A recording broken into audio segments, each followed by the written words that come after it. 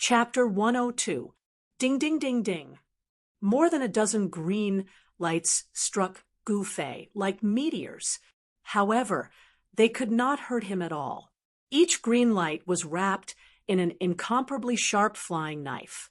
However, when these flying daggers stabbed Gu Fei's body, dazzling sparks sprayed out, and all of them were sent flying. Gu Fei vaguely noticed that every single flying dagger was inscribed with numerous talisman markings. Gu Fei's thoughts turned quickly, and he instantly understood why these dozens of green lights could break through his protective gang chi and hit him. It seemed that these dozens of flying knives had been sacrificially refined. Sacrificially refined a magic weapon. Is this person a cultivator? Gu Fei's eyes could not help but narrow into a line. At this time, the young man in black threw a fist-sized ball of light surrounded by black and white gas at his feet. This is... Oh no! Gu Fei suddenly thought of something, and all the hairs on his body stood on end. Without thinking, he immediately retracted his second step. Gu Fei's power had long reached the realm of being able to withdraw and withdraw at will. He withdrew his second step without any hesitation. Swoosh! Gu Fei was frightened. The second step of the 8 steps, 8 kills instantly turned into the 8 steps extreme speed.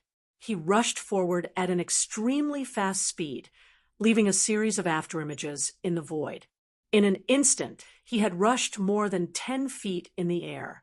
Just at this moment, the ball of light that was surrounded by black and white gas suddenly began to spin. After that, a violent energy that was so terrifying that it caused everyone's heart to palpitate violently burst out after a strong flash of light. Rumble! It was as if thousands of horses were galloping, or as if the Milky Way had burst its dike. 3,000 streams of weak water poured down from the sky, and the world seemed to collapse. Black and white, thousands of thunder and fire instantly enveloped the space of about 500 feet. Black lightning and white-black fire filled every inch of the space. The extremely violent power of destruction even evaporated the air. This guy is crazy. Gu Fei only felt that the world had turned upside down, and the space around him trembled violently. In just a moment, Gu Fei could not tell where was the sky and where was the earth. Then he was annihilated by the black and white thunder and fire. The moment the black-robed young man threw out the ball of light, he unfurled a scroll. The power that was sealed in the scroll instantly rushed out. The enormous energy turned into a barrier of light in the blink of an eye, covering him. The space trembled, and he disappeared in an instant. Almost at the same time, in a dense forest several miles away, there were waves of ripples. The transparent ripples, like waves of water, spread out. Swoosh! A figure fell straight out from the void. This black figure that fell out from the void staggered a few steps. His body swayed, as if he was about to fall. Luckily, there was a short tree next to him, and he held on to the short tree, so he did not fall to the ground. After panting for a while, this person turned back to look at the black and white thunder and fire in the dense forest several miles away. His eyes were full of laughter, and even a little crazy. Ha! Being enveloped by the Tiangang god Thunder, even a transcending mortality realm cultivator would be seriously injured, not to mention an awakening self-realm cultivator like you. This black-clothed person was the black-clothed young man that teleported here with a Dao technique scroll. This kind of Dao technique scroll that was sealed with a Dao technique of space was very precious in the cultivation world. Only those cultivation families with a long history or cultivation forces would possess it. For ordinary people, not to mention possessing it, it was rare to even have a look at it. The reason why the Space Dao Technique scroll was precious was because it could allow the person who possessed the scroll to escape a life and death calamity in an extremely dangerous situation. And the Tiangang god Thunder that the black black-clothed young man spoke of was also very famous in the cultivation world. It was a powerful lightning bead that was refined by a Tao technique expert with supreme Tao power, using the astral lightning of the 9 heavens and the yin lightning of the earth, one hard and one soft, one yang and one yin, using the power of yin and yang lightning to refine a powerful lightning bead. When this Tiangong God Thunder bead was released, it was a black and white ball the size of a fist, and the yin and yang qi condensed within it instantly turned into thousands of yin and yang lightning. The heavenly lightning and the earth interweaved, and a terrifying power of lightning erupted. Moreover, this sort of energy of lightning was the bane of all evil spirits. No matter how formidable a spirit was, so long as it was struck by it, it would instantly disperse its profound ghost body and perish in both body and spirit. It was truly formidable to the extreme. Even a cultivator at the Transcendence realm that had already cultivated a Tao core would have a slim chance of survival if they were struck by this Tiangong God Thunder bead. And if they were unlucky, they would be directly blasted into ash by the yin and yang lightning flames. If they were lucky, then even if they managed to escape with their lives, they would still be heavily injured, and their bodies would be damaged. What a waste of a Tiangong God Thunder bead, and a waste of a Tao technique scroll. The black-clothed young man muttered to himself as he indifferently wiped off the bloodstain on the corner of his mouth, and then he turned around and walked into the dense forest behind him, swiftly disappearing into the distance. As far as he was concerned, Gu Fei was dead for sure. Yin and yang lightning enveloped an area of 150 m, and enormous bolts of lightning that were as thick as a child's arm ceaselessly struck and flickered. A myriad of lightning flames blasted the ground to the point dust flew into the air, and the ground trembled violently as numerous enormous cracks spread out in all directions. The terrifying power of lightning tore through space and caused enormous explosions that swept through the dense forest with a radius of 1 kilometer. Numerous towering trees were torn into sawdust by the raging chaotic flow of energy, and then the intense friction caused them to transform into monstrous flames. Dense smoke and dust rose 3 kilometers into the air, and countless balls of flames shot out in all directions. In just a short moment, the primitive ancient forest had turned into hell. The forest within a radius of a few miles had disappeared, and what replaced it was a huge pitch-black pit. It was black, and it was the burnt soil. The phenomenon caused by the Tiangong God Thunder could be clearly seen even from 100 miles away. Thunder rumbled, lightning flashed, and heaven and earth trembled.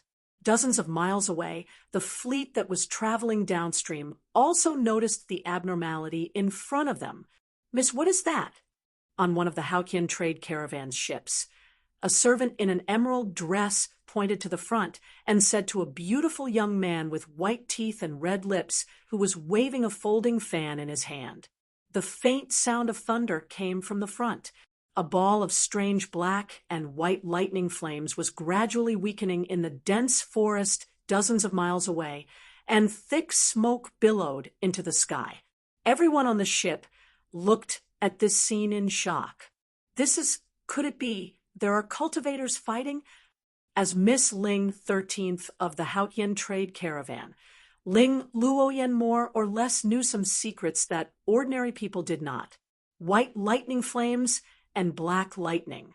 Under normal circumstances, such a strange power of thunder and lightning would definitely not appear in nature at noon when the sun was high in the sky, unless a cultivator was using thunder techniques. Pass down the order. Everyone be on guard.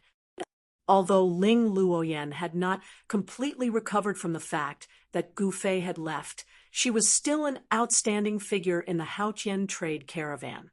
She could vaguely sense that something was wrong. "Yes, miss." Xiao Chui immediately left to pass down the order. Soon, the 3 Haotian trade caravan ships were shrouded in a tense atmosphere. Groups of green-clothed guards patrolled back and forth with serious expressions, as if they were facing a great enemy. The other merchant ships also seemed to feel the tense atmosphere on the Haotian trade caravan. The merchants who traveled between the north and the south were all shrewd fellows, so they followed suit. The ship owners also told their subordinates to be on guard. The terrifying power of yin and yang lightning wreaked havoc for a while before gradually dissipating. When the world returned to its calm state, the ground that was shrouded by the power of thunder and lightning was already riddled with holes. A pitch-black pit in the middle was especially conspicuous. Although the power of thunder and lightning had dissipated, the ground was still smoking, as if it had been burned by heavenly fire. The air was filled with a burning smell. A charred arm suddenly stretched out from the edge of the pit. Then a black person whose body was still emitting smoke climbed out of the pit and stood up shakily. Although they had not yet stepped into the southern wasteland, there was still no sign of human habitation in the endless forest. A large river passed through the endless primitive forest and extended southward until the end of the horizon. On both sides of the river was an unbroken stretch of primitive mountain forest. In a beautiful valley, a waterfall emitted a deafening sound as it fell straight down from the cliff, forming a deep pool in the valley. The valley was green, and the valley was green. The valley was full of flowers and strange grass. Outside the valley, the roars of wild beasts lingered, and the figures of fierce beasts flashed from time to time. On a big rock next to the waterfall, a ragged man with fluffy hair was sitting cross-legged. This man's body was charred black like charcoal. His clothes could no longer be called clothes, but a tattered rag draped over his body. This black man was Gu Fei, who had been plotted against by the black-clothed man with the celestial thunder bead. Although he had defeated the black-clothed man, he had also been injured by the crazy guy with the celestial thunder bead, and his injury was very serious. The celestial thunder of the 9 heavens and the yin thunder of the earth, these two kinds of thunder and lightning could be said to be extremely terrifying. Moreover, they were extremely unstable. To refine them into a thunder bead, one could imagine the amount of energy needed. Moreover, once the two kinds of thunder and lightning inside the thunder bead were stimulated, it would be out of control. The two kinds of thunder and lightning would repel and collide with each other, and the power would be much more terrifying than a single kind of thunder and lightning.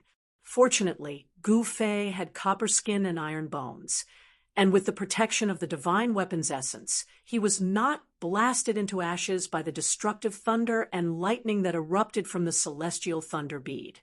Gu Fei operated the mysterious technique to heal himself. A misty glow emitted from his body, and his skin, which was burnt black by the thunder and fire, began to flicker with a sparkling luster. The world's essence converged from all directions and surged toward Gu Fei's body. Chapter 103. The flowers and trees in the valley trembled slightly, and spots of green light drifted out from the plants. Gu Fei's body was like a bottomless black hole, crazily absorbing all the life qi in the surroundings. Only when the sun set and darkness descended on the earth again did Gu Fei's body burst out with a bright light. The bright light was like a 5-colored flame burning. Crack! A subtle sound came from Gu Fei's body, and his pitch-black skin began to crack. Very soon, Gu Fei's body was covered with cracks like a spider web, like a delicate porcelain breaking. All of Gu Fei's flesh and bones trembled slightly, and the charred, necrotic skin gradually fell off his body, revealing crystal-clear skin that emitted a misty brilliance like suet white jade. The Tai Chi diagram on his body gradually disappeared, turning back into yin and yang qi and entering his body. The yin-yang diagram on his chest suddenly flashed with a bright light and disappeared into the skin on his chest. After being nourished by the endless spiritual qi, Gu Fei's injuries were completely stabilized. Even though the divine weapon's essence qi in his body protected his body at the critical moment and resisted the heavenly lightning and earthly fire, Gu Fei was still charred on the outside and tender on the inside. He was seriously injured, and it was a tragic sight. This showed that the heavenly Dipper Thunder was indeed worthy of its reputation. If it was an ordinary cultivator, they would have been killed by the thunder and lightning long ago. This time, he was seriously injured. If he had not tempered his body day and night, and the vitality in his body far exceeded that of an ordinary person, it would have been very bad. Even his cultivation might have been affected, and he would have needed a long time to recuperate. Where did that guy come from? He seems to be targeting the Haotian merchant team. Gu Fei opened his eyes, and a bright light flashed in them. He seemed to have become the target of a force that wanted to eliminate him. Gu Fei stood up from the boulder. The waterfall beside him rumbled like a white chain pouring down from the peak of the mountain. Waves of water vapor blew against his face, making Gu Fei feel refreshed. The mountain range was filled with spiritual qi, especially the rich wood power. It was truly a good place to recuperate. Gu Fei surveyed his surroundings. Under the hazy moonlight, the valley was very calm. But outside the valley, the roars of beasts could be heard from time to time. The outside was not a friendly place.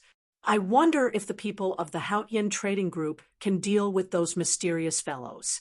I'm afraid that girl has already arrived at Bluestone Town. Gu Fei muttered to himself.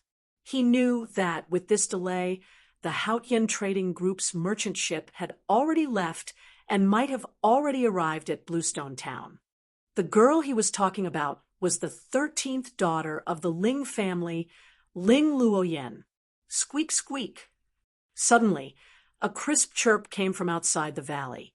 Following that, Gu Fei saw a tiny silhouette flash by the entrance of the valley, and a little beast charged into the valley at lightning speed. The small beast was only the size of a fist. The most mystical thing about it was that there was a vertical scar on its forehead, as if there was a vertical eye growing on its forehead. Three-eyed mink? Gu Fei could not help but feel happy when he saw this small beast. When he was fighting with the mysterious black-clothed youth, how could he have the time to care about this small beast? Now that he saw that this small beast did not seem to be affected by the battle, Gu Fei was filled with joy. This little critter was really too adorable. Its purple fur was as smooth as silk, and it was faintly circulating with a layer of faint brilliance. It had a pair of quick-witted big eyes that were flickering like agate and were brimming with intelligence. This small beast was actually a little elf born from the spiritual qi of heaven and earth. It was really extraordinary. Squeak, squeak. The small beast came to the top of a short tree, not far away from Gu Fei, and stared at the magical treasure pouch on Gu Fei's waist that was used as a storage bag. It let out a series of chirps. Hee hee, little fellow, you're still thinking about that beast crystal. Gu Fei could not help but smile when he saw this. Suddenly, he noticed that there was a flash of light between the small beast's sharp claws. Gu Fei quickly fixed his eyes on it, and was surprised to find that the small beast's sharp claws were actually holding a small, crystal-clear stone that looked like an emerald. Gu Fei knew that it was not a stone, but a beast crystal. He felt an extremely weak wave of spiritual qi from the green crystal that the small beast was holding. It was a wave of wood elemental spiritual qi.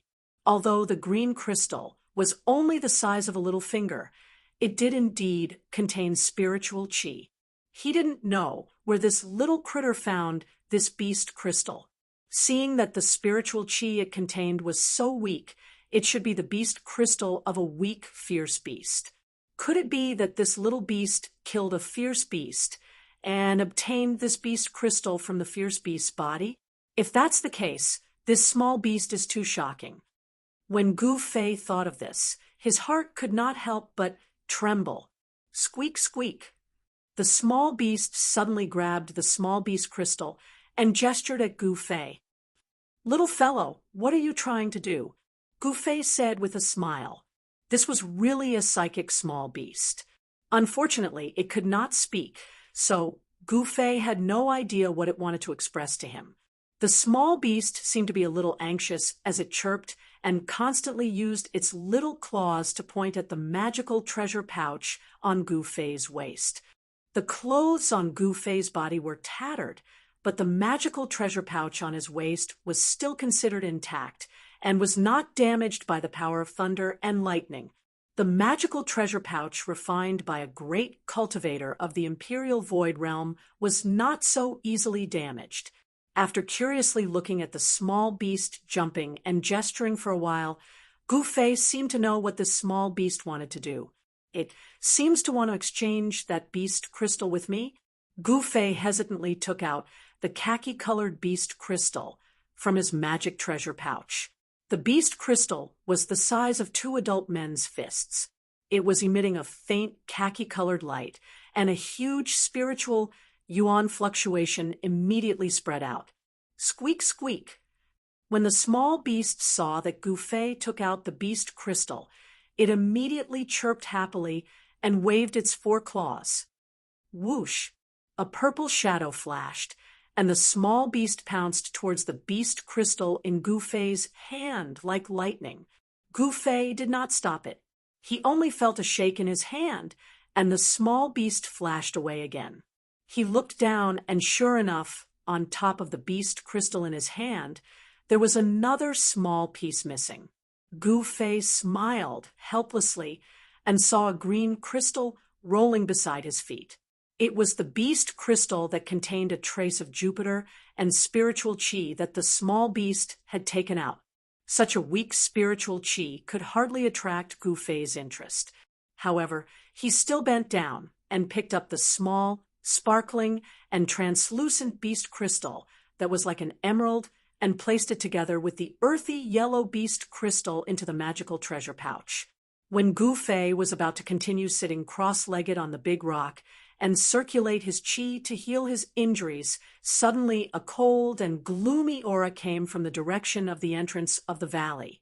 Gu Fei was startled and quickly flew behind the waterfall. Behind the waterfall, there happened to be a shallow cave that he could hide in. Just as Gu Fei hid, 2 ghost-like black shadows floated in from outside the valley. That gloomy aura immediately pervaded the valley. Through the water curtain in front of him, Gu Fei saw that beside the deep pool there were already 2 people standing silently. These 2 people could no longer be called humans. Their faces were fair without any facial hair, and their lips were pitch black. Their bodies seemed to be shrouded in a layer of misty black gas. At first glance, these 2 people seemed to be condensed from a mass of black gas. They were light as a feather and did not have a physical form. Chapter 104. The 2 ghost cultivators were looking around beside the waterfall as if they were looking for something. One of them, a tall and skinny middle-aged man, said, "Senior brother, we clearly sensed that there was a strong fluctuation of spiritual energy in this small valley. Why did the fluctuation suddenly disappear here?" "You ask me, but who should I ask?" The other slightly short and fat middle-aged man, who had a deathly pale face, said angrily. While these 2 fellows were talking, a pair of green eyes that were like willow, the wisps were constantly scanning the surroundings. This small valley seemed to have a circumference of 1 or 200 feet. Other than a deep pool formed by the waterfall that hung down from the mountain peak, there seemed to be only some flowers and trees. It could be said to be clear at a glance. After Gu Fei, who was hiding in the shallow cave behind the waterfall, heard the conversation between these 2 people, he already understood that when he took out the earthen yellow beast crystal from his magic treasure pouch, it had let these 2 old ghosts sense the energy fluctuation that was spreading from the beast crystal. Gu Fei subconsciously touched the magic treasure pouch on his waist that contained the beast crystal, and sneered in his heart, "These 2 ghost cultivators have very sensitive noses. It's good that they don't find me." Gu Fei was secretly on guard. Judging from the huge demonic aura emitted from these two ghost cultivators, their strength was not inferior to his. Moreover, he was currently injured, so it was not suitable for him to fight with others. "Who is it? Come out." Just as Gouffet was holding his breath and carefully hiding behind the waterfall, suddenly a loud shout came from outside. "No way, I'm so unlucky. I've been discovered." Gouffet was immediately shocked. With a thought, he was about to rush out from behind the waterfall. "Humph, you two ghost things, you can actually discover me. Not bad, not bad." Just at the moment when Gouffet was about to rush out from behind the waterfall, suddenly there was a clear and melodious voice coming from outside. That voice was like big and small pearls falling on a jade plate. It was pleasing to the eye and sounded very comfortable. "Who is it? Come out quickly." The two middle-aged ghost cultivators at the side of the pool couldn't help but be greatly shocked when they saw that there really was someone hiding nearby, and they shouted out furiously, "You two don't know the difference between life and death. There's only one ending for anyone who dares to scold me in this world." The pleasant voice rang out again. Gouffet's gaze pierced through the water curtain in front of him. He saw that outside the valley, under the moonlight, a person floated in like a cloud of smoke. A peerless beauty was like a flickering light and a passing shadow, nimbly flitting past the flowers, grass, and trees. She was elegant like a fairy that had descended to the mortal world. Under the moonlight between the mountains, she was simply like a fairy that had strolled out of a painting. Stunning, that's right, stunning. In Gouffet's mind, there was only the word stunning when he saw this woman. It had to be said that this woman was truly beautiful, but her beauty was somewhat soul-stirring. That was because a terrifying, murderous aura instantly enveloped the entire valley the moment this woman appeared. The two middle-aged ghost cultivators couldn't help but be stunned when they saw that the person that had arrived was actually such a devastatingly beautiful young woman, but they immediately prepared themselves for battle. Murderous aura. The two middle-aged ghost cultivators sensed a murderous aura that caused their hearts to palpitate from this young woman. Obviously, this murderous aura was directed at them. "Who are you? We don't seem to have any enmity between us." The short and fat middle-aged man was unable to maintain his composure at this moment, because even though the other party was a young woman, she made him feel the threat of death. Even though they had already become ghosts, if they were to die again, then their souls would scatter, and they would completely disappear from this world forever. The peerless and mysterious young woman arrived nearby in an instant, and she stood gracefully on a short tree at the side of the pool. She stepped on a few leaves, and her body seemed to be weightless. A gentle breeze blew by, and it fluttered her fine black hair that hung at her temples and fluttered her dress that was like light muslin. Every single move she made revealed an elegant and refined bearing. The young woman glanced at the two nervous and vigilant ghost cultivators, and a trace of a cold smile appeared on her beautiful face. She said, "What are you waiting for? Aren't you going to kill yourselves? Don't tell me you want me to do it myself." The short and fat middle-aged man looked at the beautiful young woman standing on the top of the short tree in front of him and said coldly, "We're from the ghost palace of Plentiful City." At the same time, the two of them flipped their right hands at almost the same time, and a small flag that was about a foot long and covered in ghostly runes appeared in their hands.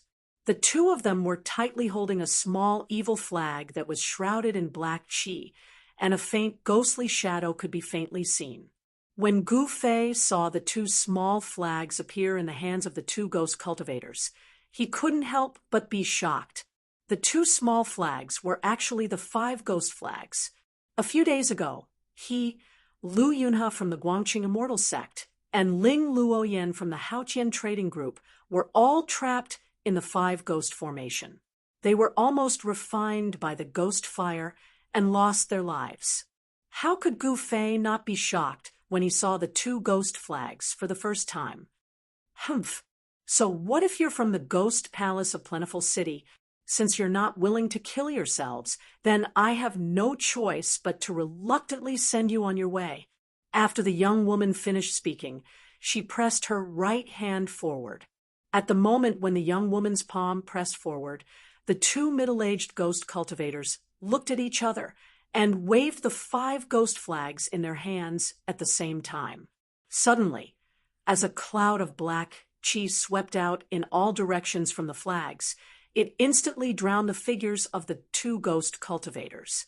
Immediately, waves of sharp ghost howls that made one's hair stand on end resounded in the valley. It was mournful and ear-piercing. Following that, the black chi and ghost fog spread out in the blink of an eye. The valley was immediately filled with a violent storm, and the sun and moon lost their light. This side of the world seemed to have fallen into the netherworld. The rolling black clouds were as fast as galloping horses, and they covered the sky and the earth as they surged toward the young woman. Amidst the black clouds, thousands of dark green sparks shot out, and the sound of explosions could be faintly heard. It was as if a sky was raining stars.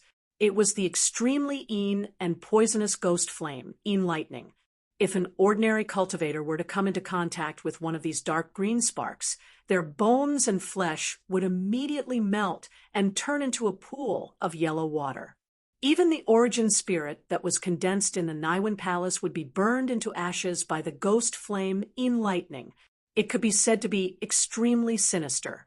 Behind the waterfall, Gu Fei, who saw this scene, couldn't help but break out in cold sweat for the beautiful young woman. These 2 ghost cultivators had obviously been waiting for a long time. Once they attacked, they used their full strength, and they hoped to kill this mysterious young woman in one go. However, the wishful thinking of these 2 ghost cultivators was destined to fail. The young woman's right hand that pressed forward erupted with a vast wave of energy. After that, a large hand of raging flames rushed out from the young woman's palm, and it instantly enlarged to the size of a house. The vast and mighty raging flames burned the surging black chi and ghost fog into light smoke, and the thousands of ghosts and spirits in the ghost fog dispersed at the same time. Chapter 105. The surging black smoke and ghostly mist were caught by a faintly discernible and seemingly transparent fire net. The fire net spread out in all directions, and the black smoke and ghostly mist were immediately wrapped up like dumplings. The sharp and ear-piercing ghost howls shook the entire valley. Only now did the 2 ghost cultivators who were hiding in the black mist realize that they had provoked someone they shouldn't have provoked. They roared again and again in the ghost mist, releasing layers of Xian ghost chi, wanting to break the seal of the fire net. A myriad of ghastly green ghost flames shot out from the roiling ghost mist and collided with the flaming net, causing a myriad of dark green specks of ghost flames to spread out, and the sounds of explosions were dense like a string of pearls. The dark, baleful energy that erupted out was like a raging sea that pounced towards the flaming net in unison. Chi, chi. As soon as the green ghost flames and Xian ghost energy pounced on the fire net, they immediately emitted bursts of green smoke and dissipated into nothingness. Gu Fei, who was hiding behind the waterfall, couldn't help but be shocked when he saw the scene outside. He had tasted the power of this Xian ghost flame. It was extremely sinister and powerful. However, when the thousands of ghost flames hit the fire net didn't even have the slightest tremble. It was still gradually shrinking inwards. It was actually refining the thousands of ghosts with its unpredictable firepower. That beautiful girl actually had such a magical ability. This made Gu Fei couldn't help but look at her in a different light. Roar. Why did you attack us? Aren't you afraid of offending my Plentiful City ghost palace? A mournful roar came from the ghost mist that was trapped in the fire net. The girl standing on the top of the short tree next to the pool smiled indifferently. There was a trace of disdain on her face. She opened her red lips and said, "Others are afraid of your plentiful city ghost palace, but I am not. Even if the ghost emperor of plentiful city came, he wouldn't dare to do anything to me." This girl's background seemed to be not small. She actually dared to look down on the plentiful city ghost palace. The ghost emperor of plentiful city was a terrifying expert who had cultivated the immortal ghost body. Gu Fei was secretly shocked. Although it was his first time going down the mountain, it didn't mean that he hadn't heard of the name of the ghost emperor of plentiful city. This old ghost was extremely legendary in the cultivation world. With his own strength, he created the ghost cultivation Tao among the four great cultivation systems of Buddhism, Taoism, Fiendish, and Demon. He became a hero and fought with Buddhism, Taoism, Fiendish, and Demon. This ghost emperor of plentiful Dao was a peerless genius that was rarely seen throughout the ages. In this world, there weren't many people who dared to look down on Ghost Emperor Fengdu. "Who the hell are you?" The two ghostly cultivators who were trapped in the fire net were startled and asked hurriedly. The 5 ghost pennant was actually unable to break through the fire net. It seemed that they were doomed today. The fire net was miraculous. It was still gradually shrinking inwards. The flames emitted from it were very different from ordinary flames. They seemed to be transparent, faintly discernible, and not fierce at all. They seemed to be a kind of divine flame that was in between existence and non-existence, between tangible and intangible. But what was certain was that the divine flame emitted from the fire net was definitely not the Buddhist demon refining fire, nor did it seem to be the Taoist 3 true fire. However, the power of this divine flame was definitely not inferior to the Buddhist demon refining fire or the Taoist 3 true fire. It might even surpass them. You have eyes but can't see. Who can you blame? The corner of the girl's mouth rose, and she smiled disdainfully. Then she formed a mysterious spell with both of her hands. The fire net suddenly burst into flames. The unpredictable fire power surged out and burned everything around it. There wasn't any terrifying heat wave, but the flowers and trees in the valley began to wither. The water in the pool began to bubble and evaporate. All the fish floated on the surface with their white bellies. Gu Fei, who was hiding behind the waterfall, didn't feel any heat. However, he felt that his blood and qi were actually boiling. The fire seemed to be burning inside his body. It made him sweat profusely, and his whole body was boiling hot. It was really strange.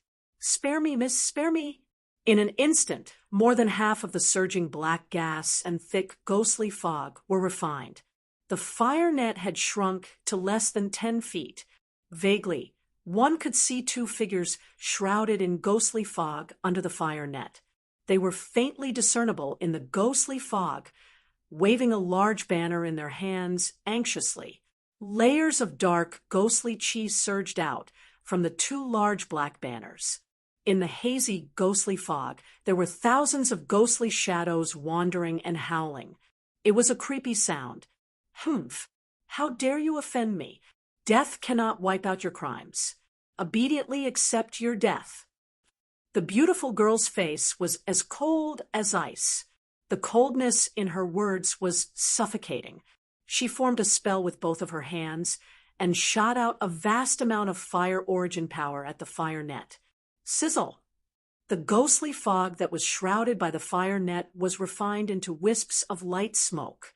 The thousands of ghostly creatures in the ghostly fog screamed as they were burned to death by the divine flames. The fiery net was still shrinking. The 2 ghostly cultivators were frantically begging for mercy.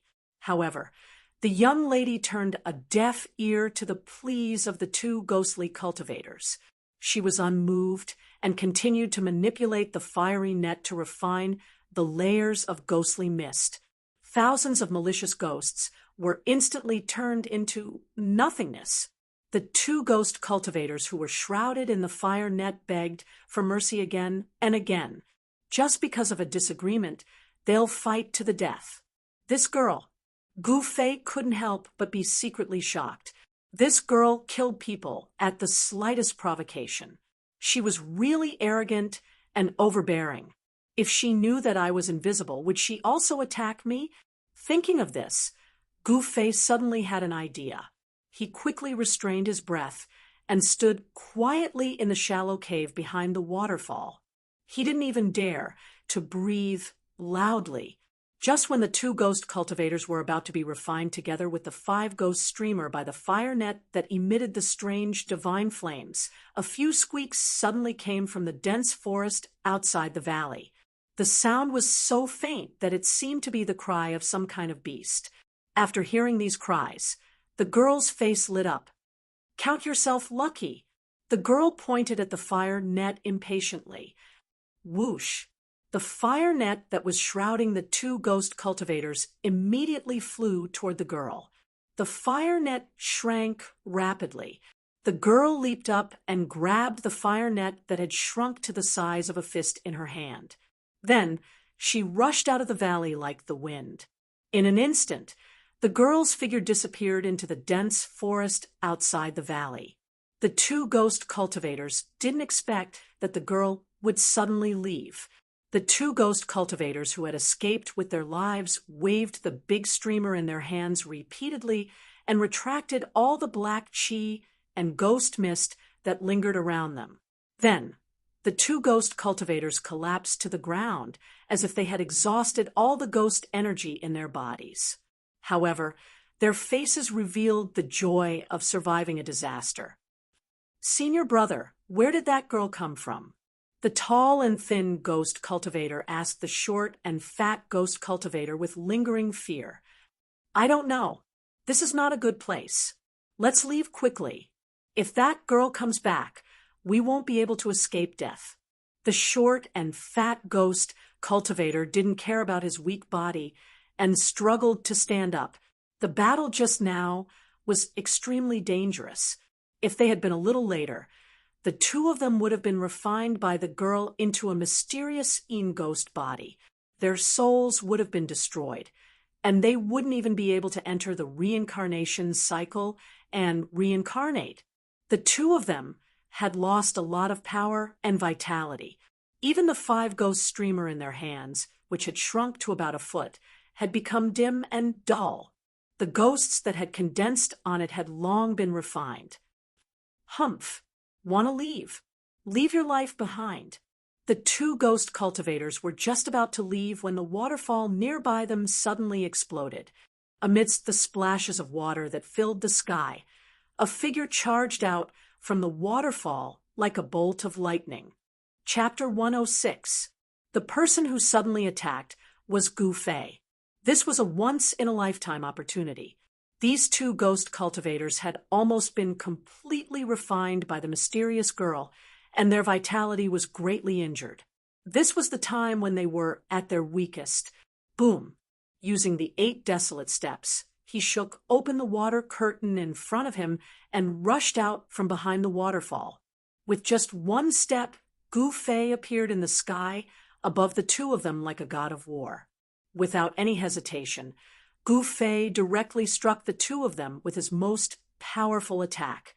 The golden light swept down like a surging golden wave, and the terrifying Yuan Qi caused heaven and earth to tremble. No, the 2 ghost cultivators were scared out of their wits by this sudden turn of events. They only had time to let out an extremely mournful howl before their ghostly bodies were blasted apart by the terrifying power that surged down and turned into 2 puffs of black smoke. The mysterious ghost Qi was extremely and extremely cold. The 2 balls of black gas that exploded instantly turned the surroundings into a world of ice and snow. Even the deep pool was suddenly condensed with a thick layer of ice. Within the 2 balls of black gas, there were 2 green lights that looked like ghost fire. They rolled and surged up into the sky, trying to escape. A centipede died, but did not fall down. Even though Gu Fei had shattered their ghostly bodies and could not condense them, the soul fires of the divine ghost flames that the two ghostly cultivators had condensed from their 3 souls and 7 spirits did not dissipate just like that. The 2 spots of green light that looked like ghost flames were the spirits that the ghost cultivator had condensed from his 3 souls and 7 spirits. Only by dispersing the spirits could he kill the ghost cultivator and make him vanish into thin air. Want to leave? Unless the sun comes out from the west. Gu Fei sneered. His body emitted a piercingly cold golden light, leaving a series of afterimages in the air. He directly pounced into the mysterious ghost chi and covered the 2 balls of ghost fire with his hands. In the next moment, the 2 balls of ghost fire and the ghost cultivator's god were grasped in Gu Fei's hands. When Gu Fei held the 2 soul fires and the ghostly flames of the god, he suddenly felt a terrifying chill pass through his hands. His hands, which were filled with the power of the fire element, actually felt a little numb. Such powerful Xian ghost chi. Gu Fei was secretly shocked. Both of his hands felt like he was grabbing a mass of 10,000-year-old ice and snow essence. If Gu Fei had covered both of his hands with spiritual energy of fire beforehand, his hands would have been frozen by now. Gu Fei floated down from the sky and landed on the rocky ground beside the deep pool. Pung! Without any hesitation, Gu Fei exerted strength in his right hand and clenched it. He immediately crushed the soul fire in his hand. The spirit flame directly destroyed the ghost cultivator's soul, and he would never be able to reincarnate. It wasn't that Gu Fei was vicious and merciless. It was just that the world of cultivation was this cruel. As long as one was an enemy, one had to kill them all, because if you didn't kill them, they would kill you instead. This was a very shallow logic. When dealing with enemies, there was absolutely no room for mercy. Benevolence was not something that was suitable for cultivators. Survival of the fittest was the law of survival in the cultivation world. No, don't kill me. When Gu Fei was about to crush the spirit flame in his left hand, the spirit flame in his hand let out a heart-wrenching roar. This was not a word. The ghost cultivator, who had already turned into a soul fire, the spirit flame, could not speak. This was a kind of soul fluctuation. It was not a language, but it appeared in Gu Fei's mind more clearly than a language. The soul fluctuation acted directly on the soul. This was the most direct communication between souls. Oh, don't kill you? Give me a reason. At this time, Gu Fei's body was still surrounded by thick Xian ghost chi. Waves of cold air constantly surged towards him, but not a trace of cold air could penetrate his protective upstanding chi and attack his body. The dazzling aura kept the ink-black, profound ghost chi at bay. The soul fire flickered rapidly. The ghost cultivator was anxious. If there was nothing that could move Gu Fei, then he would follow in the footsteps of the previous ghost cultivator and end up with his soul dissipating. Go on your way. Gu Fei hesitated for a moment. His 5 fingers on his left hand immediately emitted thin, thread-like flames that entwined around the soul ghost fire. His 5 fingers slowly closed. Don't. I know a secret. I want to use this secret to exchange for a way out. The spirit flame transmitted such a message. Secret? What's the secret? Gu Fei asked curiously as he stopped his fingers from closing. A big secret. The soul fire emitted a rapid soul fluctuation. It could be seen that in this life and death situation, this ghost cultivator was ready to risk everything. The fluctuations of the soul could not be deceived. Those with great magical powers could even directly search a person's soul and read their spiritual imprint. Thus, they could know everything that the person had experienced. Cut the crap. Gu Fei was a little impatient. Yes. The people of the 3 great Tao sects will join forces and enter the southern wasteland once every 260 years.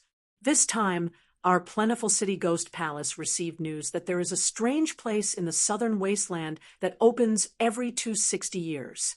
The people of the three great Dao sects enter the southern wasteland to go to that strange place. Hearing this, Gu Fei's face suddenly became a little ugly.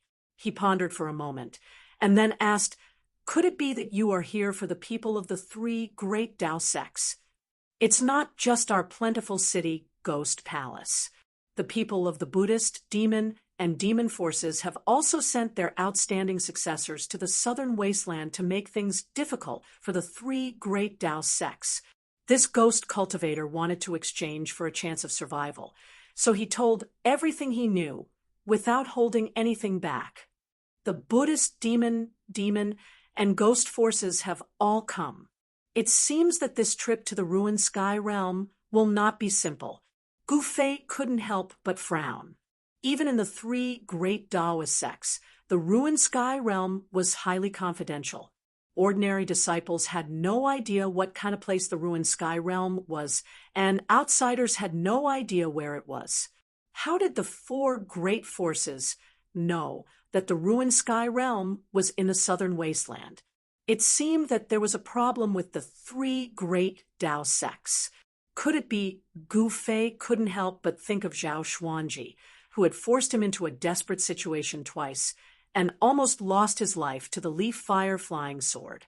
From the words of the senior sword immortal who broke the five ghosts formation and rescued Lu Yunhe from the Guangqing immortal sect, it seemed that Zhao Xuanji was a traitor of the Guangqing immortal sect.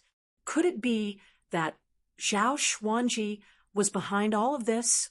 Thinking of everything that had happened after he left the mountain, Gu Fei vaguely guessed something. The southern wasteland, this savage land, was destined to not be peaceful. "Brother, can you let me go now?" A soul fluctuation entered Gu Fei's mind, causing him to wake up from his thoughts.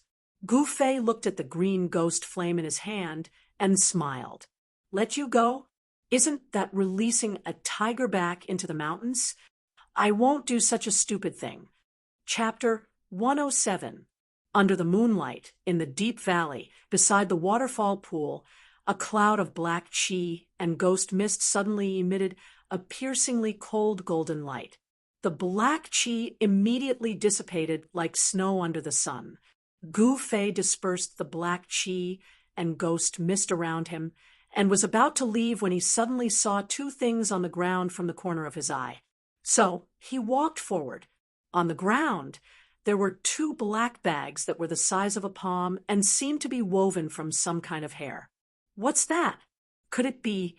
Gu Fei hurriedly picked up the two bags and opened them. "Sure enough, it's mine." Gu Fei threw the two black bags that faintly emitted a wave of yin qi into the magic treasure pouch. Then he looked around and found that two black banners that were about a foot long had fallen into the weeds beside the pool. Presumably, they were the ghost banners refined by the two ghost cultivators. Gu Fei had also suffered under the ghost banners that could control thousands of ghosts and release the mysterious yin ghost fire. He knew that these two small banners were really powerful magic treasures in the ghost Dao. "Although I don't need these ghosts, I can't let others benefit from them," Gu Fei thought as he picked up the two ghost banners from the weeds and threw them into the magic treasure pouch. At this time, a vast energy fluctuation suddenly came from outside the valley. Gu Fei hurriedly rushed out of the valley and climbed to the top of a mountain beside the valley. In the southeast corner, a vast and mighty fire net that was faintly discernible and transparent divine flames spread out rapidly. Soon, it covered half of the sky.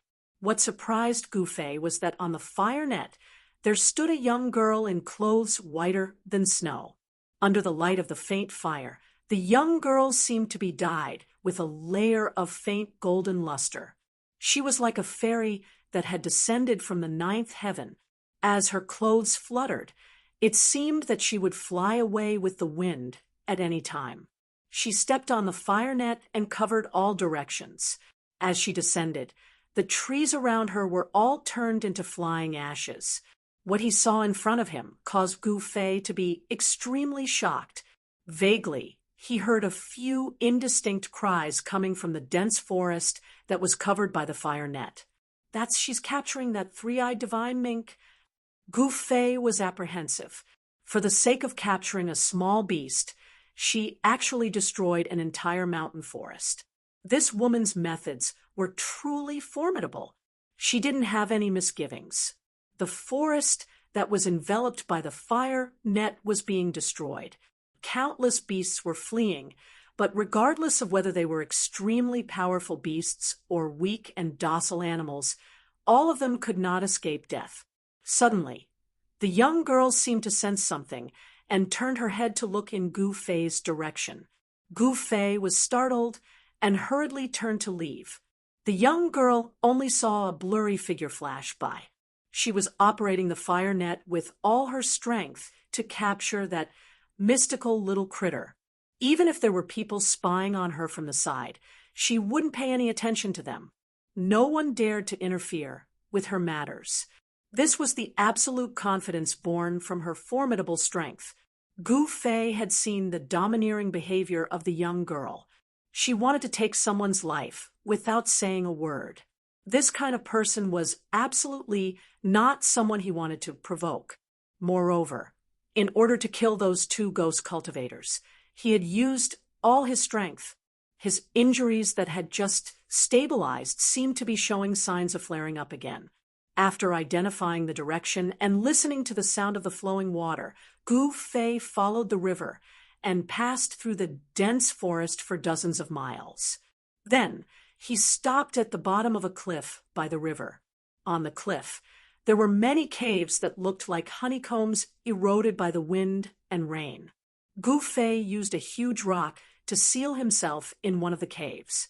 Then, he took out the sparkling and translucent beast crystal from his magical treasure pouch and held it in his hands. He began to operate the mysterious technique and used the ancient body refining technique to absorb the pure spiritual yuan contained in the beast crystal. Although the spiritual yuan in the beast crystal was harder to refine than the heaven and earth yuan qi, the spiritual yuan in the beast crystal was much purer than the heaven and earth yuan qi.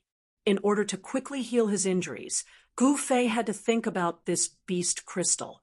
The beast crystal, which was half the size of a human head, was held in Gu Fei's hands. The earthy yellow light shone brightly and illuminated the cliff cave. This was the pure, thick earth qi. The misty yellow light, as if it had a life of its own, was constantly stimulated and then integrated into Gu Fei's body. As the earth energy in the beast crystal was continuously absorbed, the beast crystal slowly shrank.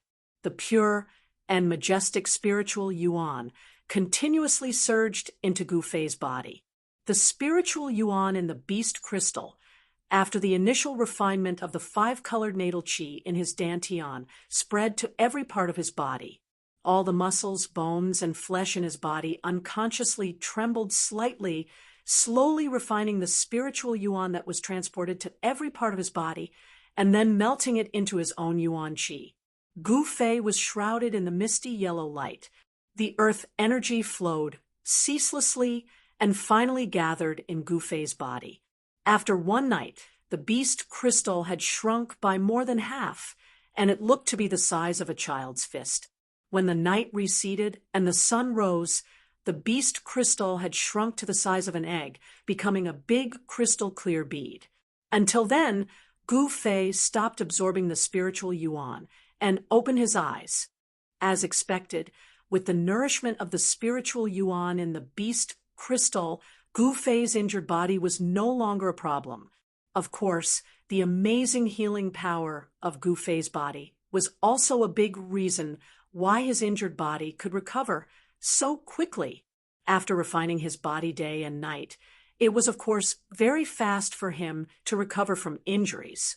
When Gu Fei walked out of the cliff cave, climbed up the cliff, and looked south, he was surprised to find that in his field of vision, there was a dark wall at the end of the green field.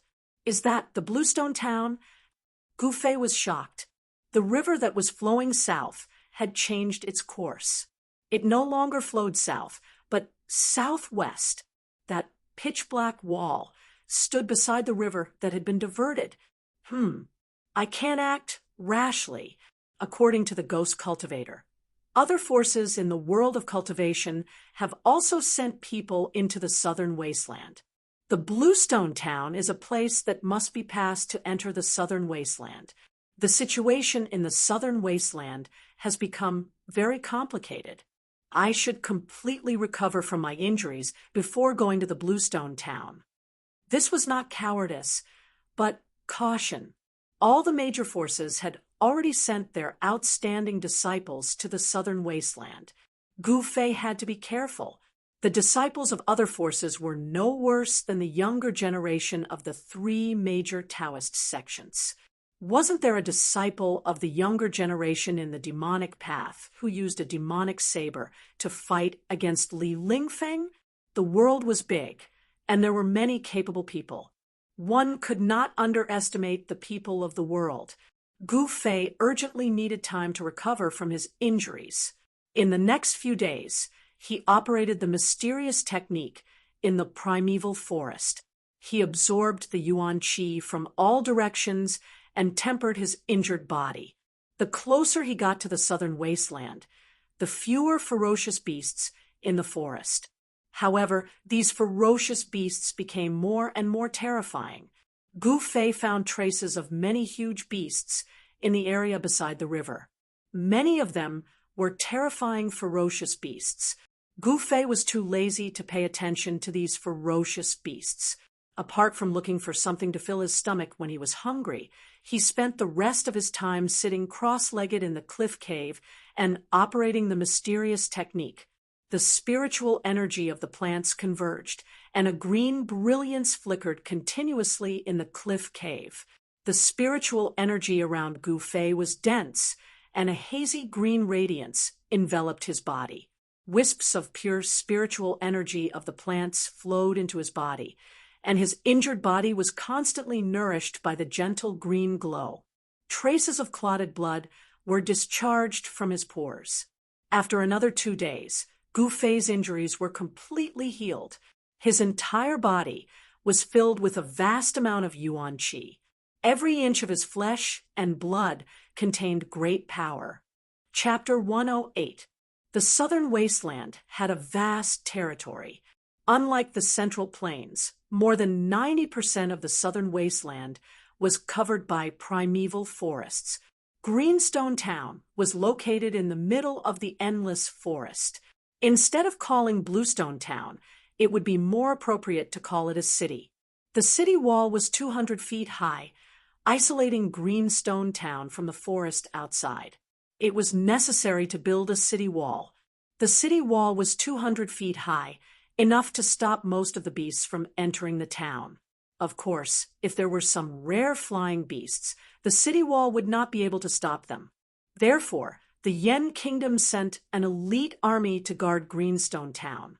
Apart from maintaining order in Greenstone Town, they could also prevent the beasts from attacking.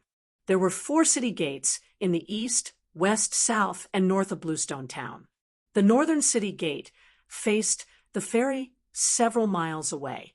The Bluestone Road was wide enough for a dozen horses to run side by side. People came and went, but it was the busiest place among the 4 gates. There was an endless stream of merchants coming and going from the south to the north. Compared to the north and south gates, the east and west gates were deserted. Occasionally, some hunters or herb gatherers would come and go. The primeval forest outside of Greenstone Town was a natural treasure house. There were all kinds of rare birds and beasts and all kinds of spiritual herbs. As long as one was not afraid of death and was lucky enough to hunt 1 or 2 beasts and pick 1 or 2 herbs, it would be enough for an ordinary person to eat and drink for a lifetime. At noon, a young man in ragged clothes came from the ancient path on the east side of Bluestone Town. Even though his clothes were ragged, he was clean from head to toe, especially the skin that was exposed. It was fair and translucent, and it seemed to be enveloped in a layer of precious splendor. although it was outside of Greenstone Town. Ordinary people would not dare to walk on the east and west roads alone, because on both sides of the ancient road was the primeval forest. From time to time, beasts would jump out of the forest, threatening the safety of passers-by. But this did not affect Gu Fei. Greenstone Town was located at the border between the Central Plains and the Southern Wasteland. It was a transit station. The population was at least more than 100,000, almost comparable to a medium-sized city. This was the characteristic of the Southern Wasteland town. Because the area was too vast, the primeval forest was dense, and the beasts were rampant. Therefore, there were usually many people living together. Additionally, Bluestone Town was an important city connecting the north and the south of Yen Country. Its geographical location was very superior. Therefore, although it couldn't match the scale of Dragon Emperor City in South Wilderness, it was also one of the most prosperous places in South Wilderness. This was the first time Gu Fei had seen a town since he came down from the mountain. Looking at the people coming and going on the streets, he felt that everything was so novel. A weapon made from millennium cold iron. Even if you don't want to sell it, come and take a look. Golden scaled python skin, unicorn horn, bargain sale. Buying beast crystals, delicious 100-year-old tortoise soup, so nutritious, people were coming and going on the streets. Both sides of the street were lined with shops, and the empty spaces were filled with stalls. The sound of people shouting could be heard continuously. Gu Fei curiously walked through the streets, looking at the various forms of life. He felt that everything was new to him. He had never seen anything like this before. Rising Sun Restaurant. Unconsciously, Gu Fei came to the door of a restaurant. Raising his head and looking at the 4 shining words above the door, Gu Fei naturally strode inside. He knew what a restaurant was. It was a place where people dined in the secular world. He was a bit hungry now. Stop. When Gu Fei was about to step into the restaurant, he heard a shout from inside. After that, he saw a young servant in cyan walking out quickly. "You beggar, where are we? Get out of here." The young servant in cyan stopped Gu Fei. Not only did he not let him in, he even pointed at Gu Fei's nose and scolded him with a disgusted look. What did you say?" Gu Fei's eyes widened in anger. 2 rays of sharp light shot out from his eyes. He was actually treated as a beggar. How could this be? You, what are you trying to do?" The young servant in cyan was immediately intimidated by Gu Fei's imposing manner. He couldn't help but take 2 steps back with a panicked look on his face. "Who are you calling a beggar?" Gu Fei took a step forward and stretched out his right hand. He grabbed the clothes in front of the young servant's chest and lifted him up. The commotion at the door immediately attracted the attention of the people in the restaurant. A middle-aged man, who looked like a shopkeeper, quickly walked out from behind the counter. "This is a restaurant under the name of the Rising Sun Trading Company. Who are you? How dare you make trouble here?" The middle-aged man who looked like a shopkeeper said in a stern voice. At this moment, a few men dressed in yellow tights rushed out of the restaurant and surrounded Gu Fei. Humph! The tattered clothes on Gu Fei's body fluttered even though there was no wind. His long hair danced in the wind, and an enormous, imposing manner spread out from his body. At the same time, in a private room on the 2nd floor of the restaurant, a black-clothed young man who was raising his wine cup suddenly stopped in midair. His expression became very ugly, causing a purple-clothed young man who was sitting opposite him to feel very astonished. "Brother Beitang, what's wrong?" The young man in embroidered clothes hurriedly asked. "Humph! I didn't expect that I would actually meet an enemy of mine here."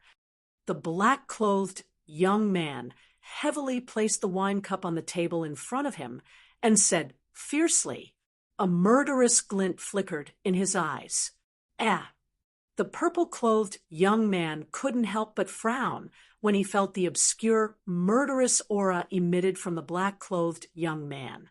Outside the restaurant, at this moment, a powerful ripple of energy surged out from inside the restaurant.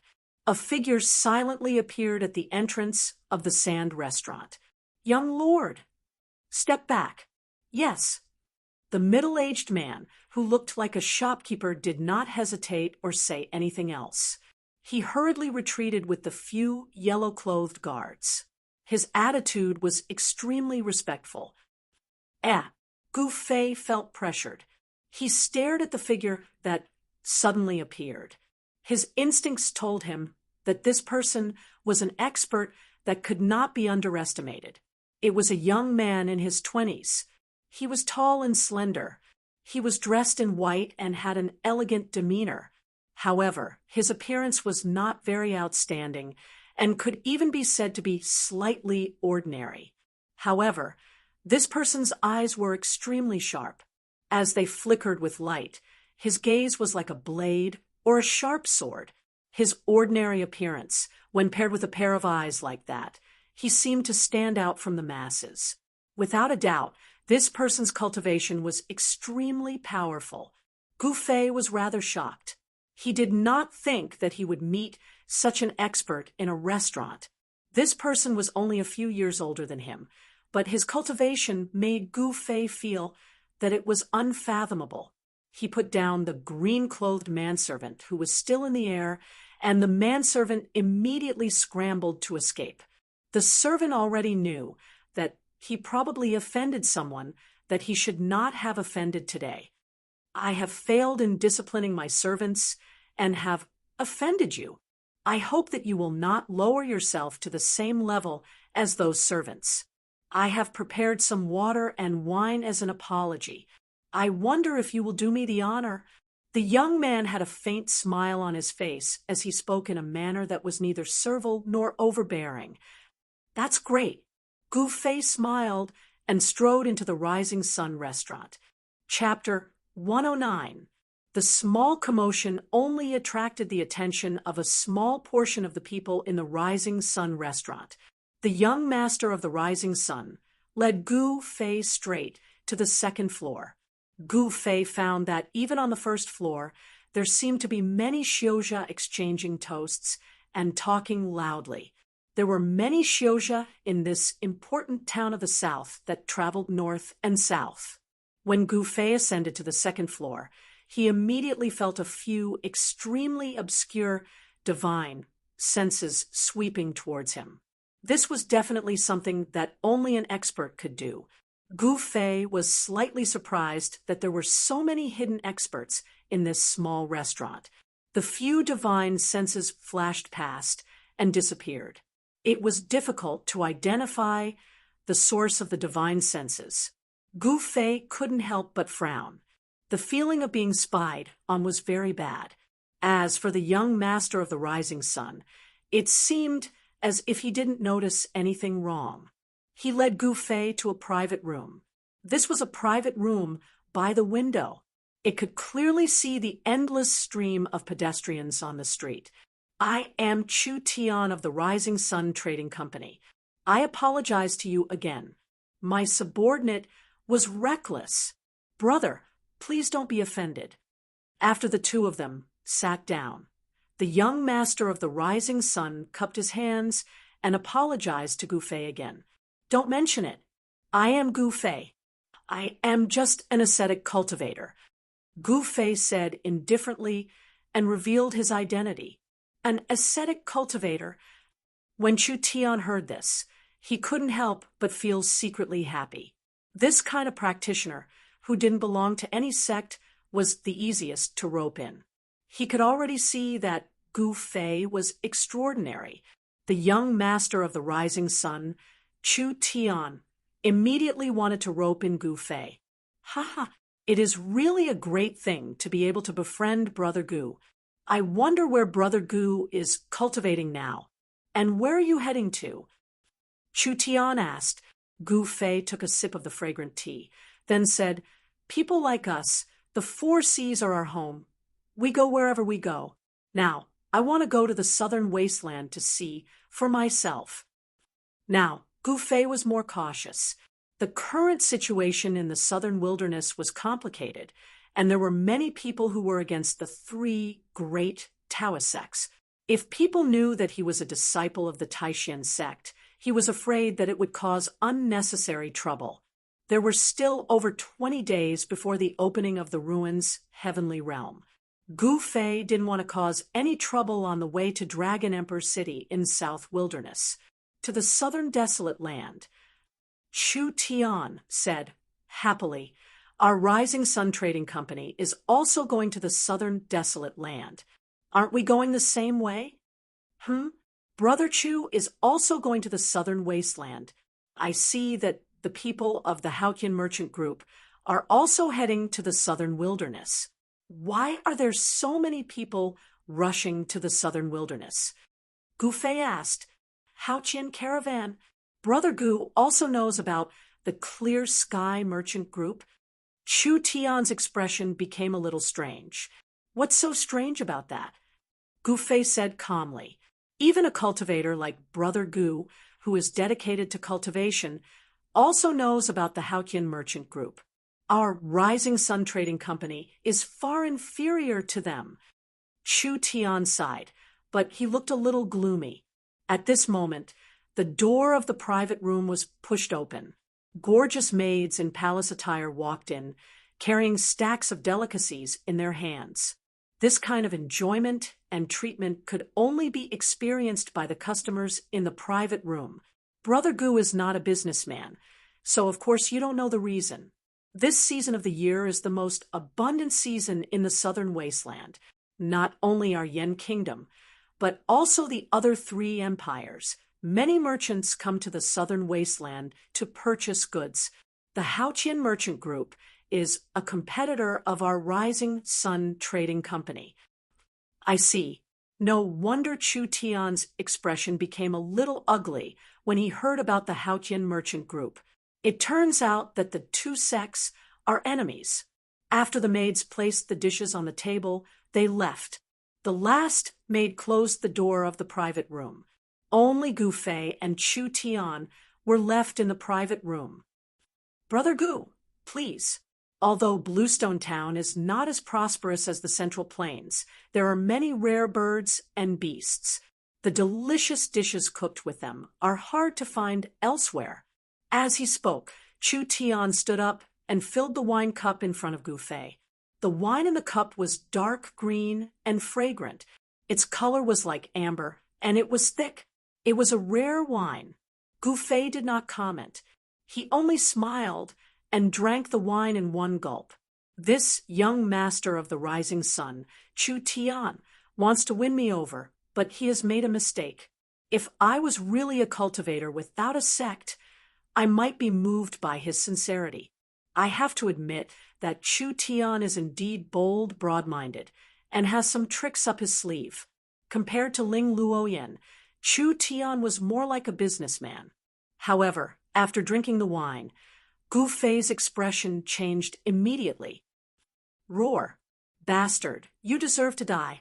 He stood up abruptly and attacked Chu Tian with his palm. A dazzling light surged forward, and the big table in front of him was instantly shattered into sawdust. Brother Gu. Such a sudden and unexpected event caused Chu Tian to be greatly shocked as well, and he hurriedly retreated while his hands moved about, causing a myriad of sawdust to form a barrier before him. Bang! The ferocious force pushed Chu Tian into the wall behind him. The entire restaurant seemed to shake, and the wall behind Chu Tian suddenly cracked like a spider's web. At this moment, Gu Fei's face turned black, and his body trembled as if he had been poisoned. It was obvious that the wine that Gu Fei drank was poisoned. Gu Fei was inexplicably shocked and angry. After pushing Chu Tian back with his palm, he staggered a few steps, and his body was on the verge of collapse. He never would have thought that Chu Tian would be so sinister. Rousing the Yuan Qi in his body, Gu Fei forced all the wine out of his body through his pores. However, What seeped out of his body was not wine, but traces of pitch black and smelly liquid. The pitch black liquid dripped from his body. Sizzle! White smoke rose from the ground, showing how strong and overbearing the poison was. Even the floor was corroded. Gouffet took a deep breath, and the muscles, bones, and internal organs in his body immediately let out a muffled explosion. His muscles, bones, and organs all released all the yuan qi in his body without reservation, suppressing the spread of the poison. Seeing Gouffet in such a state, Chu Tian was also dumbfounded. Pung! At this moment, the door to the private room was suddenly smashed, and two people walked in from outside. It's you. When Gouffet saw the young man in black, his eyes immediately turned red, and the muscles on his face could not help but twitch. The two people who came in were two young men, one dressed in black, the other in white. Both were handsome and elegant, and their eyes were like cold stars. They looked at Gouffet and Chu Tian with a faint smile. The young man in black was the mysterious young expert who thought that Gouffet was from the Haotian trading group and tried to kill Gouffet in the dense forest by the river. Chapter 110. Gouffet's eyes, which had turned blood red due to his anger, swept a glance at the three people in the private room. Then, without thinking, he smashed through the window and leaped out with a pung. His blood-red eyes revealed an incomparably fierce light. The three people felt as if they were being stared at by a poisonous snake, and they actually had a kind of feeling of fear. The three people were stunned, and Gouffet had already broken the window and escaped. "Hurry up! Don't let him escape!" The young man in black shouted loudly, and his body rushed out from the broken window like a phantom. As he raised his hand, countless green threads shot out like a big net and enveloped the escaping figure in front of him. Although Gouffet was poisoned, his body movement technique was still extremely fast. His figure flickered, and he avoided the green threads, crossed the street, and rushed out of Bluestone Town. The pedestrians on the street were immediately shocked by the sudden change of events, and they all dodged to the side. The young man in white also followed closely behind the young man in black and leaped out. In an instant, in the private room of the restaurant, Chu Tian, the young master of the rising sun, was the only one left. What is going on? Chu Tian still had not recovered from the shock, and he stared blankly at the broken wine pot on the floor. The wine pot broke, and the wine that splashed out actually corroded a part of the floor. The toxicity of the strong poison was really shocking. Even the young master of the rising sun, Chu Tian, who had traveled extensively and was used to seeing the world, was secretly shocked. At this moment, a burst of rapid footsteps came from outside the private room, and a group of yellow-clothed guards, led by the middle-aged shopkeeper, rushed up from downstairs. Gouffet was poisoned, and then the two young men appeared and forced Gouffet away. All of this happened in a short time, but the unusual movements in the private room still alarmed many people. Moreover, in this restaurant, there were many cultivators with extraordinary cultivation, and some busybodies had already followed Gouffet, and the other two from afar. "Young master, what exactly happened?"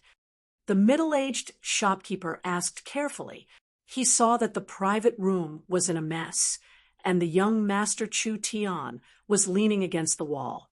The wall was full of cracks, and it seemed like it could collapse at any time. The shopkeeper was so nervous that he was already sweating profusely. "Hurry up and investigate the background of those two young men in white and black respectively." Chu Tian's words were squeezed out from the gaps between his teeth. He was also incomparably furious. "Yes, young master." The middle-aged shopkeeper immediately received the order and was about to turn around and leave. "Wait, immediately send someone to arrest those servants who serve the dishes. This is really outrageous." Chu Tian was so depressed that he almost vomited blood. It is not hard to imagine that the two young men tricked him. They actually wanted him to get rid of Gu Fei. It would be best if Gu Fei died, just like that. If he died, Gu Fei would definitely think that he conspired with those two bastards. In this way, after Gu Fei recovers, he will definitely seek revenge on me. Not only will it bring me great trouble, I am afraid that the other people in the clan will also be implicated. At this time, Chu Tian had already cursed the 18 generations of the two young men's female ancestors. The middle-aged shopkeeper received the order and left. At this time, the restaurant was already in a mess. Chu Tian walked out of the messy private room, and his face was so gloomy that it seemed as if it would drip water. He said fiercely, "Those two bastards, they actually dared to force me to eat such an unforgivable grievance in my territory. Don't let me know who you are. I, Chu Tian, will definitely not let you have an easy time." Recalling the scene just now, Chu Tian couldn't help but shiver. If he also drank the poisoned wine in the wine pot, then the veins on Chu Tian's forehead twitched, and he clenched his fists so hard that his knuckles made cracking sounds. He was so angry. The Rising Sun Trading Company was a business organization in the Tunglong continent, second only to the Haotian Trading Company. Wherever the Rising Sun Trading Company's business was successful, the Rising Sun Chu clan's power would also develop. Soon, the Rising Sun Trading Company's intelligence network in Bluestone Town was activated. Phew! Using the desolate steps, Gu Fei directly leaped over the 20-zhang-tall city wall and rushed into the primitive old forest outside Bluestone Town. Behind him, two figures, one black and one white, were in hot pursuit. At this time, Gu Fei felt as if his abdomen was being cut by tens of thousands of small knives. Waves of bone-piercing pain caused his entire body to tremble as if he was convulsing. He tried his best to endure it, biting the corner of his mouth, and the blood that seeped out seemed to be black. Although the wine in his abdomen had been forced out of his body in the first instant, a large portion of the poison still remained in his body. This kind of poison didn't seem simple, and it was very difficult to completely expel it. The poison still spread from his abdomen to his entire body. The black aura on Gu Fei's face became thicker and thicker, and his mind seemed to be a little unclear. The situation was very bad. If he didn't immediately find a place to circulate his qi to expel the poison, his life would be in danger. Actually, it was fortunate that Gu Fei practiced martial arts, and his body was tempered to an incomparably tough state. His muscles, bones, blood, and flesh all contained a vast amount of essence, which could temporarily suppress the spread of the poison. If it was an ordinary practitioner, the poison would have already spread throughout his entire body, and he would have died. Gu Fei, obediently accept your death, and we might leave your corpse intact. The black-clothed young man's cold voice came from behind. He had already known Gu Fei's identity from the white-clothed young man. Gu Fei must die. Otherwise, it would be very troublesome for them, and it might even bring about a calamity that would destroy their clans. Swoosh! A white figure flashed in front of him, and one of them had already rushed ahead and intercepted Gu Fei. Gu Fei was suffering from a strange poison, and he needed to suppress the poison in his body with his mysterious qi, so his movements weren't as swift as before. In the end, those two people still caught up to him. Now, he could only fight with his life on the line. Only by facing death would he have a chance of survival. Pung! Gu Fei wielded his palm like a saber, and a bright aura shot out from the edge of his palm. The saber light exploded and directly chopped towards the person in front of him. Under the saber qi, the trees in front of him were constantly shattered. Humph!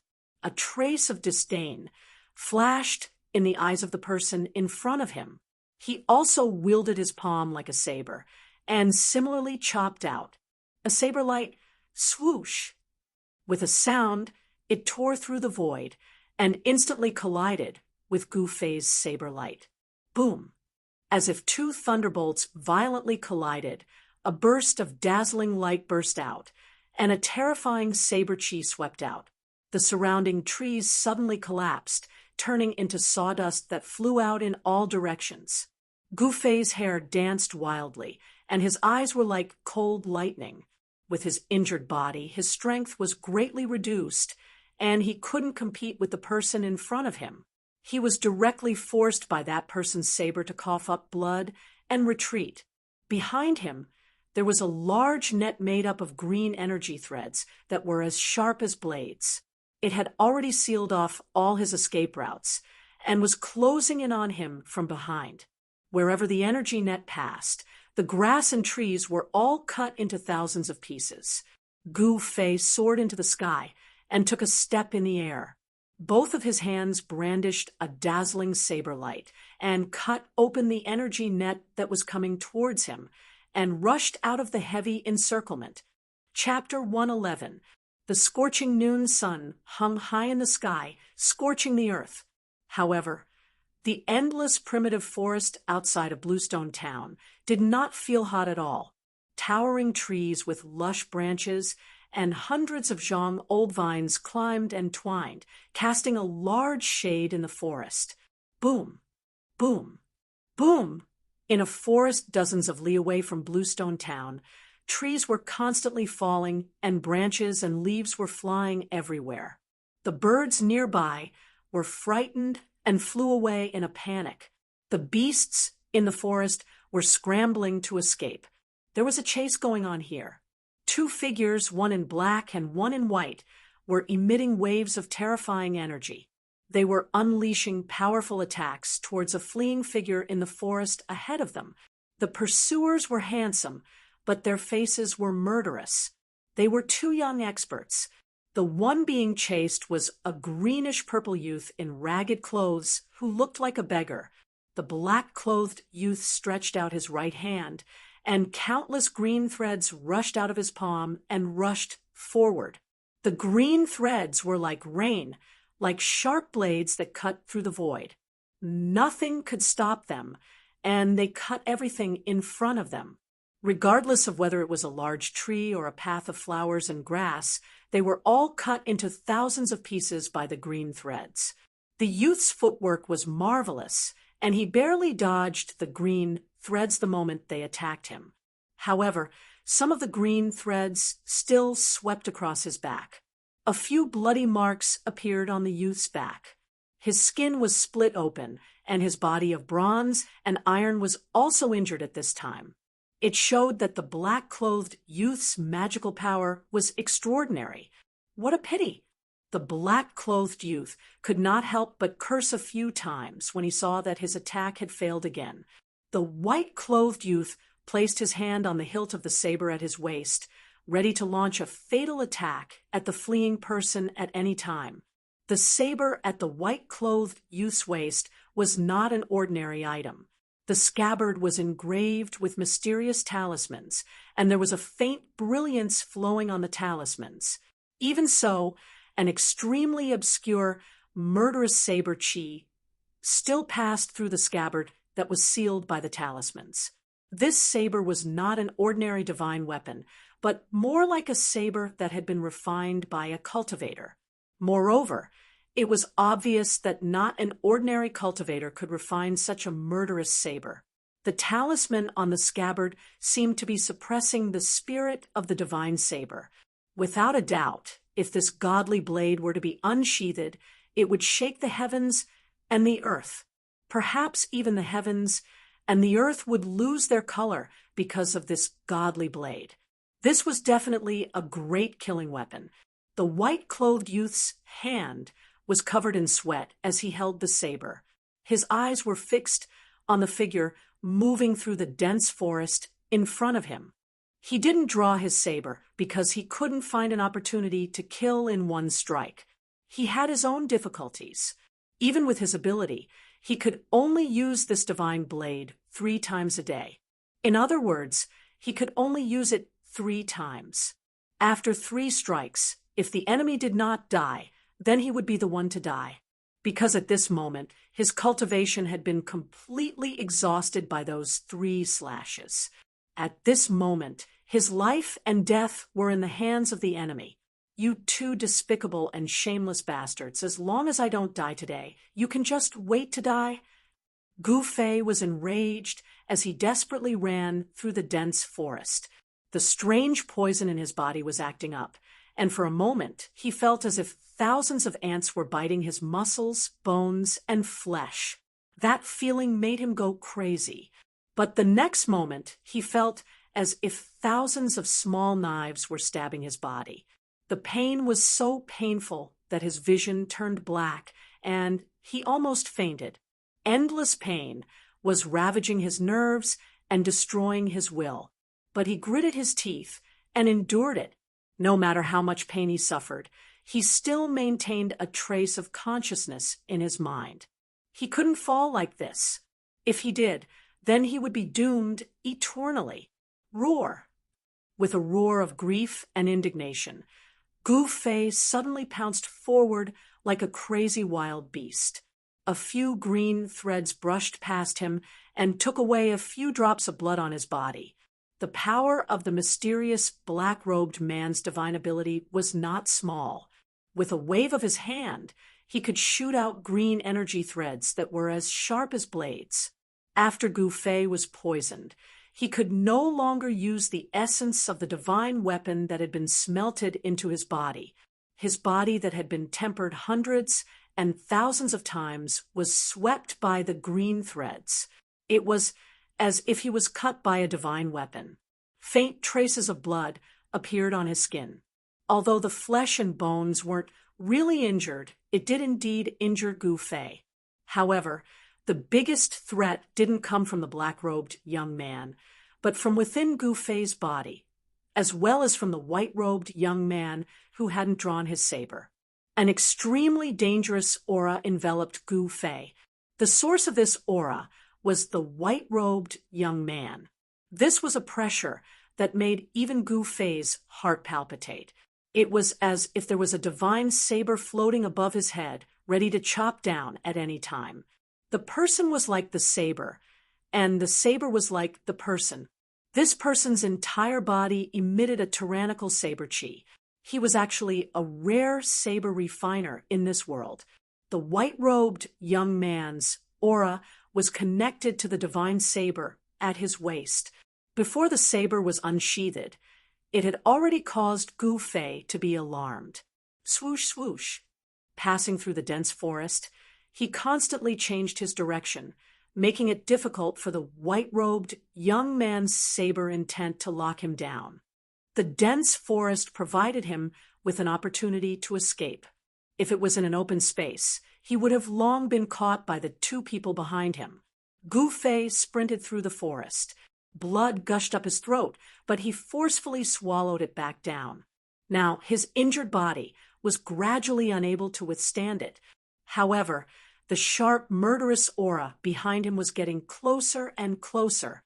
Gu Fei knew that if this continued, it would be difficult for him to escape death. If he was killed by the enemy in an open competition, he would accept it wholeheartedly. However, if he died like this, he would definitely not be able to die in peace. The 2 people behind him were too despicable.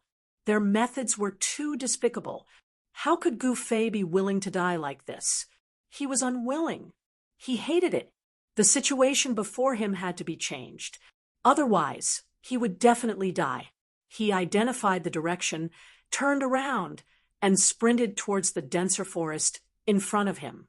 Although there were no roars of beasts in other areas, there were traces of ferocious beasts. Only this direction was empty. There was not a single beast in such a large forest. This was enough to explain 2 things. First, there were no signs of beasts here. There were no ferocious beasts living in this area. Second, there was a powerful and terrifying ferocious beast living here, causing the nearby ferocious beasts to not dare to set foot in this ferocious beast's territory. Between life and death Whether or not he could escape from the pursuit of the two people depended on this gamble. Deep into the forest, a fierce, murderous aura pervaded the air. Gu Fei was ecstatic. He knew that he had made the right bet. This was indeed a place of great danger. A place of great danger did not mean that it was a place of death. He was just afraid that there were no ferocious beasts here.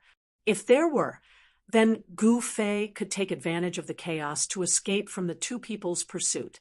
Gu Fei did not stop. He quickly ran forward, but the two people chasing behind him were aghast. They could feel the terrifying, murderous aura pervading the forest. There was great danger ahead. However, these two people were already like arrows on a bowstring. They had no choice but to shoot. Today, if Gu Fei did not die, if he managed to catch his breath, then they would be the ones to die in the future. Even the families behind them would die. The two people hesitated for a moment, but they still gritted their teeth and chased after him. If they missed this opportunity today, they were afraid that it would be difficult to kill Gu Fei. Since they had already started, they could not stop.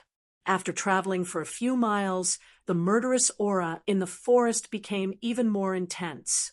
When Gu Fei's body had more than 10 wounds, there was a pop sound. Branches and leaves fluttered in the air. He rushed out of the forest, and the field of vision in front of him suddenly widened. A strange sound immediately passed into Gu Fei's ears. It seemed to be the cry of some kind of beast. It seemed that there was more than one sound, but many sounds. A very noisy cry came from not far in front of him. Without thinking, Gu Fei crouched down and immediately rushed in the direction of the noisy cry. Voila! Voila! While running, besides the noisy beast cries, Gu Fei also heard the faint sound of running water. A cold, murderous aura came from behind him. Gu Fei knew that the two people were already close. In this open area, the white-robed young man was probably going to take out his saber. For Gu Fei, who was poisoned, this was undoubtedly a fatal threat. I must not let that guy find a chance to take out his saber. All kinds of pain rushed into his head from his limbs and bones, causing Gu Fei's running body to shake. The sweat that seeped out of his body was purplish black. This was a sign that the poison in his body was constantly being forced out. His body, which had been tempered day and night by the essence in his body, was far stronger than what Gu Fei had imagined. As he ran, the primal qi in his body was continuously stimulated through his blood, flesh, tendons, and bones. As his tendons, flesh, and blood trembled, not only did they transmit wave after wave of primal qi, they also continuously expelled the poison from his body through his pores. The purplish-black sweat dripped onto the places that Gu Fei passed. The leaves and weeds that were stained with the sweat quickly withered. The white-robed young man's feet whistled as he moved forward at an extremely fast speed. In an instant, he passed the black-robed young man, and the hand that was holding the saber began to move. The white-robed young man forced his way behind Gu Fei and was about to pull out his saber. But at this time, there happened to be a call in front of him. Without thinking, Gu Fei immediately dodged behind the colonel. "How dare you?" When the white-robed young man saw this, he couldn't help but hate. A rare opportunity to take out his saber had disappeared right in front of his eyes. Gu Fei turned around the call and saw that there was a large lake about 200 or 300 feet in front of him. The lake water was still emitting hot steam. There were many fiery red shadows that looked like little people swimming and playing in the lake water. The noisy beast cries came from ahead. That is, Gu Fei's mind was shaken as a fierce aura assaulted him. There were many fiery red figures. There were about a dozen of them in the lake. On the shore and on the surrounding trees, there were even more red figures. It's a blood monkey. A terrified cry came from behind. The two people chasing after him also saw the strange scene in front of them. Chapter 112. Is this fella crazy? The two young men who were chasing after Gufei were shocked when they saw Gufei charging towards the blood monkeys that numbered in the thousands. The crimson monkeys were rare beasts that lived in groups. If it was a single crimson monkey, these two young experts could easily kill it. However, if it was a large group of crimson monkeys, then it would be a nightmare. Even ants could bite an elephant to death, not to mention a powerful beast like this. At this moment, a series of sharp roars came from the opposite side of the mountain, breaking the tranquility of the mountain in an instant. Many fiery red shadows were moving quickly on the mountainside. The murderous aura of the blood monkeys covered the sky and covered the earth. The three men's expressions changed. The two young men in black and white immediately stopped in their tracks. They finally understood why no ferocious beasts dared to set foot in this area. Although they really wanted to kill Gufei, protecting their own lives was more important. At this moment, the thousands of blood monkeys were alarmed. More than a dozen strong, fiery red shadows leaped from the treetops and pounced towards them. The blood monkeys were like flashes of fire in the forest. The blood monkeys were moving at high speed. They were not tall and looked like 7 or 8 years old children. Their bodies were covered in blood-red fur that flashed with a demonic red light. 4 of their claws lightly touched the branches and leaves, and they were sent flying 3 to 4 feet away. The blood monkeys were extremely agile. In just a moment, more than a dozen blood monkeys had rushed forward and surrounded Gufei, baring their fangs and brandishing their claws. They looked extremely ferocious. The blood monkeys were violent and had a strong sense of territory. Against ferocious beasts that dared to invade their territory, they would attack in groups and use their sharp claws to tear the beasts into pieces. Although they were small in size, the blood monkeys were extremely strong. They could tear lions and tigers apart, and their sharp claws could pierce through metal. No one dared to underestimate a large group of blood monkeys. Roar! Gufei let out a muffled roar from his throat. Then, relying on his copper skin and iron bones, he charged directly into the group of blood monkeys. Squeak, squeak! 7 or 8 blood monkeys were knocked down by Gufei, and Gufei's clothes were torn to shreds by the blood monkey's sharp claws, leaving black and red scratch marks on his body. Although the blood monkey's claws were sharp, they couldn't break through Gufei's skin and flesh, which he had tempered day and night. The blood monkeys that were sent flying by Gufei rolled on the grass and let out mournful cries. After struggling for a while, they actually died. The blood monkeys that had grabbed Gufei also fell to the ground, twitching violently. After a while, they all died. The strange poison in Gufei's body had actually poisoned the blood monkeys. This was something that no one had expected. When the remaining blood monkeys saw Gufei charging over, they all retreated, not daring to touch Gufei. These blood monkeys were able to become fierce beasts, but they also had some intelligence. The other blood monkeys had already rushed over from all directions. The two young experts who were chasing after Gufei had extremely ugly expressions on their faces, and they decisively retreated. Even so, they were already surrounded by more than 10 blood monkeys. The black-clothed young man decisively waved his hands, and green energy threads shot out from his fingers towards the blood monkeys that were leading the way. Chi, chi, chi. The blood monkeys that were entangled by the green energy threads were all shredded into pieces, and bursts of blood mist burst out. However, once these blood monkeys saw blood, they became even more frenzied, and they pounced on the two without any regard for the consequences. Rip! One of the white-clothed youth's sleeves was torn off. Evil creature! The white-clothed young man roared and swept his right leg horizontally. Bang! He directly swept away the blood monkey that had torn off his sleeve.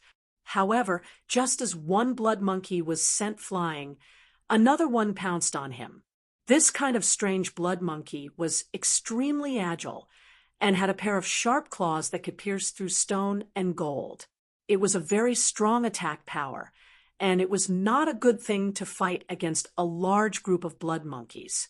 Escape.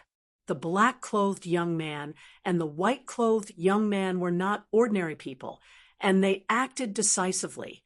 Knowing that it was impossible, they immediately retreated. The black-clothed young man killed 7 or 8 blood monkeys, and the white-clothed young man rushed out of the encirclement of the blood monkeys. Without any hesitation, they spread their legs and ran. Suddenly, an extremely sharp beast's roar came from the mountainside. A blood shadow flashed, and a huge blood shadow leaped 4 to 5 zhang and chased after the black-clothed young man and the white-clothed young man. Behind the huge blood shadow was a large group of blood monkeys.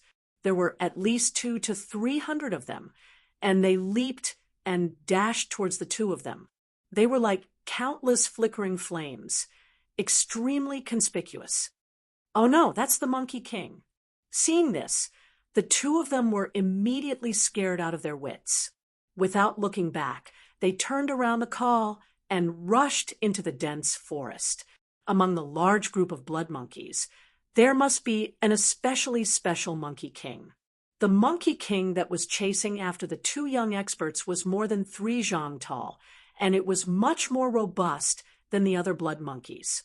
In front of the Monkey King, ordinary blood monkeys were like little children.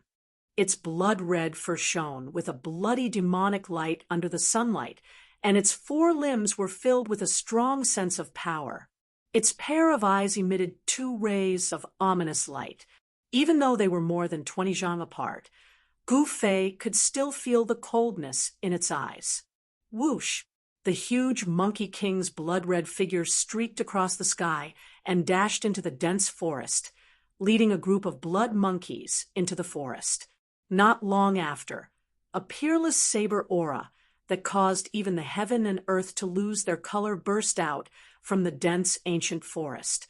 Following that, 9 saber auras soared out from the forest like blooming lotuses and slashed in 9 different directions.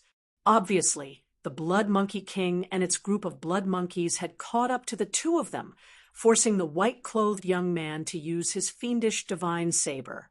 Trying to escape the pursuit of the blood monkeys in the forest was simply like a dream. The white-clothed young man finally unsheathed his saber, and he had no choice but to do so. The terrifying saber aura slashed out hundreds of zhang away, causing the forest to collapse under the vast saber aura. Countless blood shadows exploded under the saber aura, bursting out with a fishy and demonic stench. 9 slashes from the saber caused the heaven and earth to tremble. The fiendish divine saber chi was like mercury spilling onto the ground, penetrating every nook and cranny. With the Blood Monkey King at the center, the ground within 100 zhang was turned into a sandy ground as 9 saber marks spread out into the distance. With a single slash, the fiendish divine saber chi was able to kill or injure the blood monkeys. The Blood Monkey King was seriously injured and was forced to retreat. The 2 blood monkeys did not dare to stay any longer after escaping from death. After determining the direction, they retreated toward Bluestone Town. Meanwhile, Gu Fei took advantage of the chaos to knock down a dozen blood monkeys in a row and ran in the opposite direction of the 2 blood monkeys. There were quite a number of blood monkeys surrounding Gu Fei, but in the end, Gu Fei relied on his unique poison physique to poison the blood monkeys one after another and broke out of the encirclement.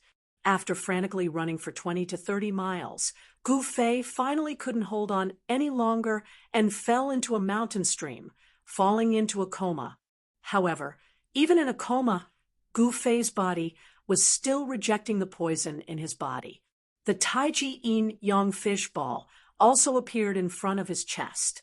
The misty yin and yang qi protected Gu Fei's heart meridians, preventing the poison from attacking his heart and ending his life.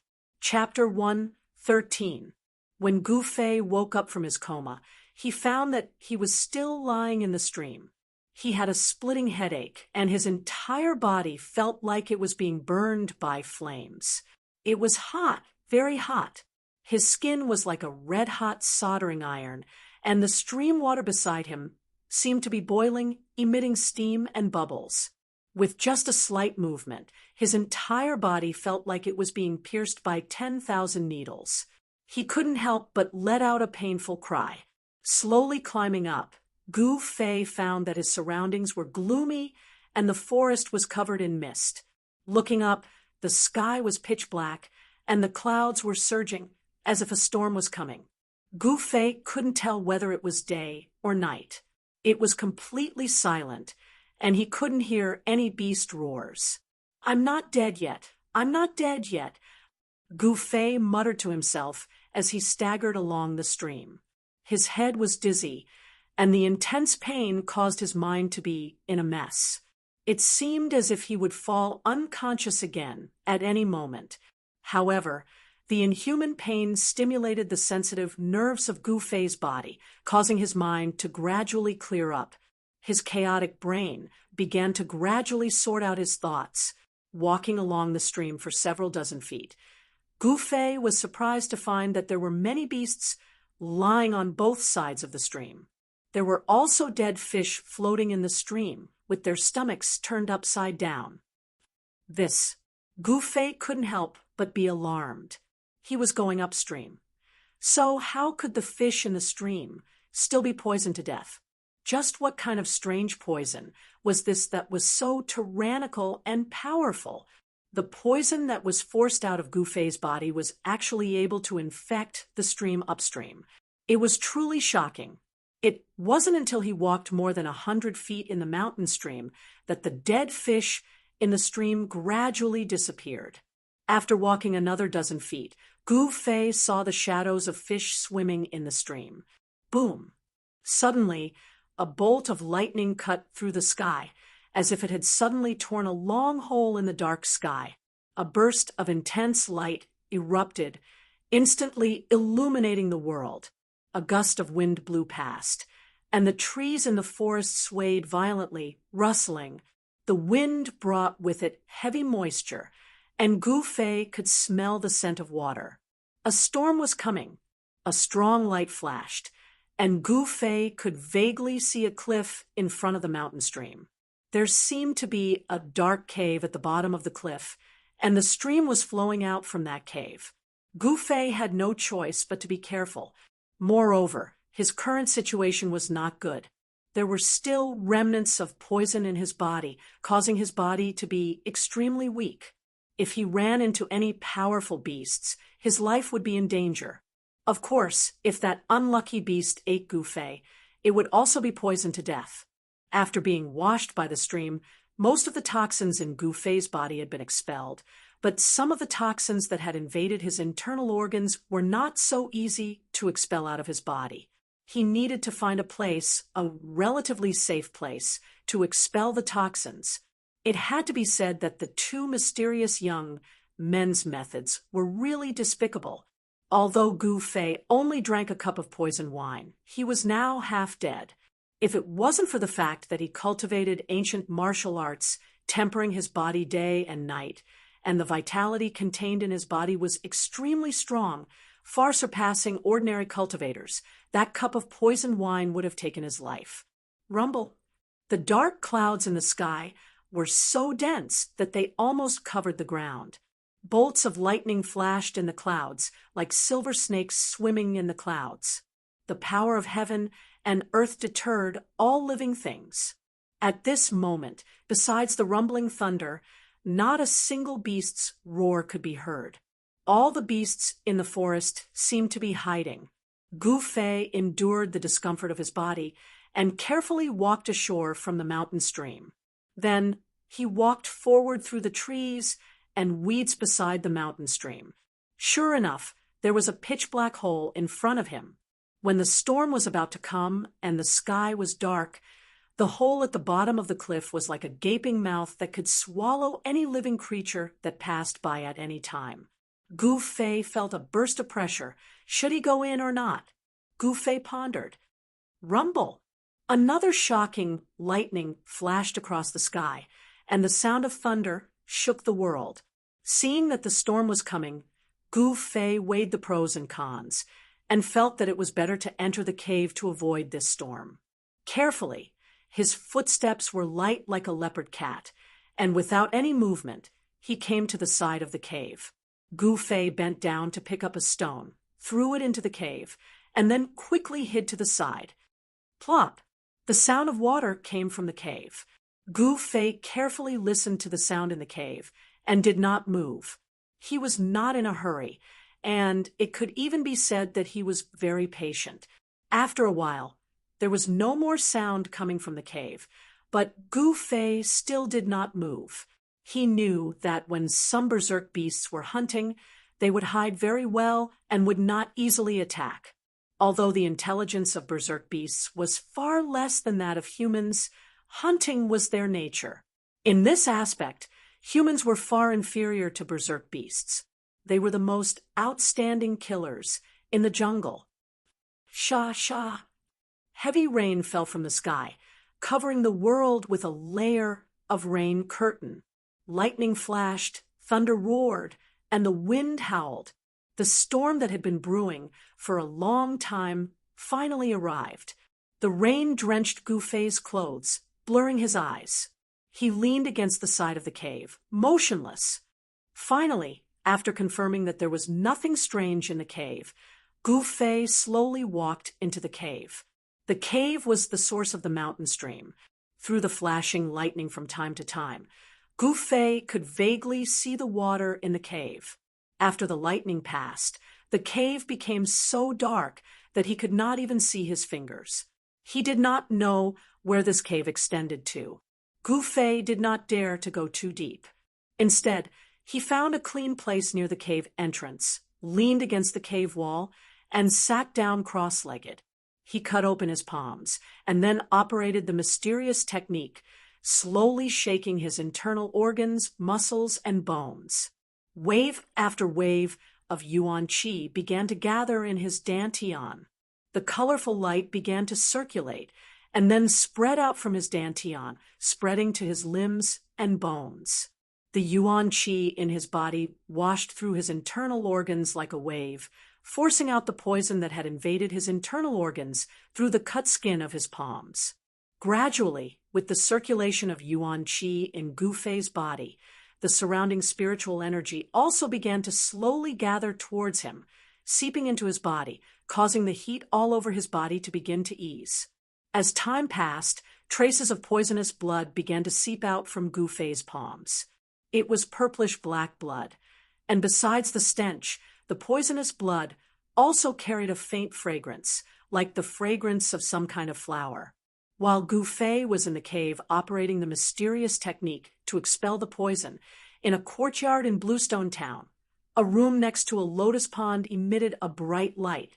A black-clothed man, wearing a straw raincoat and a bamboo hat, braved the heavy rain and hurriedly walked in from outside the courtyard. He bypassed the lotus pond and went straight to the room that was still lit. When he came to the door, the man took off the bamboo hat and coat, put it aside, and then was about to knock on the door. "Come in." At this time, a calm voice came from inside the room. "Yes, young master." The man respectfully and carefully opened the door, and then flashed into the room. The furnishings in the room were very simple. There was a bed, a table, 2 tea tables, and several chairs. The 2 walls of the room and the table were burning with red candles. A young man was holding a book, reading under the candlelight. "Young master, this is information about those 2 people." The person who came in was a middle-aged man with yellow skin. This person's eyes were full of spirit, and his footsteps were silent. It was obvious that he was a smart and capable person. The young master put down the book in his hand, took a stack of papers from the middle-aged man, and then began to read. After only reading a few, the young man's face changed. Chapter 114. A storm enveloped heaven and earth. The lightning in the sky danced like silver snakes, and thunder shook the sky. The power of heaven and earth was irresistible. In the depths of the forest, the cave where Gufei was in had become a water curtain cave. The rainwater rushing down from the cliff almost covered the cave entrance. On a rock beside the cave entrance, Gufei sat cross-legged with his back against the cave wall. Faint rumbles of thunder could be heard all over his body, as if he was resonating with the thunder and lightning in the sky. The sound of the heavenly thunder drum forged his muscles and bones. At this moment, Gufei was using this divine ability to force out the poison. An endless amount of spiritual energy gathered around him, forming faintly discernible spots of spiritual energy outside his body. On his palm, the stinky, purplish-black poisonous blood with a faint fragrance flowed down, dripping onto the stone in front of him, and then flowing from the stone into the water below. The poisonous blood melted into the water and gradually spread. The fish in the cave gradually floated up from the water and were all poisoned to death. This kind of strange poison was really terrifying. A drop of poisonous blood could turn a body of water into poisonous water. All living things in the water would die and become lifeless, stagnant water. Suddenly, whoosh! A green shadow rushed out of the water in front of Gufei and then landed on Gufei's right palm. It was a small green snake the size of a chopstick and less than a foot long. It was really incredible that this small snake was not poisoned to death by the strange poison that melted into the water. Even a fierce beast like the blood monkey would die when it came into contact with the poisonous sweat on Gufei's body. This Shaoqing snake was actually able to survive. It was really extraordinary. The small green snake actually bit the middle finger of Gufei's right hand. 2 sharp teeth protruded from its upper jaw, breaking the skin of Gufei's middle finger and piercing into his flesh. It actually pierced through Gufei's flesh. The 2 sharp teeth of the Shaoqing snake were obviously more powerful than divine weapons. All of this happened too suddenly and too quickly. By the time Gufei was alerted, the Shaoqing snake had already bitten his middle finger. Gufei's heart skipped a beat, but immediately after, the unvented heat in his body, the astonishing heat produced by the evaporation of the strange poison in his body, suddenly seemed to have broken through a gap and poured out from his middle finger. The bite of the Shaoqing snake seemed to have opened a gate, allowing the heat poison in Gufei's body to escape. Gufei immediately felt a cooling sensation throughout his body. His skin, which was so red that it looked as if it was about to drip blood, began to gradually fade, and his body temperature began to drop. What kind of snake is this? Gufei did not make any move. He calmly sized up the little green snake that was biting his right middle finger. The dim cave did not hinder his vision. With Gufei's current cultivation, as long as there was a little light, he could clearly see everything around him. He saw that the little snake was covered with small green scales, and there was a faint green luster flowing on the scales. The entire slender snake body seemed to be carved out of jasper, crystal clear. However, what surprised Gufei the most was that there were 2 small protrusions on the small head of the Shaoqing snake. The protrusions were not scales, and the color was not green, but a faint silver, which was not obvious. Could it be that it has grown horns? Gufei was extremely surprised. If it really had grown horns, then this Shaoqing snake was not an ordinary snake. It was said that there were some strange beasts in the world that inherited a trace of the bloodline of ancient holy beasts. If the trace of bloodline in their body could be stimulated, and if it was enlarged infinitely, the power of ancient holy beasts could be reproduced. Could it be that this Shaoqing snake was actually a holy snake with a trace of the bloodline of a real dragon If that was the case, the potential of this Xiaoqing snake was simply unlimited. Returning to its ancestry, with the body of a snake, the holy snake with the bloodline of a real dragon. Even after thousands of generations, the bloodline of a real dragon was extremely thin, but there was still a chance of returning to its ancestry. Of course, the process of returning to its ancestry was definitely full of dangers, and it was bound to go through thousands of hardships. It was a magnificent feat that was 1 in a million, although Gu Fei guessed, so it was only his wishful thinking in the end. No one knew whether this Xiaoqing snake had the bloodline of a real dragon or not. However, even so, this Xiaoqing snake also showed an extraordinary side. It was actually sucking the remaining poison in Gu Fei's body. Fine purple-black poisonous qi, as thin as hair, converged towards the 2 sharp teeth of Xiaoqing snake, which pierced into Gu Fei's middle finger along Gu Fei's middle finger. Less than an hour later, as if the Xiaoqing snake had been full of the poisonous blood, it slithered off Gu Fei's palm and coiled up on a stone beside Gu Fei, remaining still. This bizarre little snake seemed to be refining the poisonous blood, as a wisp of vague spiritual source seemed to be flowing over its cyan body. Gu Fei was shocked to find that a small part of the remaining poison in his body had been sucked away by the Xiaoqing snake. The bloody color over its body had faded away as it gradually recovered its strength. It seems that it will take me a few days to completely remove the remaining poison in my body. Dragon Emperor City, ruin Heavenly Realm, I'd better not waste time. Gu Fei couldn't help but worry about it. He didn't know whether Dan Qinzi had already arrived at Dragon Emperor City with Li Lingfeng, Ziyu, and the others, or whether they would wait for him. No matter what, he had to go to Dragon Emperor City.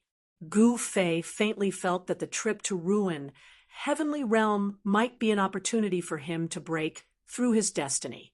He would not give up until he was in despair. Among the 9 meridians of Taishan sect, Green Spirit Peak had been declining for hundreds of years.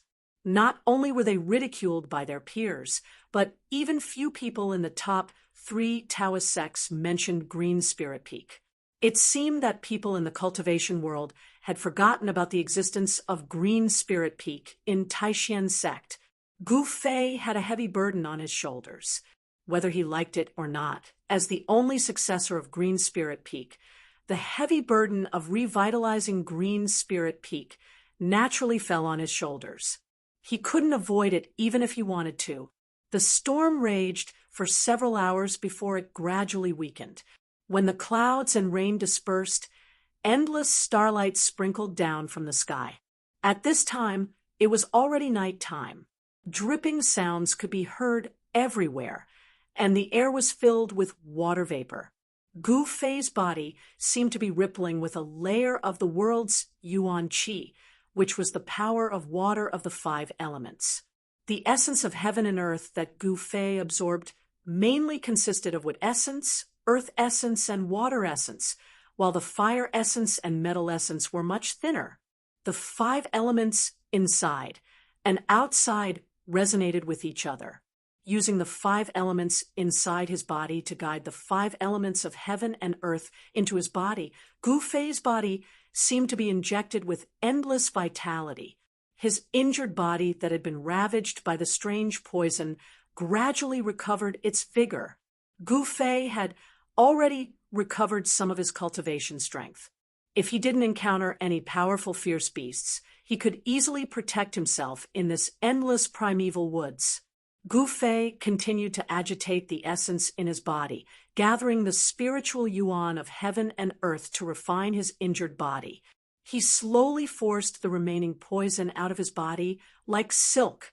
It was not until the sun rose in the east that he woke up. The moment he opened his eyes, the Xiaoqing snake on the rock sensed that something was wrong. It raised its head vigilantly and flicked its tongue. Gu Fei smiled indifferently. He didn't have any hostility towards the Xiaoqing snake.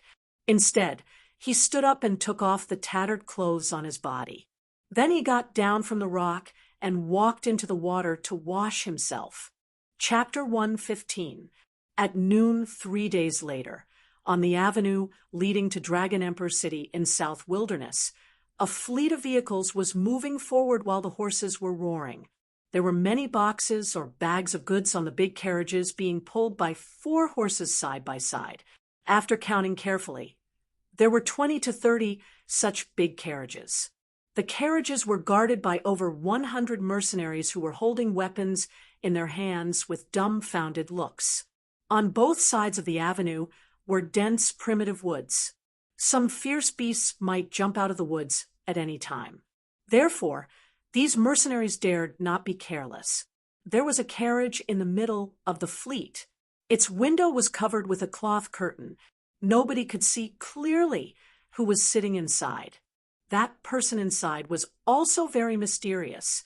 Even when the fleet stopped for a rest and lunch, that person didn't get out of the carriage.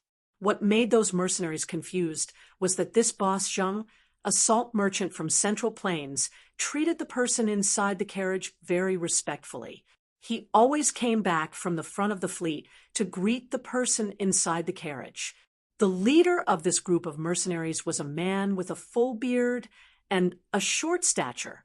He was lean and strong, and wherever his skin could be seen, his muscles were like coiling dragons, full of power.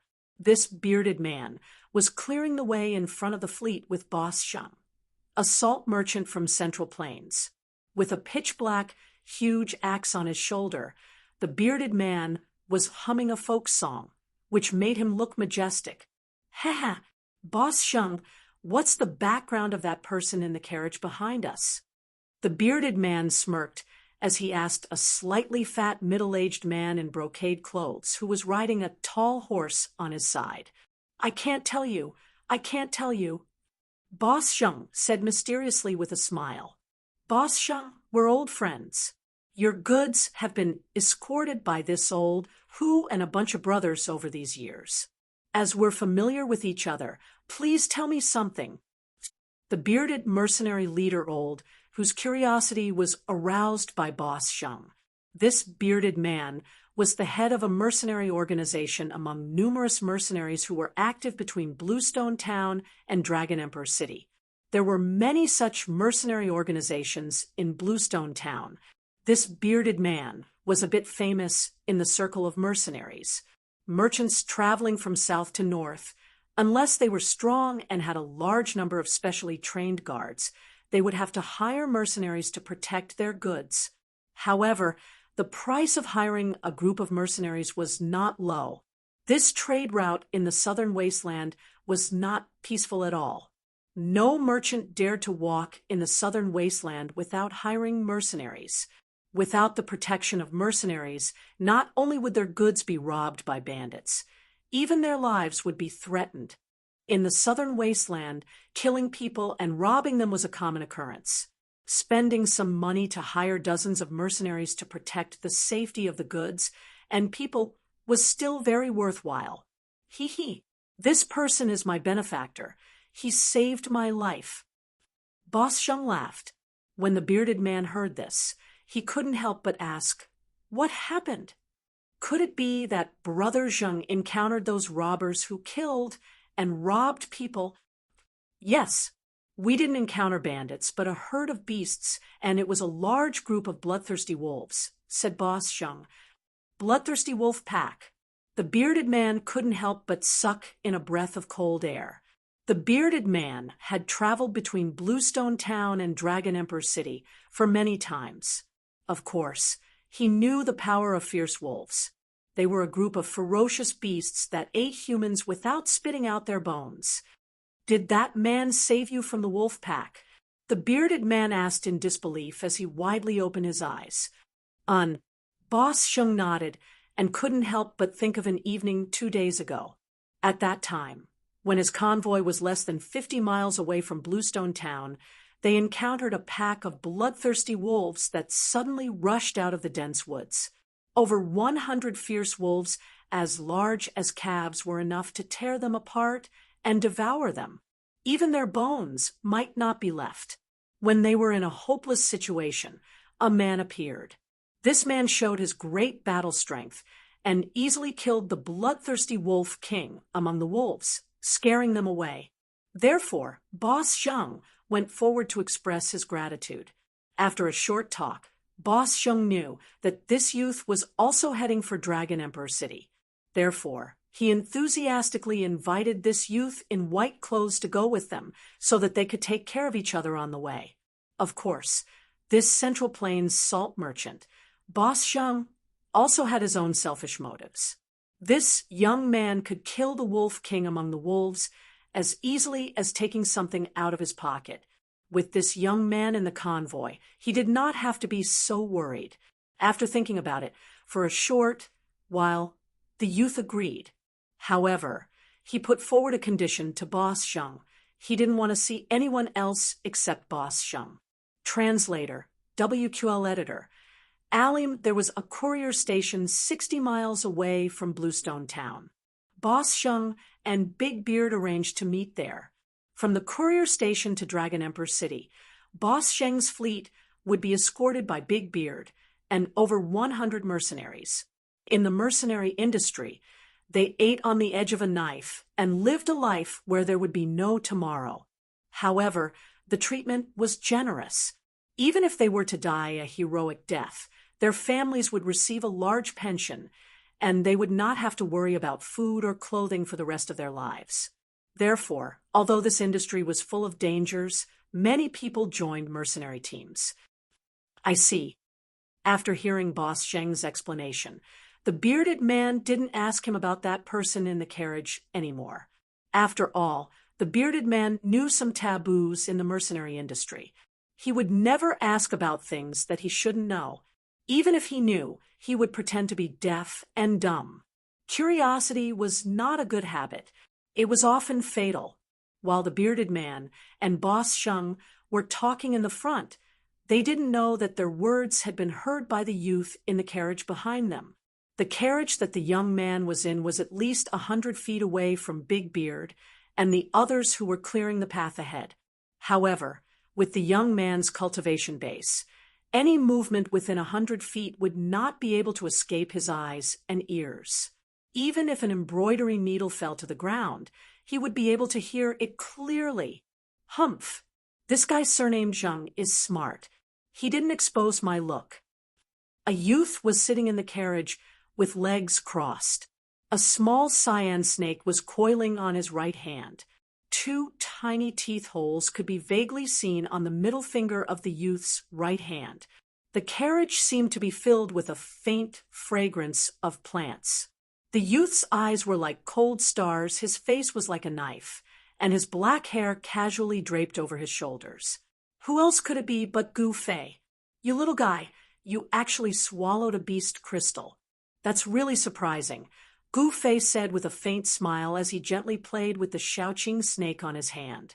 It turned out that when this little azure snake had entered Gu Fei's magic treasure pouch that day, it had actually gone for the beast crystal within the magic treasure pouch and swallowed the jade green beast crystal that was the size of a finger.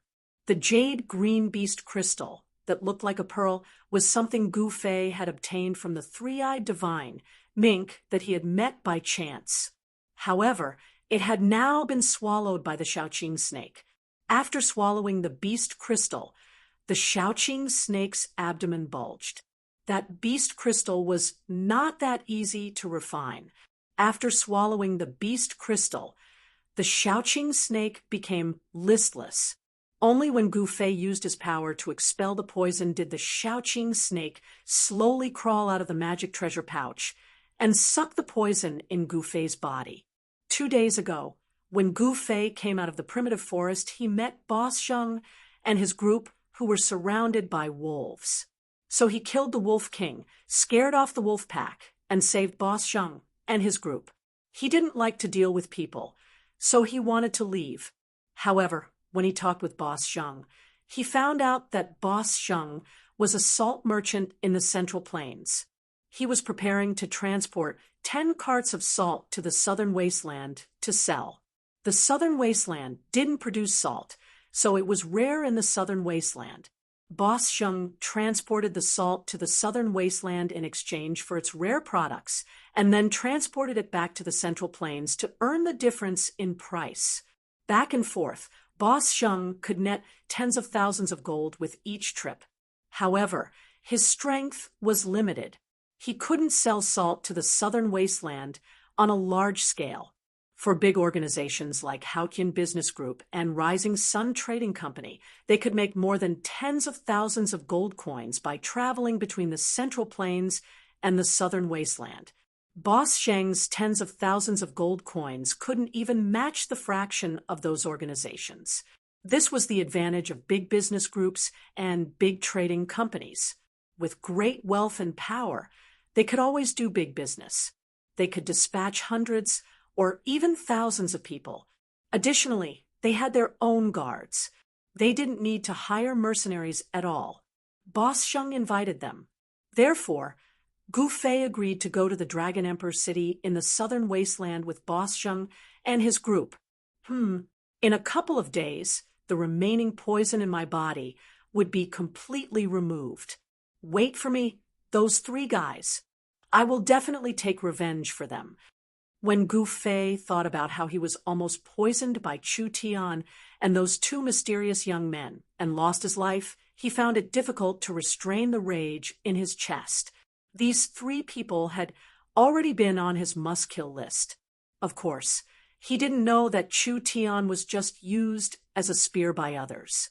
Beitang Ao and Dongfang Long secretly tampered with the liquor that Gu Fei drank.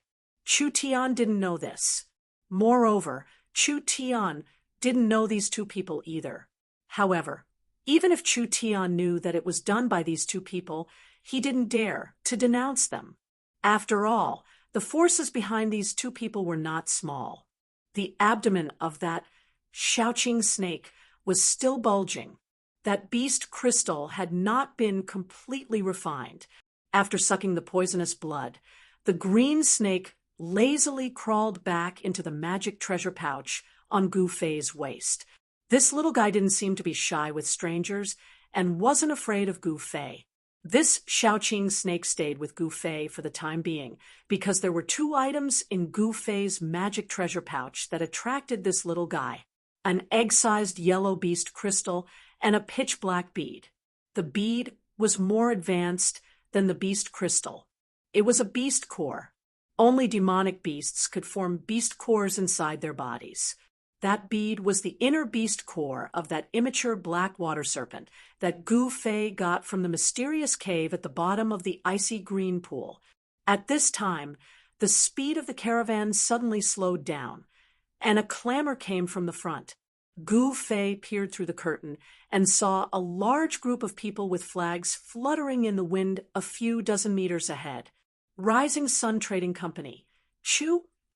Gu Fei vaguely saw the following words on the flags. At the sight of these words, Gu Fei's pupils instantly contracted. Chapter 116. The scale of the Rising Sun Trading Company's caravan was very large. There were about 300 to 400 yellow-robed guards wearing soft armor and purple headbands on their foreheads, riding on tall horses. Furthermore, the horses that the yellow-robed guards rode on were not ordinary horses. They were black-armored war steeds, and they were all 1 in 1,000 excellent steeds.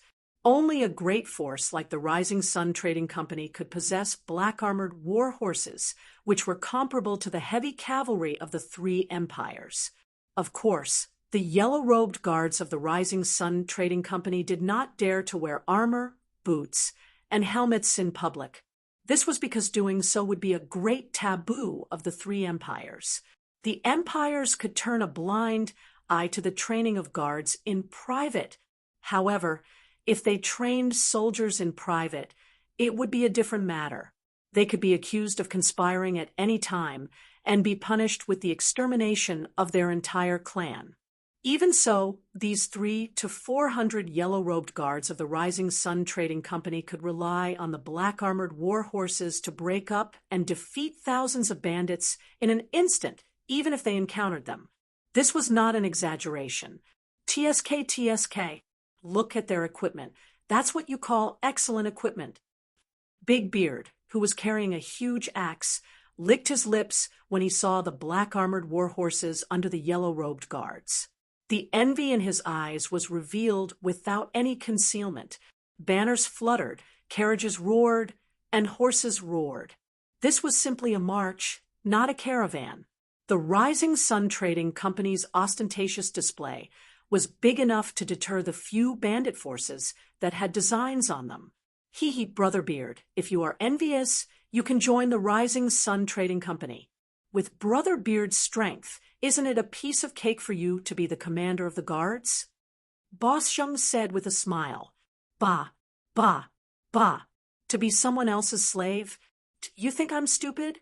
I'm not that cheap. Big Beard said while glaring. This Big Beard was obviously a person who would rather be a beggar than a slave. Big Beard and the others slowed down the speed of the caravan and followed the Rising Sun Trading Company from a distance. The smoke and dust in front of them blew over from time to time, but they did not mind it. Instead, they chatted and laughed in a relaxed manner. It seemed that following behind them and eating their dust was also a pleasure. Even the big bearded man hung the big axe on the saddle, tore open the leather armor on his chest, and chatted with Boss Shung. They talked about everything under the sun, and spittle flew everywhere. This was because the Rising Sun Caravan's people were clearing the path in front of them. If anything happened, the people in front of them would shoulder the burden. Therefore, Big Beard and the others naturally did not need to be so nervous. In the carriage of the Central Plains salt merchant, Boss Shung, Gu Fei did not bat an eyelid, although he really wanted to rush forward, drag Chu Tian out, and slap him to death. However, now was not the time. He had to endure it. His strength had not fully recovered, and the remaining poison in his body had not been completely purged. He could not unleash the full power of his martial arts. I'll let you live for 2 more days. Gu Fei forcefully suppressed the anger in his chest. He had no choice but to do this. He had to kill Chu Tian in his peak state, because Chu Tian was not simple. If he failed to kill him in one strike and allowed him to escape, it would be a source of trouble in the future. Needless to say, South Wilderness was really vast. After walking on the avenue leading to Dragon Emperor City for 2 days, Zhang Tai could vaguely see a huge city at the end of the endless primeval woods like a wild beast in the prehistoric wilderness. That was Dragon Emperor City in South Wilderness. Nobody knew when Dragon Emperor City was built, not even the old fogies on the continent. Perhaps Dragon Emperor City had existed for a long time. As a result, people's memory about Dragon Emperor City had been eroded by the merciless time.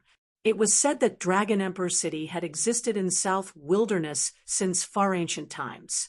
However, this rumor couldn't be verified. Even the oldest classics on the continent didn't record when this huge city appeared. The setting sun was as red as blood, which dyed all the clouds in the skyline into fiery red, forming brilliant fiery clouds. On the avenue, the fleet of carriages stretched for miles. Noisy people and horses neighed. In front of the fleet was the most powerful and well-equipped Rising Sun caravan, with fluttering flags. 300 to 400 yellow-robed guards were riding black-armored battle horses and guarding the carts of goods in an awe-inspiring manner. After the Rising Sun caravan were 7 to 8 small caravans that had gathered on the road over the past 2 days. In this way, the fleet of carriages stretched for miles on the avenue. Actually, these small caravans behind the Rising Sun caravan had the same idea as Boss Shung, the salt merchant from the Central Plains. They were all using the Rising Sun caravan's power to intimidate others. By staying close to the Rising Sun caravan, they could avoid robbers by relying on the power of the Rising Sun caravan. Over the past 2 days, Gu Fei, who was hiding in the fleet of Boss Shung, finally got rid of all the remaining toxins in his body and recovered to his peak state. He planned to launch an attack tonight. Chu Tian dared to use despicable methods to harm him. His actions were unforgivable. Only by using Chu Tian's blood could he quell his anger. The light between the heavens and the earth receded, and darkness gradually descended. Night came quietly. The endless stars in the sky were like shy girls slowly removing their veils, sprinkling down endless starlight. After a day's journey, the people and horses were tired. When night fell, the fleet of carriages that stretched for miles also stopped. They set up camp by the roadside and lit bonfires. Some people directly walked into the forest by the roadside and hunted a few wild animals or untied their rations from the carriages and swallowed them with coarse wine. Outside, it was fine as long as they could fill their stomachs. There was not much to be concerned about.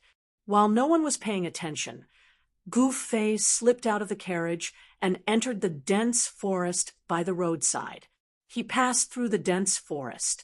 His movements were like a phantom, like a ghost, avoiding the people's eyes and ears as he quickly moved forward. In the campsite of the Rising Sun caravan, a large purple tent was set up. The tent was brightly lit, and there were 2 guards standing at the entrance. Inside the tent, 2 people were leisurely playing chess. One of the 2 people playing chess was a young man in luxurious clothes, and the other was a middle-aged scholar in green clothes, holding a feather fan and silk scarf. How many people have been bewitched by you 19 times? I lost again. Mr. Ning's chess skills can be said to be unparalleled in the present age. I admire you. The young man in luxurious clothes stared at the chessboard and pondered for a long time before finally saying these words. The scholar in front of the young man gently waved his feather fan. 3 strands of black beard hung down to his chest. His face was as white as jade, and his phoenix eyes and long eyebrows made him look strange and elegant. When he smiled, he gave people a feeling that he was extraordinary. The middle-aged scholar, Mr. Ning, was about to speak. Suddenly, his expression changed, and he waved the feather fan in his hand toward the chessboard on the table. The chessboard immediately flew up, and the black and white chess pieces on it fell to the ground. The chessboard went around the young man and blocked his back. The engraved lines on the chessboard seemed to come to life, rushing out and crisscrossing each other, like a net being laid out. Chapter 117. Under the curtain of night, the campsite of the Rising Sun caravan was very peaceful. The guards and workers were cooking and feeding the horses as usual. However, when a white figure appeared, the tranquility of the campsite was instantly broken. A white figure dashed out from the primitive jungle beside the main road like lightning. Before the guards could react, the white figure had already appeared beside the big tent in the center of the campsite. He directly broke open the tent and stepped into the tent. Boom! The campsite of the Rising Sun caravan was instantly in an uproar. The yellow-robed guards, who had woken up, turned pale with fright. They picked up their weapons and rushed towards the tent in the center from all directions. However, at this moment, there was a scene in the tent. A cold-looking young man, with long hair fluttering in the wind and a murderous aura, was punching towards the young man in embroidered clothes who was sitting beside the table in the tent. The pneuma was vast and mighty, and the misty 5-colored aura surged forward like a surging river. Pung! The dust on the ground seemed to have been lashed by a whip, rushing up and spreading in all directions. All of this happened too suddenly. When the young man broke open the tent and entered, the young man in embroidered clothes was startled by the enemy's attack. He turned pale with fright and stood up from the chair. However, the response of the middle-aged scholar opposite the young man was extremely fast. When the young man broke open the tent, the feather fan in his hand swept across the chessboard in front of him. The chessboard immediately burst out with misty light, bypassing the young man in embroidered clothes and moving forward to block the young man in embroidered clothes. The 19 vertical and horizontal lines on the chessboard seemed to have come to life. they rushed out from the chessboard and interweaved into a net. The net quickly spread out and caught the young man's incoming fist energy. Seeing this, the young man could not help but be startled. He seemed to have not expected that there was such an expert by Chu Tian's side. However, the young man's fist momentum did not change. His fist was like a meteorite falling from the sky, but also like a meteor streaking across the sky. The green-robed scholar, Mr. Ning, could not help but be moved at this moment.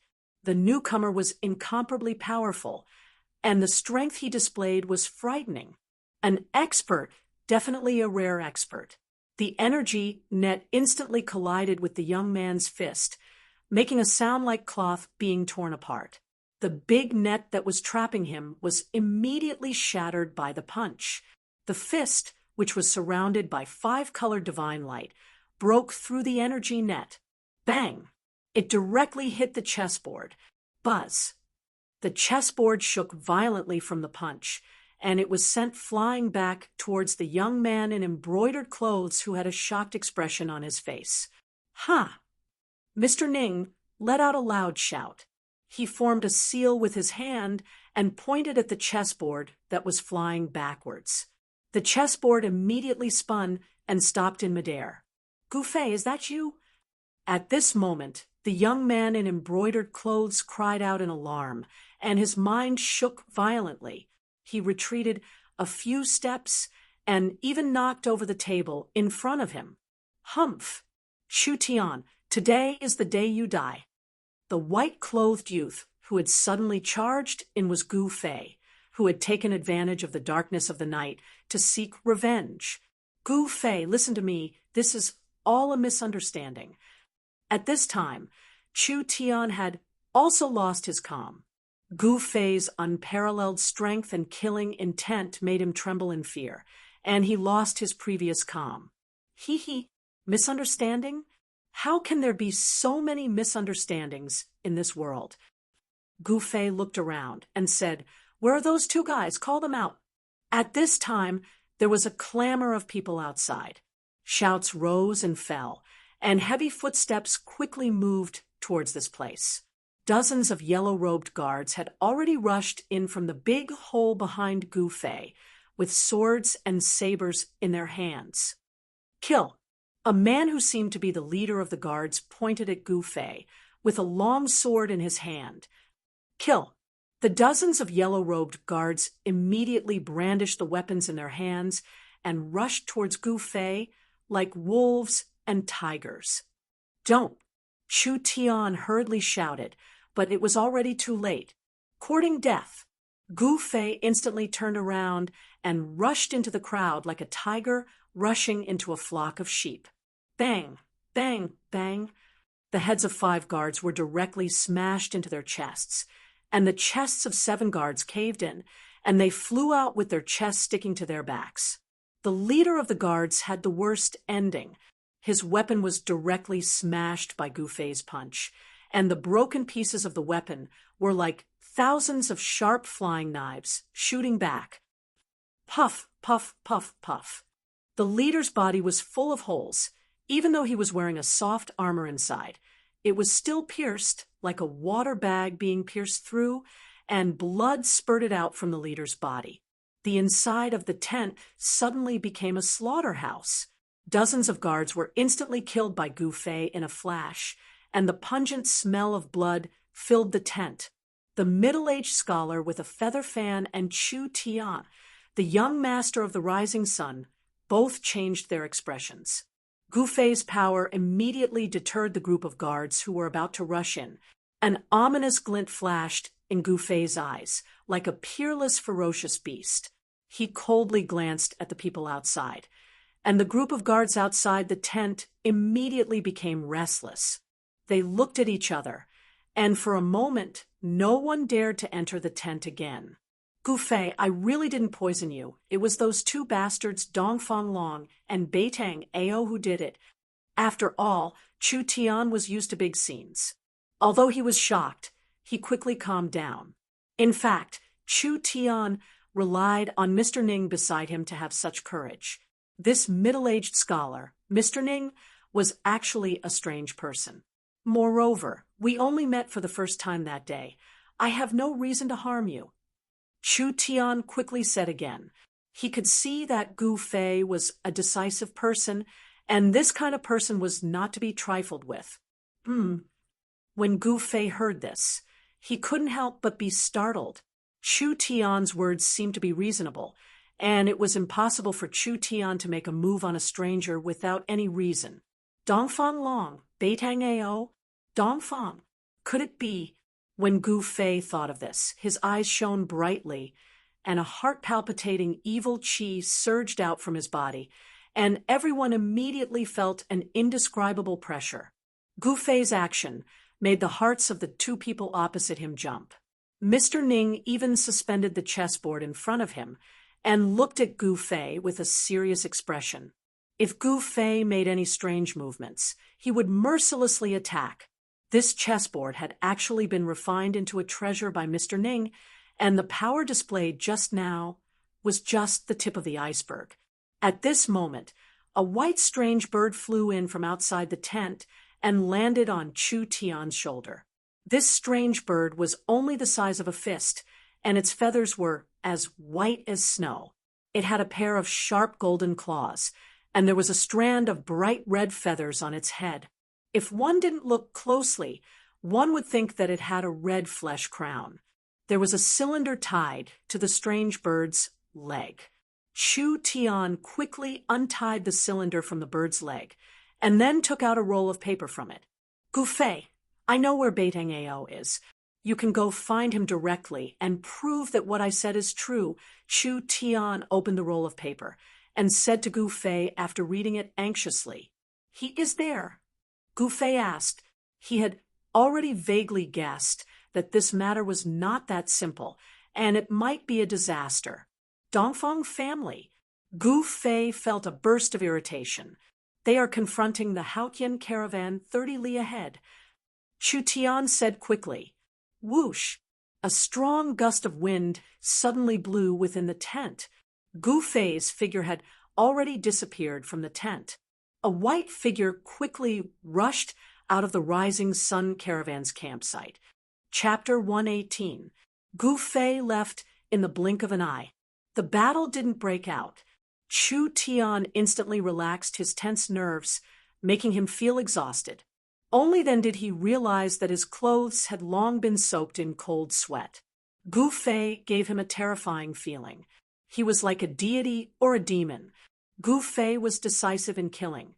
In a split second, he had killed over a dozen guards with the force of a thunderbolt. Looking at the mess in front of him and the pungent smell of blood rushing into his nose, Chu Tian's face was still extremely pale. He couldn't calm down for a long time. He didn't doubt Gu Fei's determination to kill him at all. If Mr. Ning was not present, he might have died here with a grievance. If he was really killed by Gu Fei, then he, Chu Tian, would have died in vain. The guards that were killed by Gu Fei were in an incomparably miserable state. All of them had their bones and tendons broken, their flesh turned into mud, and their bodies were no longer in human shape. These well-trained guards were nothing more than ants before Gu Fei. Who is this person? Why did you offend such a powerful figure? Mr. Ning waved his sleeve and put the chessboard in front of him into his sleeve. He's called Gu Fei, and he's an ascetic cultivator. However, his identity shouldn't be simple. That Dongfang Long and Beitang Ao seemed to be extremely afraid of him, and they didn't hesitate to use despicable methods to kill him. Chu Tian didn't conceal anything and told Mr. Ning about the sequence of events. Dongfang clan of Eastern Qi and Beitang clan of Southern Yin. When did these two cultivation clans get together? Strange. Who could make them afraid? Mr. Ning slightly waved his feather fan. After listening to Chu Tian's story, he couldn't help but frown. At this moment, on the ancient road leading to Dragon Emperor City, there was a camp about 15 kilometers ahead of the camp of the Rising Sun Caravan. This camp was larger and had more people than the camp of the Rising Sun caravan. However, at this time, the camp was brightly lit, and the sound of people clamoring could be heard. A group of black-clothed people were confronting hundreds of cyan-clothed guards in front of the camp. They were led by a tall and straight young man in black and a middle-aged man in black with a pale face and no facial hair. Although the young man was handsome and his eyes were like cold stars, there didn't seem to be anything special about him. However, the black-clothed, middle-aged man gave people a very strange feeling, especially his eyes, which were incomparably deep and emitted a dense chill. "Cut the crap. Hurry up and hand over that thing, or else—" humph. The black-clothed young man looked maliciously at the white-clothed young man who was standing in front of hundreds of guards. The corners of his mouth curled into an evil smile. This young man was the mysterious person who had tried to assassinate Gu Fei twice. "Beitang Ao, if you know what's good for you, then quickly retreat. Offending our Ling clan won't do your Beitang clan any good." Beside the handsome white-clothed young master stood an old servant in a cyan gown. It was this old servant who spoke those words. "Li Zhong, your surname is not Ling. If you're willing to hand over that thing, I might consider sparing your life." At this moment, the black-clothed middle-aged man suddenly stepped forward and impatiently said to the old servant. The black-clothed middle-aged man was filled with a dangerous qi. An extremely obscure strength was surging inside his body.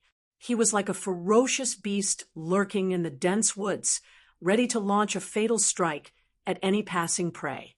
Undoubtedly, the middle-aged man's prey were the members of Haotian Ling clan. That handsome young master was Ling Luoyen, who was disguised as a man, while that old servant in a cyan gown was Grandad Zhong. Dragon Emperor City was over 100 miles away from the ancient road. However, Ling Luoyen and the others could never imagine that their caravan could encounter members of Beitang clan outside Dragon Emperor City. Seeing Beitang Ao's unbridled gaze roaming around her body, Ling Luoyen's face turned ashen. She gripped the long sword at her waist, wishing she could rush forward and dig out Beitang Ao's eyeballs to feed to the wild dogs. This person was really too hateful. As the beloved daughter of the head of Ling clan, nobody had ever dared to look at Ling Luoyen in such a blatant manner. She was extremely disgusted by Beitang Ao's gaze. "I don't know what you're talking about. I don't have what you want." Grandad Zhong's aged words contained a kind of decisiveness. He looked straight at the black-clothed, middle-aged man and emitted a majestic aura as he confronted the powerful enemy in front of him. Although he was old, his battle spirit was not. As a martial artist, Grandad Zhong displayed a kind of fearless spirit. Although the enemy was powerful, he would never hesitate in a battle. "You don't know? I think you're just pretending to be crazy." The black-clothed youth, Beitang Ao, stared at Grandad Zhong and said coldly, "Since you don't want to hand it over yourself, then I have to take it myself." The middle-aged man said with a cold expression as he stepped forward and wanted to attack Grandad Zhong. Clang! Hundreds of green-clothed guards immediately unsheathed their weapons and pointed them forward. The green-clothed guards of the Haotian merchant group were well-trained. Their movements were neat and uniform, and a fierce aura immediately spread out. Obviously, these guards were real martial artists who had seen blood and killed people on the battlefield. The killing intent of hundreds of people gathered together. Even a young expert like Beitang Ao could not help but be moved. So what if you have more people? In my eyes, you're just a group of ants. The middle-aged man looked at the hundreds of green-clothed guards in front of him and said indifferently, at the same time, a majestic and heavy energy fluctuation spread out from the middle-aged man's body. He was not being arrogant, nor was he speaking nonsense. This middle-aged man definitely had the strength to sweep away hundreds of green-clothed guards. Grandad Zhong's face was ashen. He knew that he was probably doomed tonight. This middle-aged man was definitely a rare expert in the Beitang clan, and he was not his opponent. The Beitang clan was one of the top cultivation clans in the Yen Kingdom. It had a long history, and no one knew what kind of foundation this clan had. They only knew that this clan was definitely not simple. To be able to not be buried in history and continue to be passed down, such a cultivation clan must have something extraordinary. Uncle, why do you need to kill these people personally? It's better for me to get rid of these ants. Beitang Ao said disdainfully. He did not put the people of the Haotian merchant group in his eyes at all. All right, quickly bring the things over. I don't want to have any more problems. The middle-aged man nodded and retreated. This place was not far from the Dragon Emperor city. It would not be good if they attracted the attention of other experts. Humph! Die! Beitang Ao strode forward and stretched out his right hand. Pung! A green light burst out from his palm. A large amount of green silk threads immediately shot out from his palm. Like countless tentacles, they entangled towards Grandad Zhong. Those were not real silk threads, but energy threads condensed from energy. This was a kind of magical ability that Beitang Ao had mastered. It was an extremely powerful magical ability. The green energy threads could cut through anything. Xiao Chui, Xiao Yu, protect the young master and retreat. Grandad Zhong shouted in a deep voice. Then he took a step forward and shook the long sword in his hand. OM!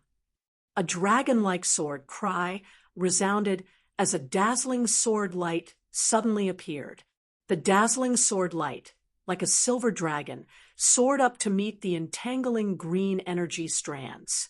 Unparalleled sword chi constantly shot out and destroyed the thousands of green strands. Then Grandad Zhong soared into the sky, turned around in the air, and waved the long sword in his hand. The tip of the sword turned into many cold stars and fell down from the sky, shrouding Beitang Ao under the endless starlight, blocking all of his escape routes. Grandad Zhong's sword move was very marvelous. Ha! Beitang Ao's face revealed a trace of evil smile. Reversal of heaven and earth. With a light shout, Beitang Ao waved his hands, and a wave of bizarre energy fluctuation suddenly surged out from his hands. In an instant, Grandpa Zhong felt like the world was spinning. It was as if the universe had turned upside down. In the next moment, a horrifying scene appeared in front of him. Chapter 119, seeing his sword move being completely reversed by the opponent. Even if Uncle Zhong was a seasoned fighter with a mind as firm as iron, he was still shocked. This youth of the Beitang family is actually a divine arts practitioner. Uncle Zhong was overwhelmed with shock and couldn't help but feel a trace of despair. A divine arts practitioner couldn't be resisted. It wasn't something a martial artist like him could contend against. However, he was incomparably experienced in fighting. When he felt something was wrong, he immediately spun his sword and used it as a shield blocking in front of his body. The sword chi crisscrossed, and with a sizzling sound, it actually sealed the space in front of him. The starlight sword chi that shot back instantly collided with the sword shield. Ding, ding, ding! A burst of crisp sounds of collisions that were as dense as rain erupted, specks of bright sparks, like gorgeous fireworks exploding, sprinkling down a starry radiance.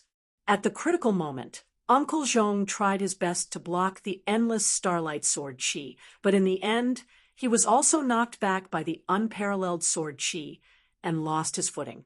However, it also resolved the danger of being injured by his own sword move. The two of them exchanged blows for a short moment, but it made the spectators' hearts palpitate, especially the unfathomable divine art that Beitang Ao displayed. which could actually reverse the opponent's attack, was truly terrifying. Uncle Jean was secretly shocked. Bean-sized beads of sweat flowed down from his forehead. This youth in front of him, with this divine art, was already in an invincible position. Protect the young master and retreat. Uncle Jean made a prompt decision and shouted at the group of guards. Ling Luoyan was a woman disguised as a man, so Uncle Jean didn't call her young miss, but young master. Yes, the dozen or so yellow-clothed guards immediately accepted the order and led the hundreds of green-clothed guards to spread out, protecting Ling Luoyan, Xiao Chui, and Xiao Yu within them before retreating. Even though there were many guards of the Ling family, they didn't panic and were orderly. Every one of them was an experienced martial artist. In the secular world, these guards all had the strength of a third-rated martial artist, so it wasn't a problem for them to lift 1,000 caddies. Of course, the martial artists in the secular world had long lost the true inheritance of martial arts. Although there were thousands of people who practiced martial arts, they were all martial arts that strengthened the body. The martial artists who had truly succeeded in practicing martial arts had long gone extinct. If the hundreds of third-rate warriors of the Ling family were to be released, they would be comparable to an army of thousands of men and horses. Their strength was not to be underestimated. However, in the eyes of those in the cultivation world, third-rated martial artists in the secular world were just a bunch of ants. They could kill as many as they came. You want to leave? The middle-aged man who was watching from the side waved his hand, and the dozens of black-clothed men behind him immediately rushed out like phantoms. Swoosh, swoosh, swoosh.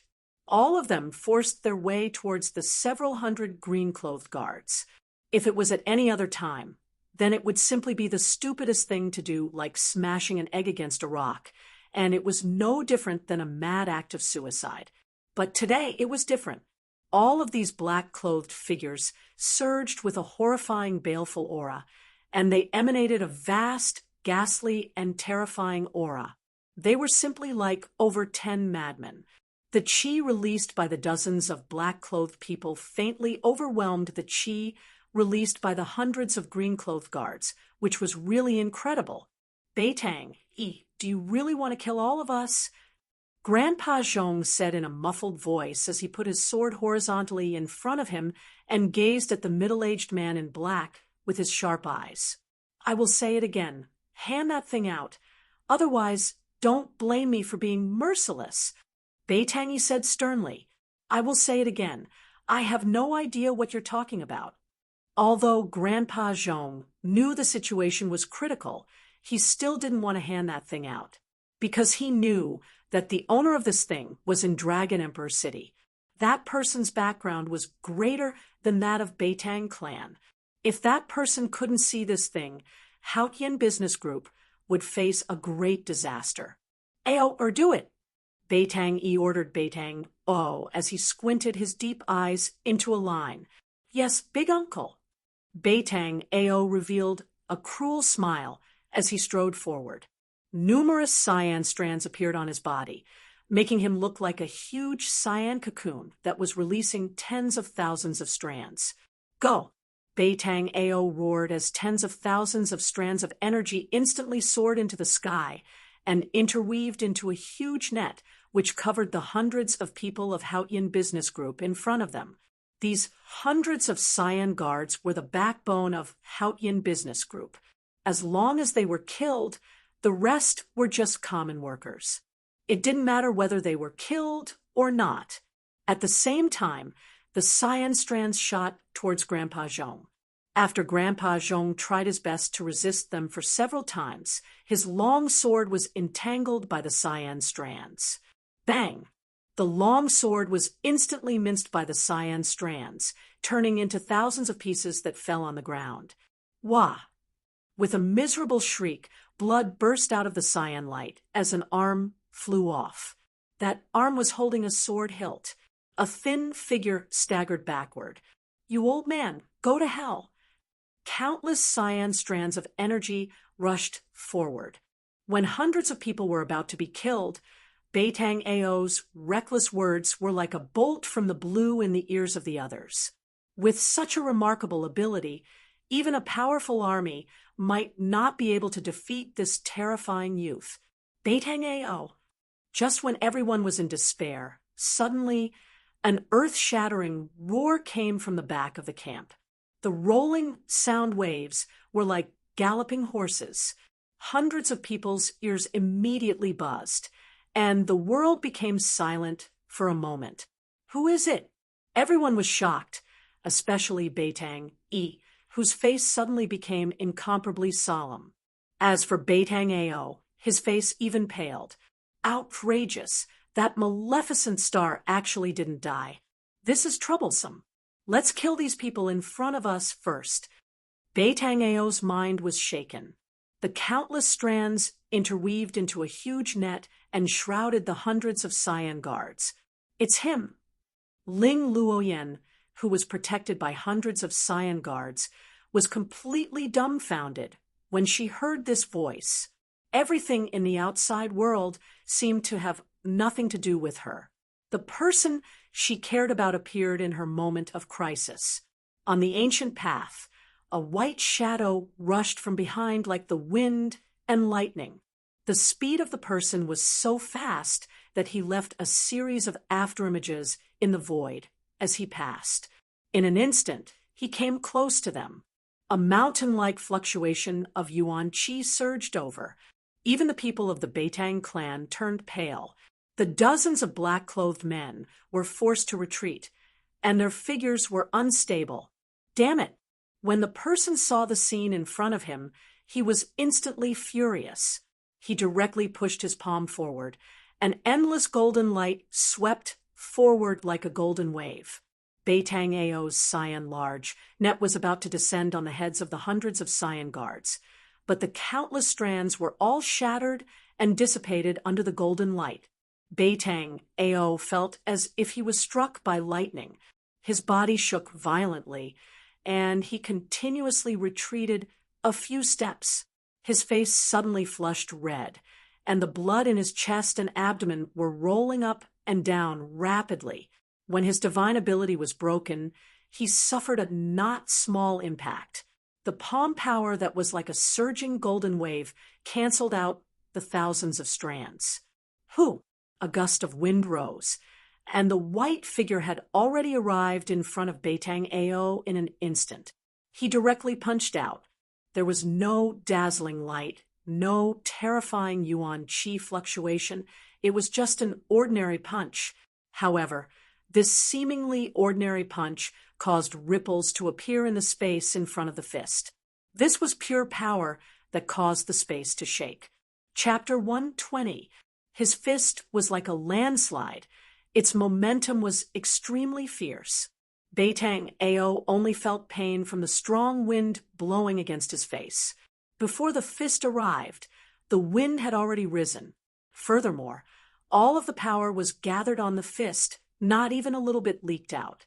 Beitang Ao had an unfathomable divine ability, but he had a kind of feeling of powerlessness. It was a pure martial skill, not a Tao technique or divine ability. The most frightening thing was that there was no power leaking out. In other words, there was no power for Beitang Ao to shift, block, or reverse. Beitang Ao was so depressed that he almost vomited blood. He was truly aggrieved. He had no choice but to retreat. However, he was shocked to find that if he didn't retreat, Gu Fei's fist suddenly accelerated and appeared in front of his chest in an instant. Under the pull of qi, Gu Fei followed him like a shadow, not leaving any leeway for Beitang Ao to retreat. The strong wind set off by the fist had already pressed a fist mark on the clothes on Beitang Ao's chest. It was as if a 10,000 gene boulder was pressing on his chest, making him unable to breathe. "My life is over." Although he rapidly retreated, he still couldn't get rid of the fist that was smashing towards his chest. Beitang Ao was immediately scared out of his wits. He was so nervous that his heart seemed to have stopped beating. In an instant, He felt the aura of death. Seeing that he couldn't avoid it, and was about to be hit by Gu Fei's fist, Beitang Ao suddenly felt the back of his neck tighten. After that, his body was pulled back by a powerful force. At the same time, a bright golden palm stretched out from his side and welcomed Gu Fei's fist. Boom! With a loud sound, the fist and the palm collided in an instant. A gust of wind suddenly appeared out of nowhere, and a glaring light burst out. Like lightning, it instantly illuminated the dark night. The terrifying power caused the heaven and earth to tremble. The remaining power swept out, and the surrounding people were all knocked to the ground, looking extremely embarrassed. Gu Fei retreated 7 to 8 steps in succession. Only then did he stop retreating. A series of footprints were left on the hard green brick floor under his feet. He was very surprised. Someone actually rescued this hateful Beitang Ao from under his fist. At this moment, Beitang Ao felt as if he was riding on a cloud.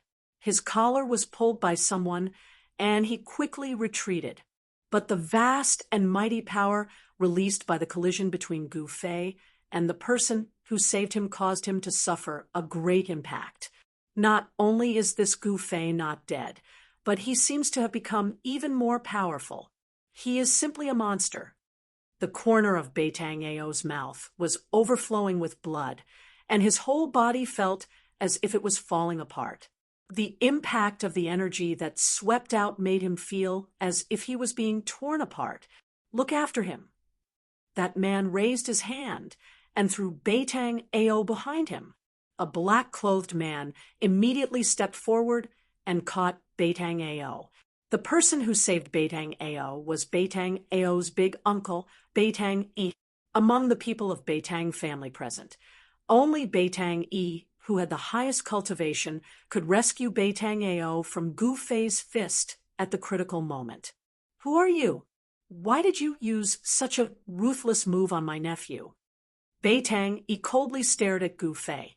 From his narrowed eyes, a blade-like sharp gaze would burst out from time to time. This white-clothed youngster in front of him was not old, but his cultivation was incomparably profound. Furthermore, he was able to ignore Beitang Ao's unfathomable divine ability. He was not simple at all. He was not in a hurry to make his move.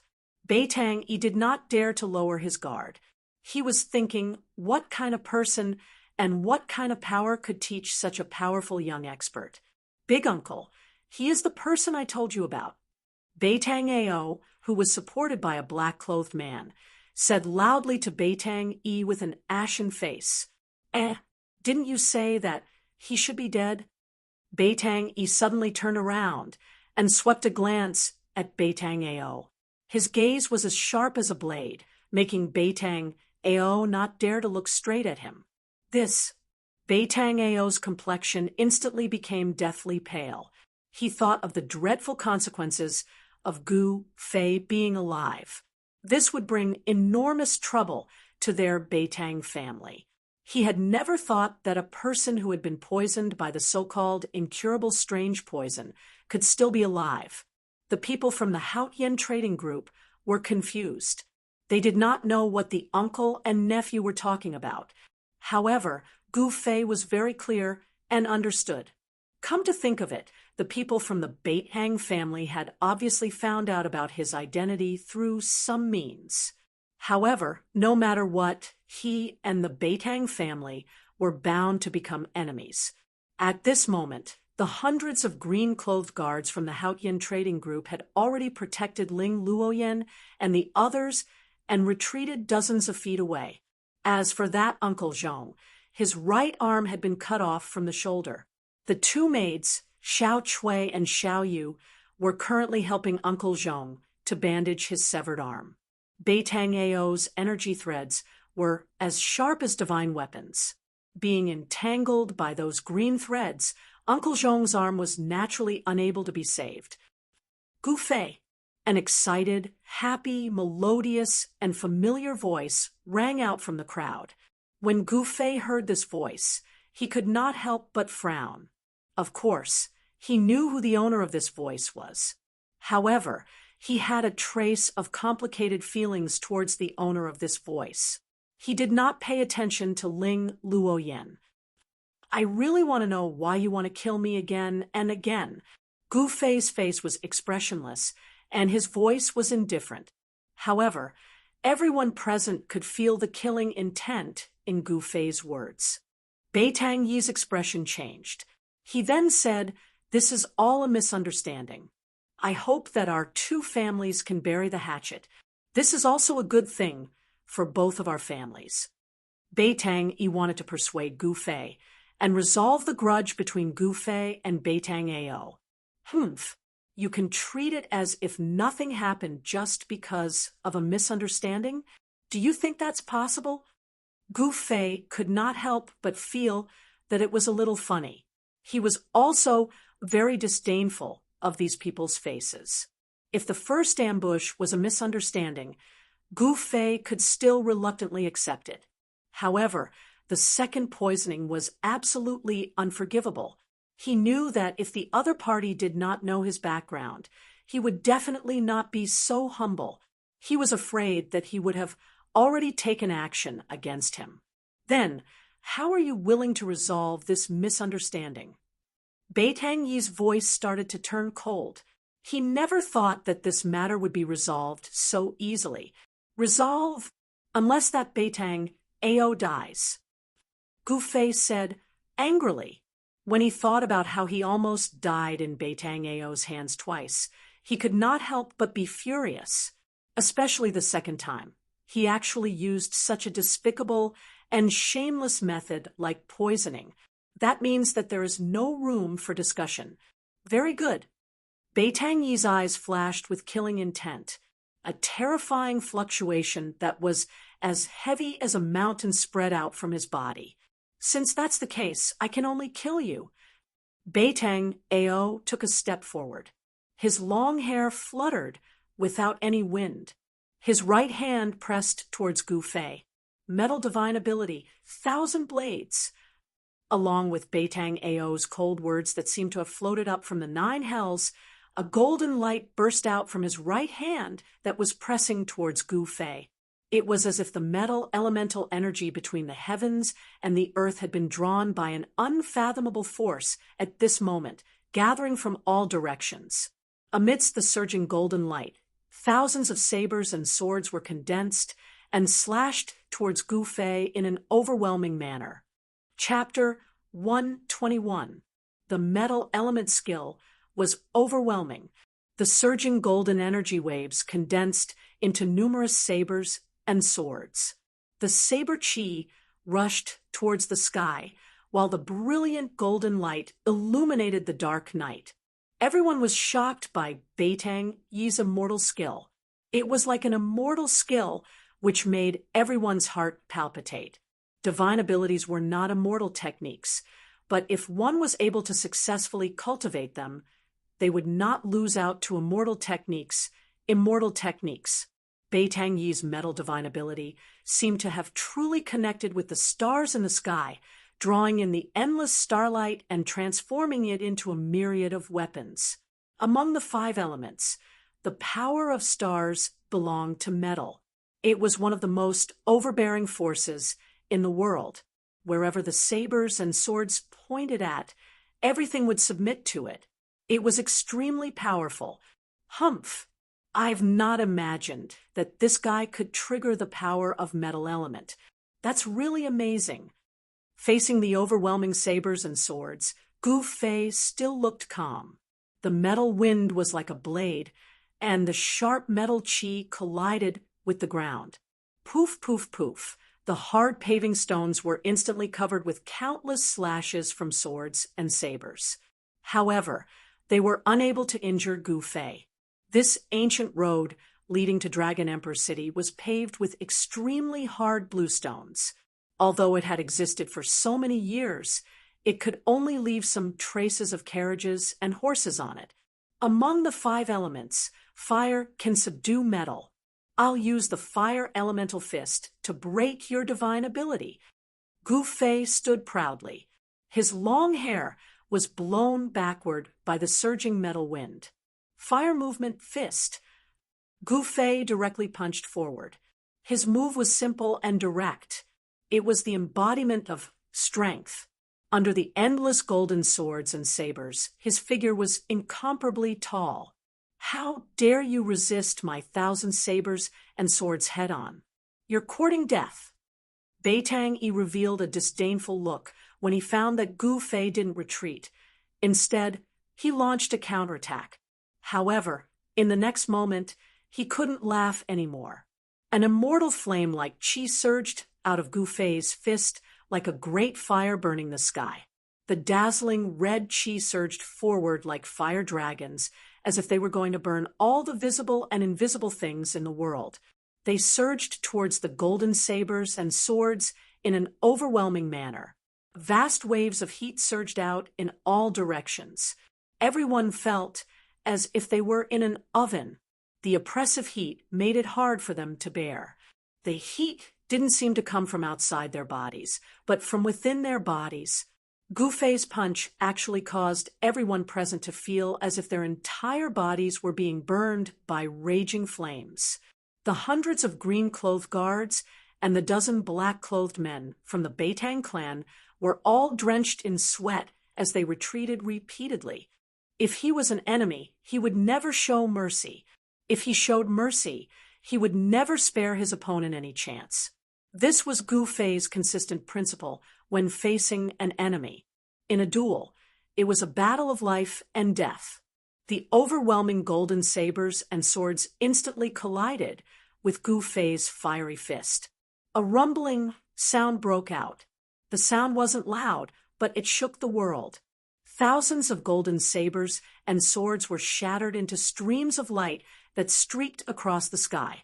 Finally, they were extinguished in the surging fire. There were flames everywhere and sharp edges everywhere. The strong light that erupted illuminated the world. Especially under the night sky, it was particularly eye-catching. Even hundreds of miles away, it could be clearly seen. Unparalleled strength was colliding, surging, and canceling each other out. A great pressure swept out and shrouded the nearby world. The thousands of sabers and swords formed by the metal element divine power were actually blocked. It wasn't a divine power or a Dao technique, but it was better than a divine power and a Dao technique. The martial arts and combat skills that Gu Fei displayed shocked everyone. When the light dissipated, Beitang stood in the field without moving. At this time, he could no longer hide the shock in his heart. How was this possible? Gu Fei flew out. He was surprised to find that the black-robed middle-aged man was actually a powerhouse that surpassed the realm of awakening self. He was at the peak of the 8th level of heaven, but it was still difficult for him to contend, and he was forced to retreat by the metal element divine power. Although the martial arts and combat skills were not weaker than any Dao technique, the strength of the other party was there. In this battle of combat skills and divine powers, Gu Fei was at a disadvantage. A vast amount of Yuan Qi rushed out of Gu Fei's body, enveloping his whole body in a bright aura. He tried his best to stop his retreat. At this time, behind him was already a dense forest. You are actually unimaginable. Beitang looked at Gu Fei with a look of disbelief. He seemed to have thought of something, and his expression changed several times. This is Uncle Zhong, who was being protected by a group of guards, was speechless for a long time when he saw the scene just now. At this time, he trembled and muttered to himself, "I can't believe the legend is actually true. Martial arts are not inferior to divine powers and Dao techniques." "Uncle Zhong, what divine powers and Dao techniques? What are you talking about?" Ling Luoyan asked. Her gaze was still on the imposing figure in front of her. "This, you wouldn't know even if I told you," Uncle Zhong said excitedly. His face, which was pale due to losing a large amount of blood due to his broken arm, now had a hint of redness. I can't believe that I would be able to see true martial in my lifetime. Uncle Jean seemed to have seen through Gu Fei's martial arts and seemed to know that it was another cultivation system that was different from divine powers and Tao techniques. You have surprised me too much. I can't believe that I, Beitang Yi, am actually fighting with a true martial artist. You are a Tao sex disciple, yet you cultivate martial arts. You are really unconventional. Beitang Yi took large strides towards Gu Fei. At this time, anyone could see that Gu Fei seemed to be at a disadvantage. Ling Luoyan and the rest couldn't help but break out in cold sweat for Gu Fei. As for Beitang Ao, who had retreated to the side, he looked at this scene excitedly. With his big uncle making a move, Gu Fei was definitely going to die this time. No one was clearer than Beitang Ao about how terrifying his big uncle was. His big uncle had just broken through to the transcending mortality realm not long ago and was a divine arts practitioner that could contend with martial cultivators. The Beitang family's 5 elements divine powers were rumored to be able to shake the heavens and move the earth and kill immortals and gods. It was a supreme divine power.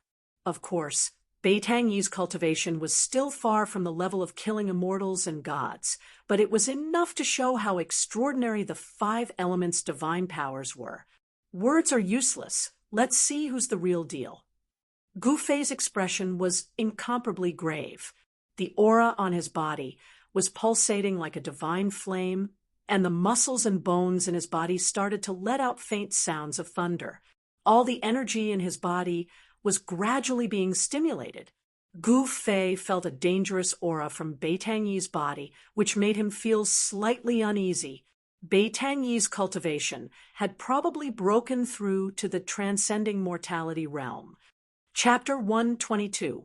The thick earth qi surged violently and couldn't be resisted. Dusky dust covered half of the sky. That wasn't real dust. It was the great power displayed by the earth element divine art. What a powerful earth element divine art! Gu Fei was secretly astonished. This didn't mean that he was afraid of Beitang Yi. On the contrary, Beitang Yi's strength had stimulated Gu Fei's arrogance. Martial arts practitioners were natural warriors. They pressed forward with indomitable will and were fearless. Even if they knew blood would be spilled 5 steps away, they would still fight, fight, fight. They would rather die standing than live kneeling. Gu Fei's martial heart was extremely pure and untainted by any worldly concerns. His actions were all from the bottom of his heart. It was because Gu Fei had no distracting thoughts in his heart that he could advance bravely and cultivate his martial path to such a stage. He didn't retreat or give way. Facing the thick earth qi that was swallowing him, he instead took a step forward proudly. He was still incomparably powerful as he punched out fearlessly, fighting force with force. So what if he was a divine arts practitioner of transcending mortality realm? He would continue to fight without hesitation. He wanted to borrow Beitang Yi's hand to temper himself, to search for that sliver of opportunity to break through in his cultivation in the face of adversity. Gu Fei wasn't stupid to fight with a strong practitioner of the older generation like Beitang Yi, who was on transcending mortality realm. He was forcing himself into a dead end and then forcing himself to break through the barrier of cultivation. What Gu Fei executed was wood element fist, using wood to subdue earth. Among the 5 elements, the wood element innately restrained the earth element. You have the divine arts of the 5 elements. I have the battle techniques of the 5 elements. Furthermore, Gu Fei still had something to rely on. It would be very difficult for Beitang Yi to kill him. That indomitable punch seemed to have borrowed the endless power of the wood element in heaven and earth and communicated with the boundless primitive forest. The essence of the plants gathered and formed a green ocean in front of Gu Fei. The resplendent green light illuminated the entire sky and earth. Wood element fist versus earth element divine art. The two terrifying forces instantly collided together. Rumble, this was an intense collision that shook one's soul. Everyone paled and retreated further away in fear. They were afraid that they would be caught in the crossfire. Even if it was just the aftershock of their clash, it wasn't something they could withstand. Gufei, don't lose! Under the protection of a group of guards, Ling Luoyan retreated far away. She kept looking back at the scene, praying in her heart. However, Ling Luoyan's prayers didn't seem to have any effect. The heavy wood elemental fist force simply couldn't disperse the dust that filled the sky, although the wood elemental energy innately restrained the earth elemental energy. If the earth elemental energy was too strong, it could also restrain the wood elemental energy. Dust filled the air. Gufei retreated with blood flowing out of the corner of his mouth. He had no choice but to retreat. The formidable power of the divine ability made it difficult for him to neutralize it. As for Beitang Yi, he was following closely behind. Beitang Yi's hands drew mysterious trajectories. Green light flashed between his hands. That was a sign that the wood elemental divine ability was about to be unleashed. As expected, the wood elemental fist force that Gufei had blasted out was actually guided and blocked by him in an instant. Then it completely fused into his wood elemental divine ability and surged towards Gufei. Beitang Yi cleverly made use of Gufei's wood elemental fist force. In addition to his own divine ability, he formed a majestic and unstoppable wood elemental divine ability. Amidst the dazzling green light, endless dark green shadows of trees were condensing. They stacked on top of each other endlessly. This was a terrifying scene. It was as if an endless forest had appeared in the light and was charging towards Gufei. The might of the wood elemental divine ability was truly terrifying. Pung! Gufei's fists emitted two balls of golden light that were as dazzling as the sun as they collided with the endless dark green shadows of trees that were charging towards him.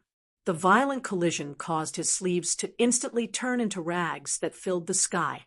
He vomited blood once again as he retreated, as if he couldn't withstand the attack. The 5-elemental combat skill was no match for the 5-elemental divine ability. This seemed to be a foregone conclusion. Gufei directly crashed into the dense forest beside the ancient path. Soon after, the surging wood elemental divine ability instantly destroyed a large part of the forest. Broken wood and broken branches filled the sky. Ha! So, what if you are a true martial artist? Under my divine ability, let's see how long you can last. A wanton laughter resounded on the ancient path. Beitang Yi chased after Gufei like a gust of wind and lightning. Everyone present could feel Beitang Yi's strength. Beitang Ao was even more overjoyed, with his big uncle stepping forward. Even if Gufei was killed, it wouldn't be a big deal, because this was no longer a matter that concerned him alone.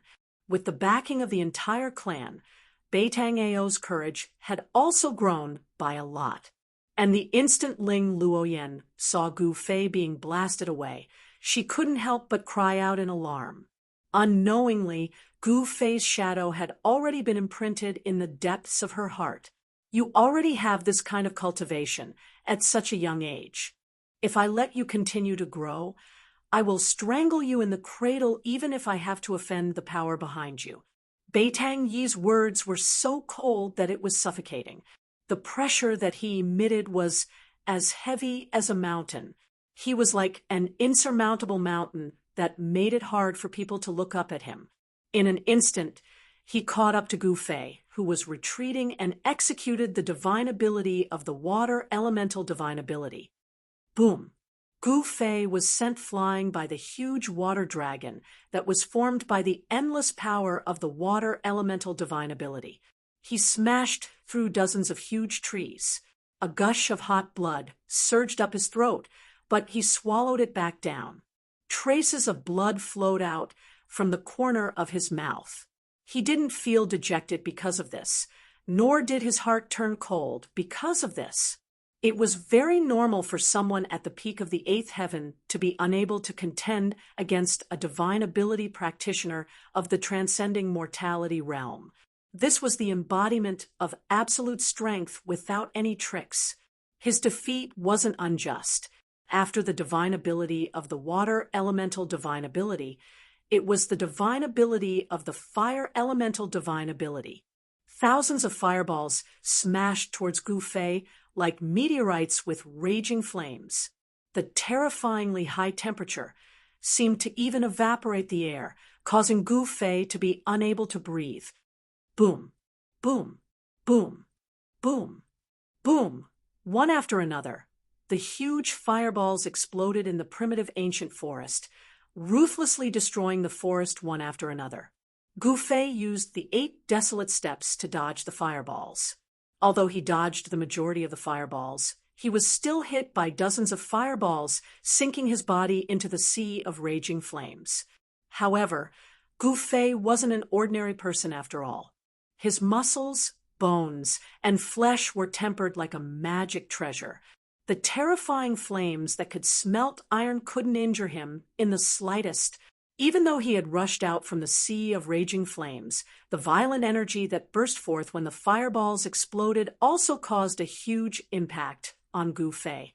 The arms that he used to protect his body felt like they were about to break, causing him to break out in cold sweat from the pain. Even so, Gu Fei still attacked Beitang Yi, who was chasing after him, with many dazzling blade lights, attacking Beitang Yi. The chi of divine weapon in his body was condensed on his hands. His hands were equivalent to an indestructible divine weapon. His hands struck out destructive lights that were like the edge of a knife. They had great power that tore through the void and destroyed everything. Even Beitang Yi didn't dare to take them head on and could only retreat in anger. Divine arts practitioners were the same as martial cultivators. They didn't cultivate their corporeal bodies, but divine arts. Therefore, Beitang Yi's corporeal body wasn't strong. If he was hit by the lights from the chi of divine weapon in Gu Fei's body, he would still die. Using desolate steps and relying on the extreme speed of 8 steps and the technique of weapon refinement, Gu Fei was firmly suppressed by Beitang Yi. However, Beitang Yi couldn't kill Gu Fei in a short period of time. The two of them rushed into the primitive ancient forest and chased each other in the forest. In an instant, they were far away. On the ancient path, only the hundreds of guards and workers of Haotian caravan, as well as Beitang Ao and the rest of Beitang family, were left. Kill! Don't leave a single one alive. Beitang Ao came back to his senses and immediately gave a murderous order to the dozen black-clothed men. Yes, the dozen black-clothed men received the order in unison. They pulled out the weapons at their waists and pressed towards the hundreds of black-clothed guards of Haotian caravan. On the ancient path, the weapons swayed and flashed with cold lights. Instantly, a murderous aura filled the air. Chapter 123. Roar.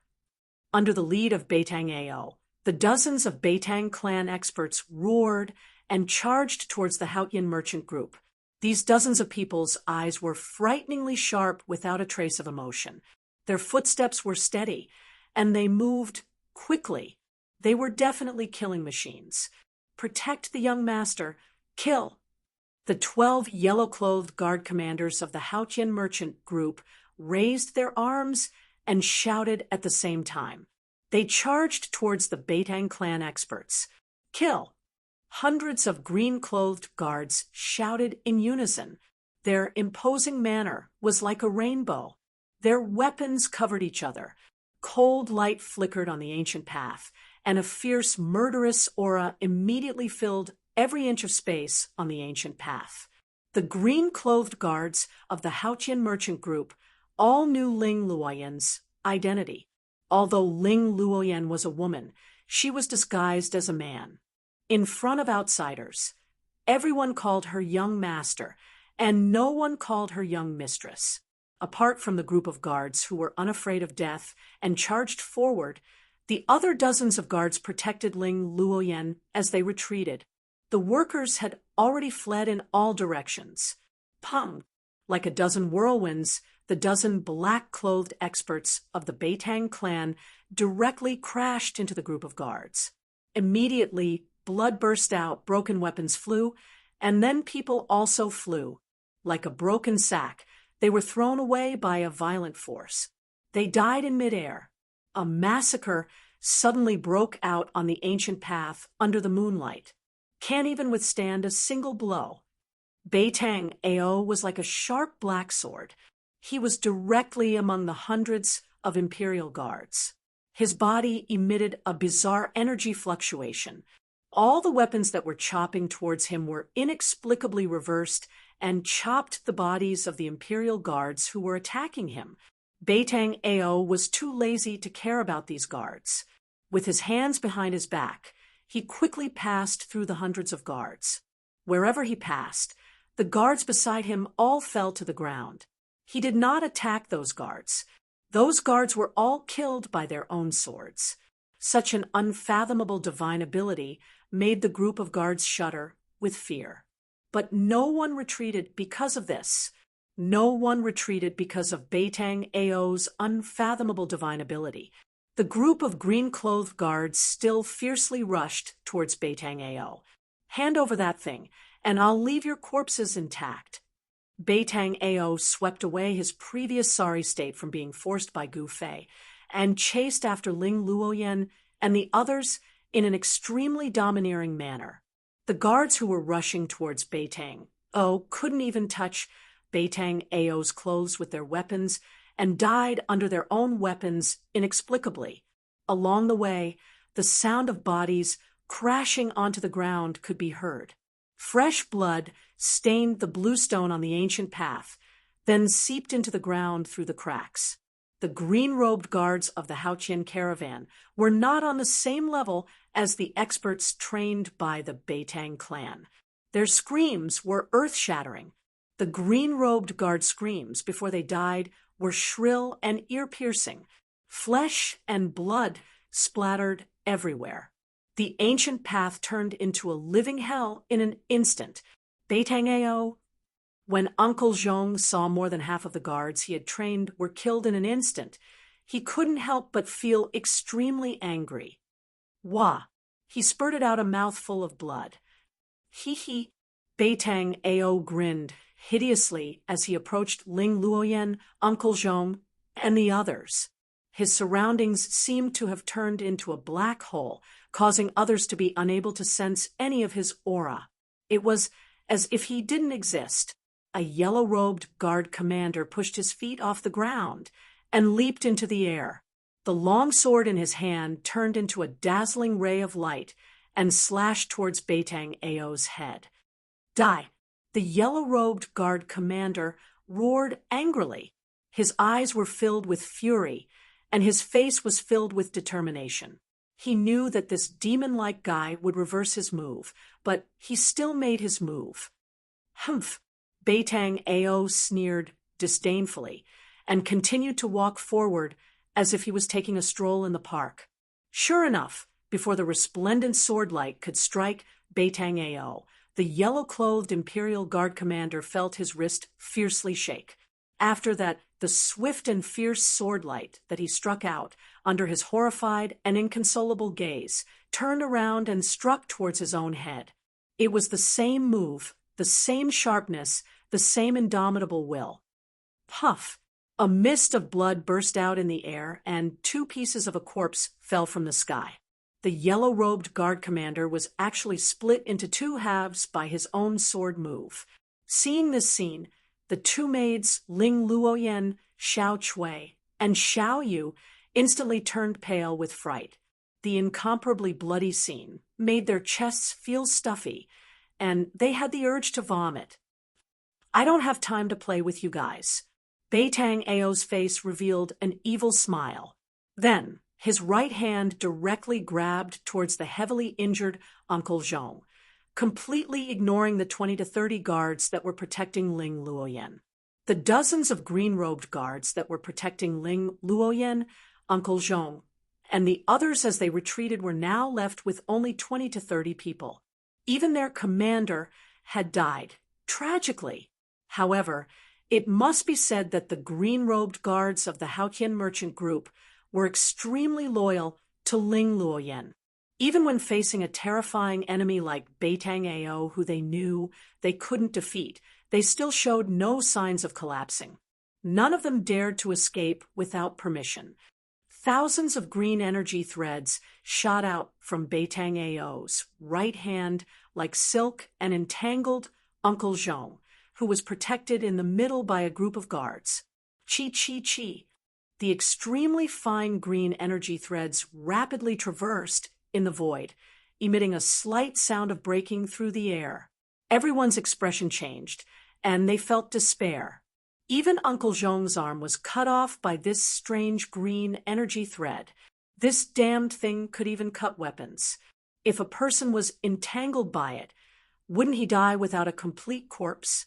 Just when Ling Luoyan and the others thought that they couldn't escape death, a tiny purple shadow suddenly shot out from the dense forest beside the ancient path. That purple shadow's momentum was very fast. It actually rushed into the midst of the guards in an instant before Beitang Ao's green energy silk fell on everyone. Everyone only saw a purple shadow flash before their eyes. A large hole was torn in front of Uncle Zhong's chest, revealing the close-fitting clothes inside. Not good. A thought flashed in Uncle Zhong's mind. He spread open the 5 fingers of his left hand and immediately grabbed towards the purple shadow in front of his chest.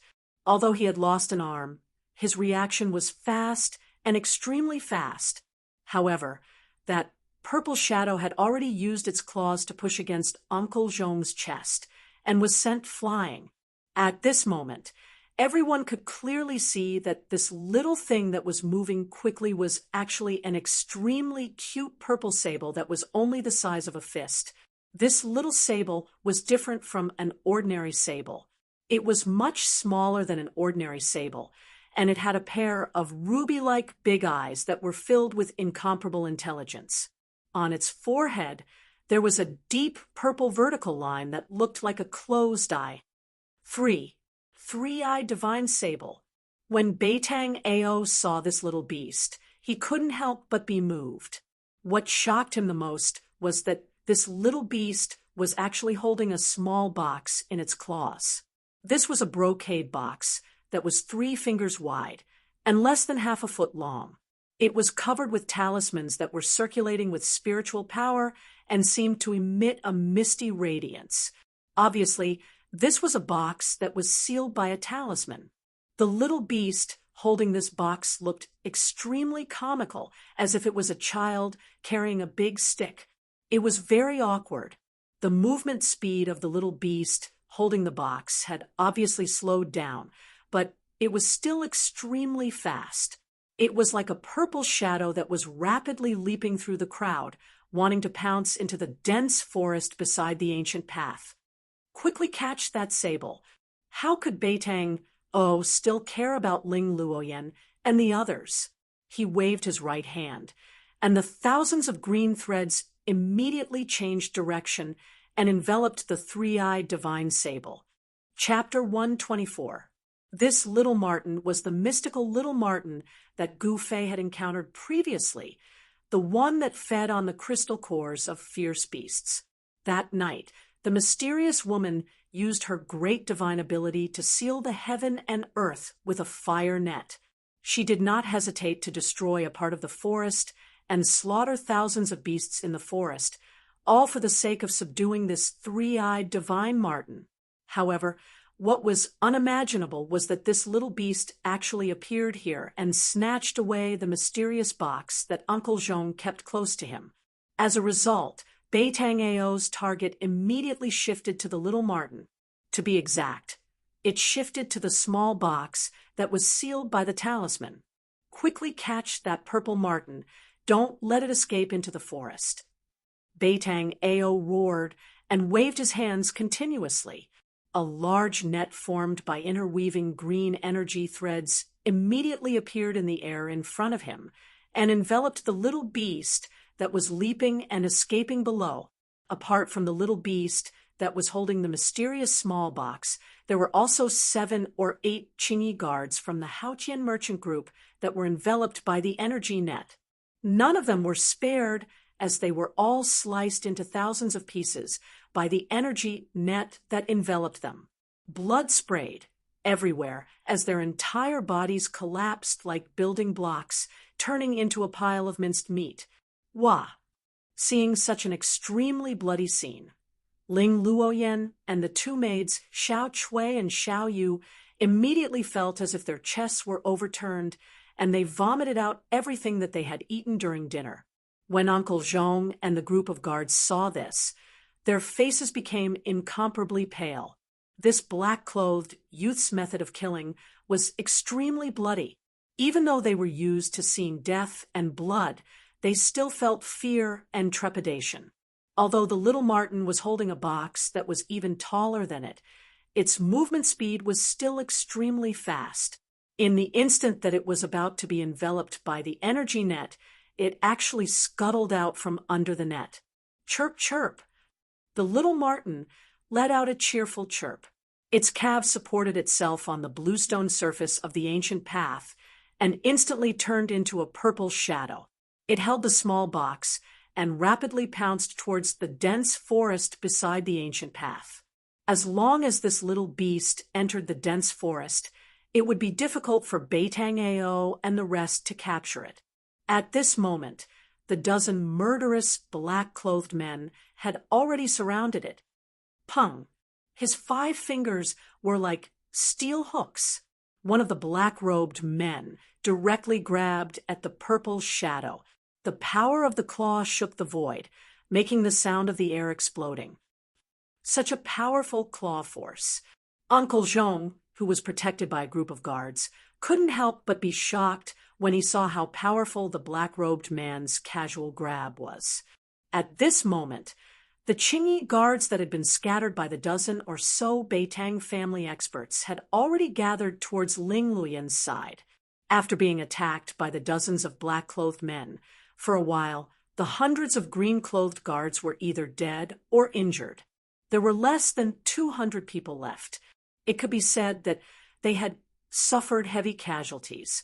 The subordinates trained by the Beitang family were even more terrifying than the Grim Reaper that harvested human lives. The bloody battle just now was simply a one-sided situation. Even the hundreds of green cloth guards found it difficult to contend against these dozens of death gods. The black-clothed man's peerlessly swift and fierce claw instantly enveloped the little marten. However, the little marten let out a squeak, and a ball of dazzling purple light suddenly erupted from its body, directly colliding with the black-clothed man's sharp claw. Wah! In the next moment, a painful roar sounded. The black-clothed man's sharp claw that was swiftly grabbing down actually exploded. His entire palm was blasted apart by the ball of purple light, turning into a mist of blood. Not only that, the purple ball of light that the little marten had transformed into flashed in the air. Pooh! It directly pierced through the black-clothed man's chest, piercing through his entire body. Poochie! Poochie! Fresh blood spurted out from the pierced chest, and the black-clothed man fell stiffly backwards. Even in death, he couldn't believe that the one who killed him was actually a little beast. Everyone who saw this scene couldn't help but be stunned for a moment. This was simply too unbelievable. Everyone was flabbergasted, and even thought that their eyes were playing tricks on them. Especially those green-clothed guards that had exchanged blows with the black-clothed man. That fellow was simply as terrifying as the Grim Reaper. An undefeatable and powerful enemy had died just like that. This made the group of green-clothed guards feel as if they were in a dream. Whoosh! Taking advantage of the moment when everyone was absent-minded, the little marten instantly rushed into the dense woods beside the ancient road, leaving a purple trace in the air. However, the moment the little marten rushed into the dense woods silently collapsed. Someone had secretly made a move, and a vast force had fixed the little marten in the air. Beitang Ao, who was about to make a move, immediately stopped. He knew that the movement here had alarmed the powerhouses of Dragon Emperor City. Beitang Ao hurriedly looked around. As expected, there were mysterious figures flashing in the surrounding dense woods. However, Beitang Ao couldn't identify who was the one who had secretly made a move. Squeak, squeak! Little Marten, who was confined in the air by an unfathomable force, let out a sharp and anxious cry. Waves of enormous force erupted from Little Marten's body, and a glaring purple light dyed the surroundings purple. However, no matter how the Little Marten struggled, it couldn't break the unpredictable force. The Little Marten and the small box that it was holding were about to be taken away by someone's great ability. Right at this moment, a huge fire broke out on a hillside several miles away. A part of the woods was instantly burned into ashes by the terrifying flames. A figure wrapped in black chi rushed out of the flames in an embarrassed manner. Then it directly turned into a ball of demonic chi and soared into the sky, trying to escape. At this moment, the force that confined the Little Marten disappeared. The Little Marten immediately uttered a squeak and rapidly darted towards the flames. "How dare you touch the belongings of our demon race? You deserve to die." A slender figure walked out of the flames. Her clothes were whiter than snow. Under the illumination of the flames, it was as if her entire body was dyed with a layer of fiery red brilliance. She was like a fairy of fire. As her sleeves fluttered, it seemed as if she would soar into the sky at any time and ride the wind. No one could see her face clearly. Her face was covered with a layer of veil. With a rumbling sound, she lightly raised her right hand, and a fire net flew out from her hand. It flew towards the escaping demonic chi. The fire net instantly spread out and enveloped a part of the world. Just like that, it wrapped around the demonic chi in the sky, as if casting a net to catch fish. Roar! Within the fire net, the demonic chi surged. The person who was caught in the net roared again and violently tried to break the net. However, everything was futile. It was impossible to break the fire net. The fire net emitted a faintly discernible, transparent flame that burned in all directions. The surging demonic chi in the net was immediately burned into green smoke and dissipated. The mysterious woman who was surrounded by the monstrous flames waved her hand towards the fire net that trapped the demon cultivator. The fire net immediately flew back to her. After the mysterious woman revealed this move, the people who were secretly watching began to retreat. Some mysterious figures began to retreat, but there were still people who were watching from the side. "I am a demon general under the command of the Devil Domain's great demon sovereign. If you know what's good for you, then quickly release me." Seeing that he couldn't break the fire net, the demon cultivator couldn't help but roar in a stern voice. "Noisy!" The mysterious woman only lightly said these two words. Then she pointed at the fire net that was flying back to her. The fire net suddenly emitted an endless, colorless, and transparent flame. The demon cultivator only had time to let out a terrified scream before he was refined into ashes along with the demonic chi in the net. The raging flames that enveloped the entire hillside immediately retreated like a tide and entered the mysterious woman's body. With a wave of her hand, she killed a demon general from the Devil Domain. The mysterious woman's lightning-fast methods deterred all the experts who were secretly watching the treasure box that needed a talisman to suppress. No one dared to attack the little beast again. Just as the mysterious woman withdrew the fire net, a purple shadow quickly rushed out of the dense forest in front of the mysterious woman. It was the three-eyed divine mink. Squeak, squeak. The little beast happily cried out a few times. With a few leaps, it threw itself into the mysterious woman's arms. Little mink is so obedient. This is your reward. The mysterious woman smiled as she took down the small box that the little beast was holding. Then she took out a crystal that was as clear as jade and agate and handed it to the three-eyed divine mink. The little beast held the crystal that looked like a pearl and began to chew on it. The incomparably hard crystal was easily bitten to pieces and then swallowed. This was the little beast's food. It was a crystal the size of a thumb. It was a beast crystal that contained spiritual yuan. Boom! Just as the mysterious woman was about to leave, a loud explosion that shook the heaven and earth suddenly burst out from a valley in front of them. Boundless vital chi suddenly burst out and immediately disturbed the vital chi of heaven and earth. After that, astonishing golden rainbows shot out from the valley. Those golden rainbows seemed to be connected to the boundless power of the stars in the sky. They emitted a wave of energy that made people's heart palpitate. And the mysterious woman immediately stopped her footsteps. She stared at the valley and muttered to herself, "I didn't expect there to be such a powerful martial arts practitioner in this world." His opponent seems to be a divine arts practitioner. Whoosh! The mysterious woman's figure disappeared in an instant. No one was able to see how she disappeared.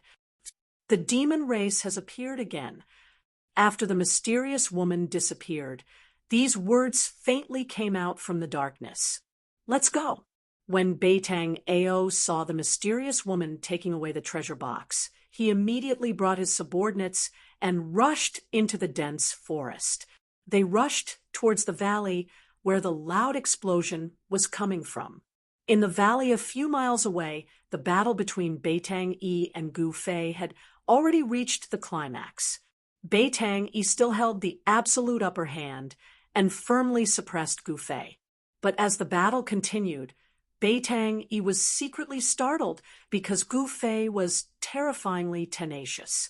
Even after suffering continuous attacks, he still stood up from the ground and wiped the bloodstain from the corner of his mouth.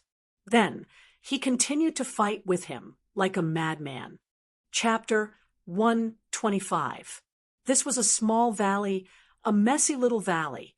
The ground was cracked, the trees were toppled, and the huge rocks were shattered into pieces. Shocking pits of all sizes were scattered all over the valley. In the entire valley, there was no piece of land that was intact. It was all destroyed by the aftershocks from the battle between Gu Fei and Beitang Yi. At this moment, Gu Fei climbed out from a pit and shook off the dust on his body. He wiped away the blood on the corner of his mouth and looked indifferently at the figure that was standing on a broken tree stump like a huge mountain. A divine arts practitioner of transcending mortality realm is indeed powerful. However, this person has probably just broken through to transcending mortality realm not long ago. If it's a strong practitioner like Zhao Xuanji, I can only flee at the sight of the wind. Gu Fei thought to himself. He wasn't discouraged and was instead a little excited. This kind of opponent was exactly what he needed at the moment. "I don't believe I can't kill you." Beitang Yi had already discovered that Gu Fei was much stronger than he had imagined. This was simply the strength of a practitioner that was close to transcending mortality realm. It was very terrifying. A youth, a martial arts practitioner, a young martial arts practitioner that only had the cultivation of awakened mortality realm could actually display strength that was infinitely close to transcending mortality realm. This truly shocked him. Legend had it that martial arts practitioners that were successful in cultivation were very terrifying. Among the same level practitioners, it was hard to find a worthy opponent. This doesn't seem to be a baseless rumor. Beitang Yi's heart trembled. Beitang Yi had long since wanted to kill Gu Fei, but at this moment, his killing intent had already risen to the limit. Gu Fei had to die. Otherwise, if he was allowed to grow, he would become a great enemy of Beitang family. What other ultimate moves do you have? Show them to me. Gu Fei's battle intent was like a rainbow. His eyes flickered with anticipation. He really wanted to know how strong a practitioner that had just entered transcending mortality realm was. Humph! Beitang Yi snorted coldly and took a step forward. In an instant, he had traversed dozens of yards and arrived above Gu Fei. Rotation of 5 elements, obliterate heaven and earth. Along with Beitang Yi's loud shout, a mountain-like energy fluctuation immediately erupted from his body. At the same time, his body surged with colorful rays of light. The rainbow-like multicolored divine radiance seemed to have spirituality. It spread out. Beitang Yi's figure disappeared within the resplendent multicolored divine radiance. A huge whirlpool was formed. Boundless power of the 5 elements gathered together, shaking heaven and earth. Everything in the area shook violently, and the broken trees and boulders on the ground all flew into the air. Roar! Gu Fei let out an angry roar and immediately lowered his waist into a horse stance. His feet seemed to have grown roots on the ground, and no matter how the world shook, he still stood firmly on the ground. The vortex formed by the power of the 5 elements finally condensed into a huge 5-colored millstone. This gigantic millstone emitted terrifying fluctuations that caused one's heart to palpitate. As it spun, it obliterated everything.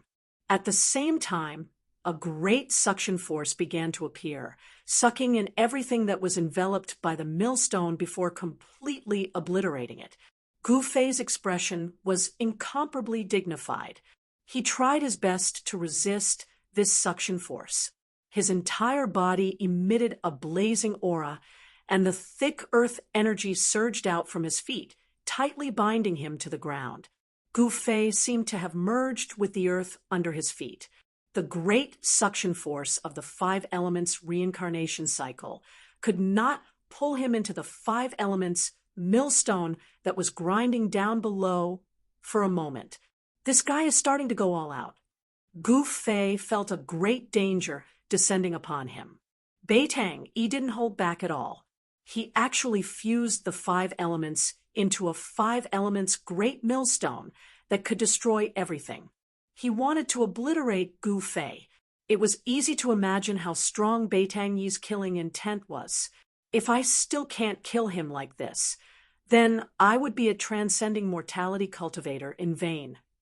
At this moment, the clothes on Beitang Yi's body, which had transformed into the great millstone of 5 elements of extinction, had already been torn to shreds. Blue veins were popping up on his body. He had exerted all his strength, but because he had overloaded his 7 apertures by activating the 5 elements as one divine ability, traces of blood were seeping out. Even if he could successfully kill Gu Fei, his vitality would be greatly damaged. All the experts who were secretly watching this battle were shocked by the profundity of the Beitang clan's 5 elements. The power of the 5 elements rotated and obliterated the heaven and earth. If this divine ability was cultivated to the extreme, what kind of scene would it be? The Beitang clan was indeed a cultivation clan with an incomparably rich heritage. Some people couldn't help but be vigilant towards the Beitang clan of Yen country. The 5 elements formed into the samsara millstone emitted a terrifying aura that could destroy the heaven and earth. This made Gu Fei feel the aura of death. Transcending mortality cultivators were indeed outstanding. Even if he had just entered the transcending mortality realm, this Beitang Yi was already very scary. If an ordinary 8th celestial layer cultivator met him, they would only be able to wait for death. However, Gu Fei was not an ordinary 8th celestial layer cultivator. He was a heaven-defying body cultivator. It was his nature to constantly challenge his limits. The stronger he met, the stronger he would become. Only then would he be able to break the shackles of his own cultivation. Divine weapon's essence for me to use. Without thinking, Gu Fei guided the divine weapon's essence into his hands. Buzz! A sword cry soared to the sky. It was like a crane's cry to the 9 heavens, a dragon's roar. An unparalleled sword, energy soared to the sky, causing the heaven and earth to lose their color. This guy? Roar! Beitang Yi, who was inside the 5 elements samsara millstone, was shocked when he saw this. He desperately drove the 5 colors millstone to grind down. However, it was not easy to use such a great divine ability that could shake the heaven and earth. Blood flowed from Beitang Yi's 7 orifices. His face was as ferocious as an evil spirit. However, it was difficult for him to drive the 5 elements samsara millstone to grind down Gu Fei.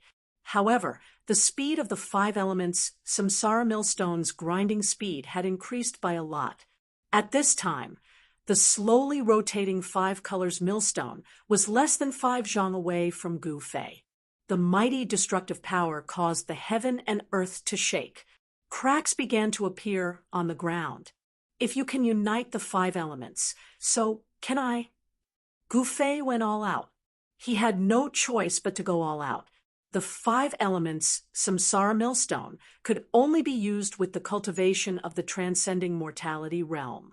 However, he didn't care so much. The Xian Qi in his body rapidly circulated. Yuan Qi surged in his flesh and bones like a river. The 5 elements Yuan Qi in his body were all stimulated by him and gathered towards the essence of the divine weapon in his hands. He was overdrafting the strength of his body. The consequences of doing so were terrifying. His body would probably suffer irrecoverable injuries. The vast 5 elements Yuan Qi fused with the purple essence of the divine weapon, 100 zhang long sword light sword from Gu Fei's hands. The extremely sharp sword Qi seemed to be able to pierce through the void. Within a dozen li, any sword cultivator that had cultivated their sword to become spiritual felt the sword Qi in their body tremble at this moment. It resonated with the shocking sword Qi that erupted from Gu Fei. Break for me. Gu Fei's long hair fluttered in the wind. His eyes emitted a dazzling divine light. He held the sword with both hands like an invincible god of war. He waved the 100 zhang long 5 colors sword Qi and fiercely slashed at the 5 colors millstone in the sky. Qi! A light sound, like a piece of cloth being suddenly torn apart, emitted an ear-piercing sound. Wherever the sword light passed by, space split. The destructive power of the 5 elements that descended from the sky was immediately split in half by the sword Qi that was like a waterfall. Chapter 126. Beitang Yi and Gu Fei both attacked with all their strength, no longer holding anything back. One was a strong practitioner of the older generation who had just entered transcending mortality realm, while the other was a young martial arts practitioner who was at the peak of awakening mortality realm. No one thought that Gu Fei could win. Jumping levels to challenge a cultivator of a higher realm than oneself wasn't something that didn't happen in the cultivation world. However, challenging a strong practitioner that was a realm higher than oneself was something that had never happened before. No one would be so stupid to challenge an opponent that they couldn't defeat. This was no different from a suicidal action. 5 elements divine arts were said to be able to destroy heaven and earth. When executed by a divine arts practitioner of transcending mortality realm like Beitang Yi, it was naturally impossible to destroy heaven and earth. However, with the cultivation of transcending mortality realm, he had the upper hand. Boundless power of the 5 elements gathered together, and the huge millstone of 5 elements gave off a terrifying aura as it crushed down on Gu Fei. That imposing manner was also extremely terrifying. In front of Beitang Yi's ultimate move, Gu Fei had no choice but to risk it all. The divine weapon's essence that had been refined in his body fused with the 5 elements and 5 qi in his body before transforming into a shocking sword rainbow that was 300 yards long and slashed upwards in defiance of the heavens. Pung! Gu Fei's clothes were instantly shattered into thousands of pieces by the sword qi that burst out, revealing his body that seemed to be cast from iron. His dragon-like muscles flowed with a 5-colored luster, giving people a feeling of pressuring strength. The unparalleled sword light was like a beam of divine light that sliced through the void, tearing apart heaven and earth. It directly broke through the destructive storm of the 5 elements' annihilation millstone and collided with it. Everything between heaven and earth seemed to have stopped. In that instant, there was no sound. It was terrifyingly silent. In the next moment, a terrifying light that could tear apart heaven and earth burst forth. Boom! The sky seemed to have collapsed, and the earth seemed to have caved in. The power of the 5 elements surged violently, and the destructive energy storm swept out in all directions. The entire valley was like a wave as the ground undulated up and down violently. Everything on the ground, the flowers, the trees, the rocks, everything turned into dust, completely turned into dust. Then, this layer of dust was blown into the air by another gust of wind. It covered the sky and covered the sun as it surged outwards, turning the entire place into a grayish haze. It actually created a sandstorm that was absolutely impossible to appear in the southern wasteland in the middle of an endless primitive forest. It was really shocking. The millstone of destruction that could shake an entire region of the world had shattered, and so had the astonishing sword light. At the center of the collision between the millstone of destruction and the sword light condensed from the battle skills of the 5 elements, the violent power of the 5 elements seemed to have turned the region of space into chaos. The pressure that surged out caused the hearts of the people who were secretly watching to palpitate. Beitang Yi was sent flying more than 300 zhang away by the frightening power that burst out. Only after falling down from the sky did he stagger a few steps and spit out a mouthful of blood. After forcefully executing the 5 elements' unification great divine ability, Beitang Yi appeared to be very tired, and his expression was weary. It was obvious that his vitality had been injured. A warrior of the self-awakening realm had actually injured his vitality. Beitang Yi was so depressed that he wanted to vomit blood. His face was gloomy, and there was not a trace of happiness on his face. Because defeating Gu Fei was a matter of course. He knew that there were people spying on him in the vicinity. In this battle, it could be said that he was bullying the weak, and it would damage his reputation. And Gu Fei's ending had already been decided. Defeat was a given. The gap of a realm seemed to be an insurmountable chasm. He was defeated miserably. He had already been seriously injured in the battle with Beitang Yi. He was merely relying on his unyielding fighting spirit to contend with Beitang Yi. The violent impact had broken both of his arms. He spat out a mouthful of blood and was sent flying by the energy storm. Like a withered leaf falling from a tree, he rolled and flew out, rolling and rolling until he was sent flying out of this small valley. Only then did he fall down from the sky, passing through the dense branches. With a pung sound, the withered leaves rushed up, and Gu Fei smashed into the jungle below. Not only were his arms broken, but his sternum had also cracked, as if an exquisite porcelain had been struck by an external force and had shattered. His bones, which had been tempered to be as hard as fine iron, were already covered with a layer of multicolored luster. But now there were actually cracks on them. It could be imagined how fierce the impact just now was. the moment his back hit the ground. Gu Fei turned over and stood up. Enduring the pain, he staggered into the depths of the jungle. He knew that this place was very dangerous, and he had to leave. The danger did not only come from the Beitang family, but also from those people spying on him in the dark. No one knew whether or not those people would make a move on him. Leaving was the best option. He could no longer fight. That sword strike just now was already his limit. That sword strike had almost drained all the true qi in his body. He was powerless to fight again. However, just when Gu Fei felt that he was about to collapse, a warm current suddenly came from his chest. An extremely powerful force overbearingly rushed into his almost exhausted body, causing his entire body to be shrouded in a hazy black and white light, just like a dry land welcoming the sweet dew from the heavens. Gu Fei's feeling of collapse suddenly disappeared. His body seemed to have been infused with an inexhaustible strength, causing his spirit to rise.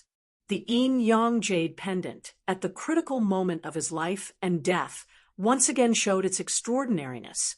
The mysterious jade pendant surged with a huge amount of yin and yang power, nourishing Gu Fei's injured body and suppressing the surging qi and blood in his chest. Swish, swish, swish. The yin and yang power rapidly circulated inside his body. Although it was an external force, it still temporarily suppressed Gu Fei's internal injuries, enabling him to perform 8 desolation steps and leave quickly. Sure enough, when Gu Fei rushed into the depth of the primitive forest, over 10 shadows appeared where he had fallen just now. The one in the front was Beitang Ao. Beitang Ao swept his gaze around, and his complexion was so gloomy that it was practically dripping water. Gu Fei had escaped right under his nose. How could he still have the ability to escape? Beitang Ao couldn't help but feel his heart palpitate. This Gu Fei is simply too powerful. Chase him.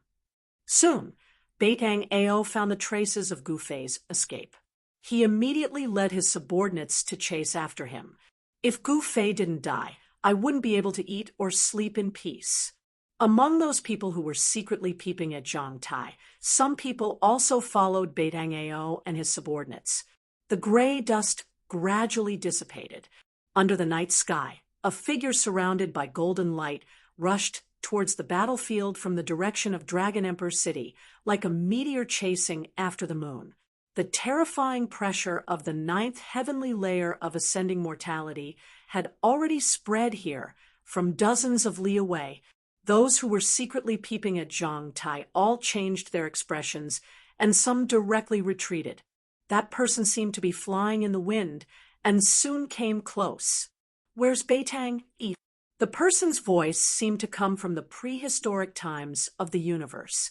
It was vast and mighty, and the endless primitive forest seemed to be echoing with his cold voice. The person was a middle-aged Taoist with black hair and a long beard. He wore a green robe with fluttering sleeves. This green-robed Taoist was Dan Chenzi, who was responsible for leading the top 10 young experts of the Taishan sect to the ruins sky. Chapter 127, with a cultivation base at the 9th heavenly layer of the transcending mortality realm.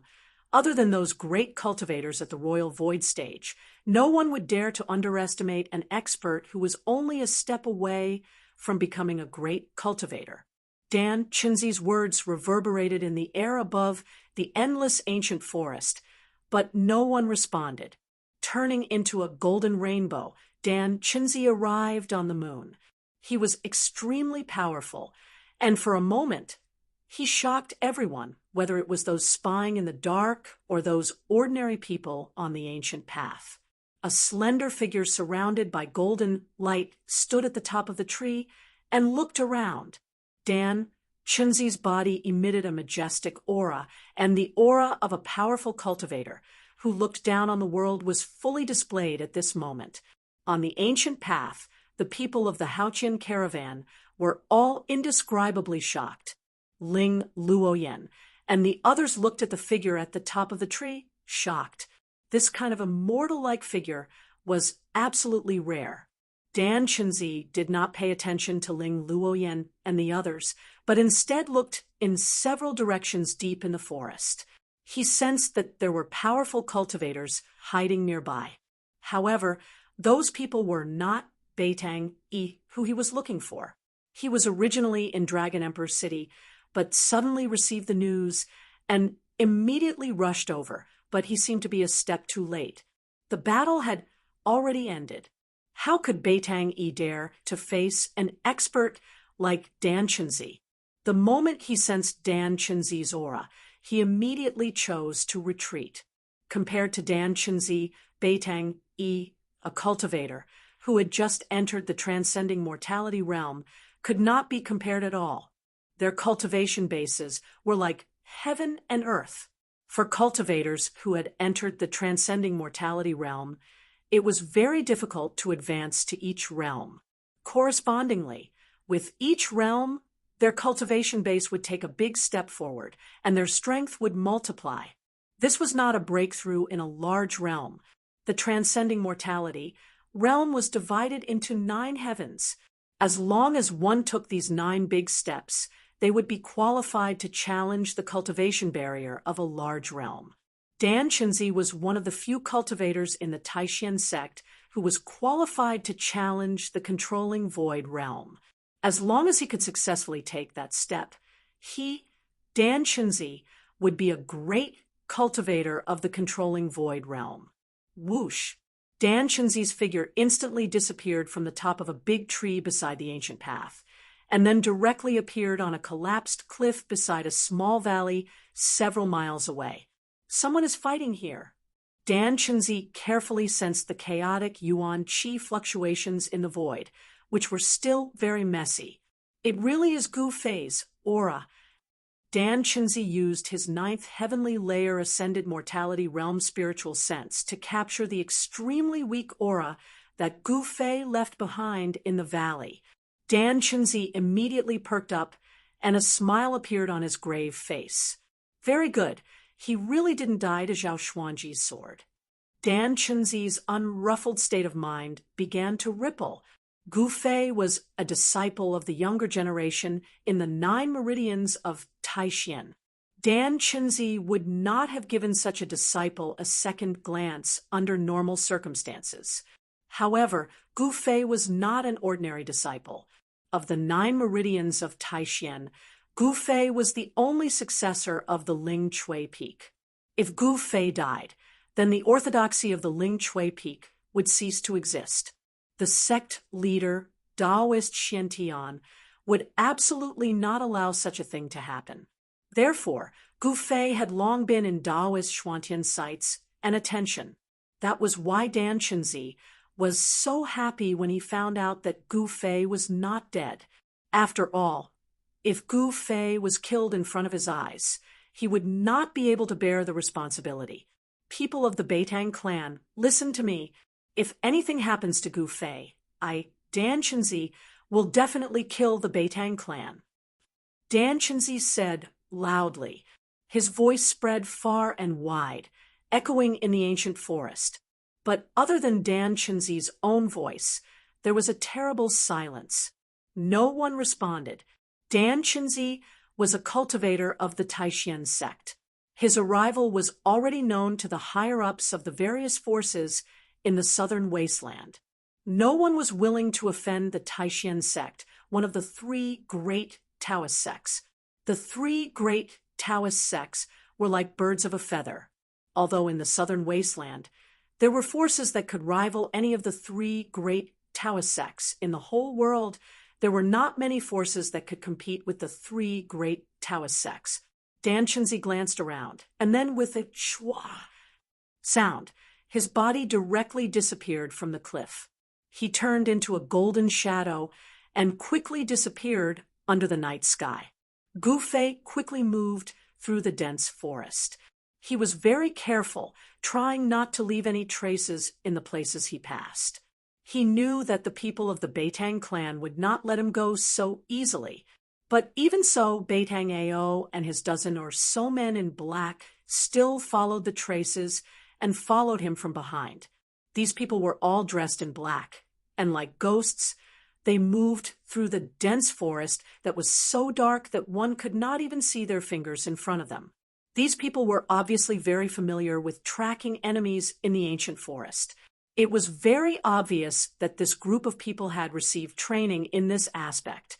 In the middle of the night, walking in the ancient forest that was filled with danger. Moreover, their movements were nimble and graceful, and they almost didn't make any sound.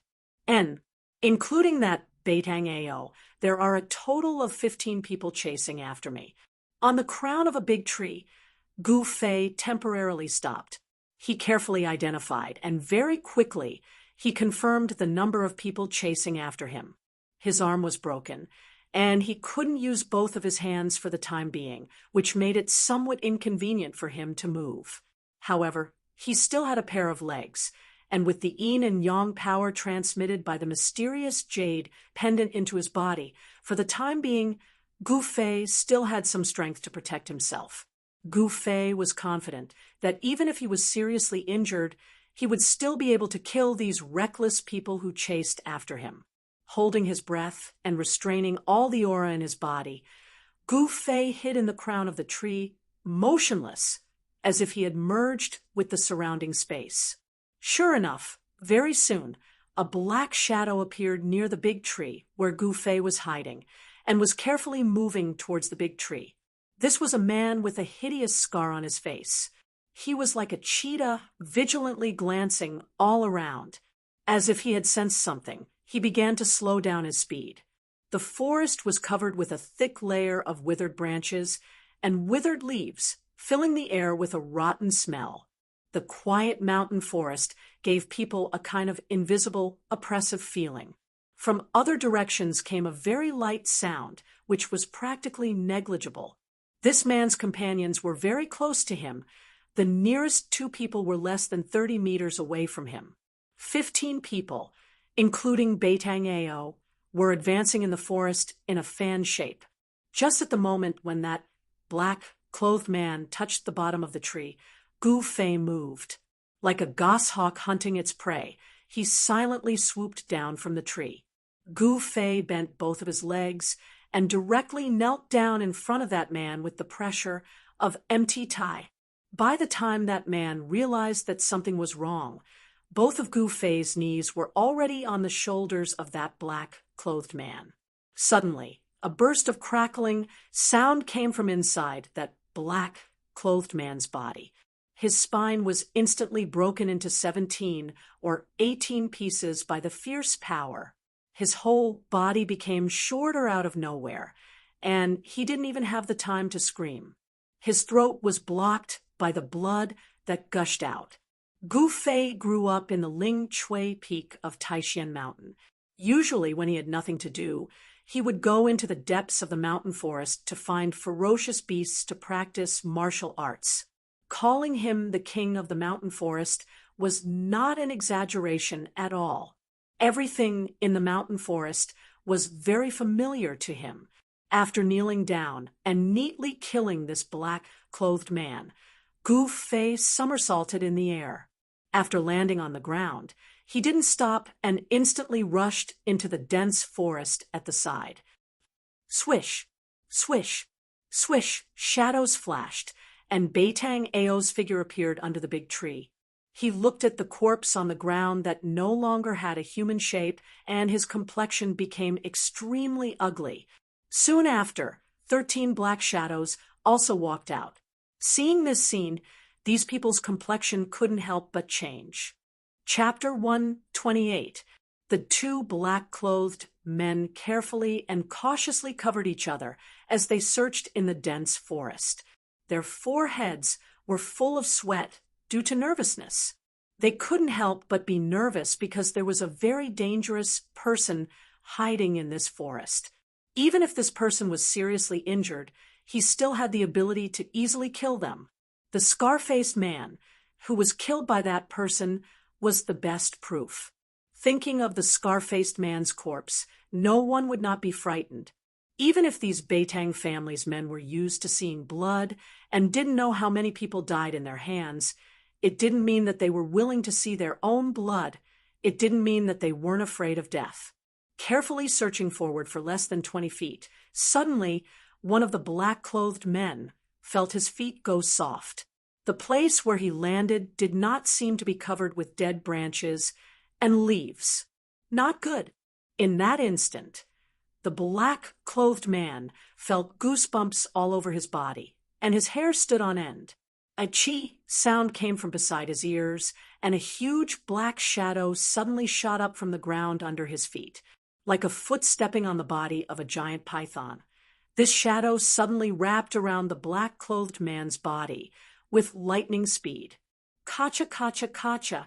The black-clothed man's body immediately issued a creepy sound of bones breaking. This sound was especially terrifying in the dark forest. In the next moment, the black-clothed man vomited blood. He only felt that all the bones in his body were broken, and then his vision went black. His consciousness fell into the endless darkness, and he didn't know anything. Gu Fei suddenly sprang up from the dead branches and leaves on the ground. With a python coiling around his body, he immediately crushed all the bones in the unlucky black-clothed man's body. This sudden action was simply too fast. After strangling the black-clothed man, he didn't wait for his companions to react. His feet landed on the ground and fiercely pushed against the ground. Pung!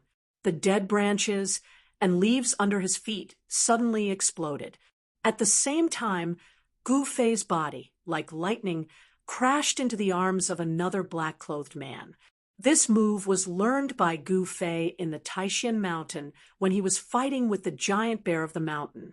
This giant bear had 3 killer moves when hunting other beasts. They were hug, hit, and slap. The giant bear was extremely strong. Hugging, ramming, and smacking were the giant bear's trump cards. A single hug from the giant bear could break the bones of a ferocious beast. A single charge from the bear could even shatter a boulder. A single slap from the bear could break a towering tree. If a human was hit by a giant bear like this, even if they didn't die, they would be half dead. The powerful force of Gu Fei's shoulder was even more ferocious and terrifying than the impact of a giant bear. With a single collision, all the bones in the upper body of the black-clothed man were broken inch by inch, and his internal organs were instantly crushed into mud. Kacha, kacha! The man in black who was hit by Gu Fei burst out, with the sound of bones shattering. Blood spurted from his mouth, and his whole body burst into a mist of blood. He flew off the ground, and before he hit the ground, he was already dead. At this time, the other people of the Beitang family in the vicinity had already noticed the strangeness here, and they quickly rushed in the direction of Gu Fei from all directions. There were 4 people rushing in from the front, 3 on the left, 3 on the right, and only 2 behind. In just a moment, Gu Fei was able to distinguish the number of people rushing in from 4 directions.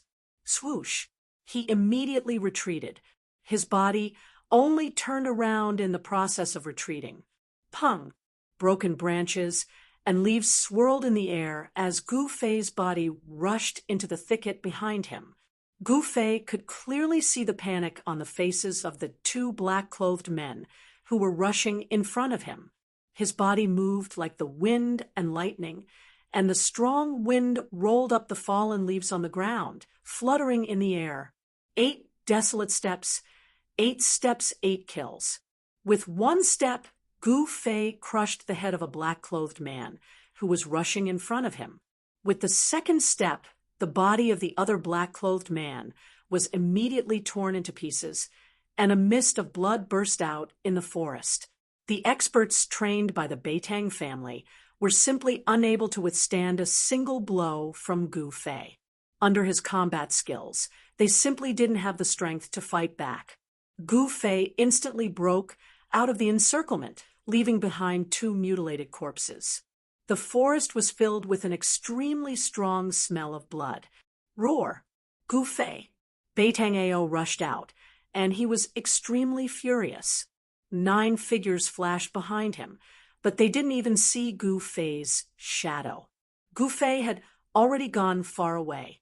Gu Fei had already killed 5 people, 5 experts that the Beitang family had spent countless efforts to train. These experts were comparable to ordinary cultivators. Even when fighting against hundreds of well-trained Haotian caravans Tsing-yi guards, they were still able to reap the lives of the Tsing-yi guards as if they were cutting melons and vegetables. At this time, Beitang Ao was very angry and very depressed. The death of his 5 underlings made him feel endless heartache, and Gu Fei's cunning made him even more furious. Beitang Ao knew that Gu Fei was intentionally avoiding him and making a move on his underlings. In front of the already seriously injured Gu Fei, only Beitang Ao could pose a threat to him. As for the others, Gu Fei simply didn't put them in his eyes.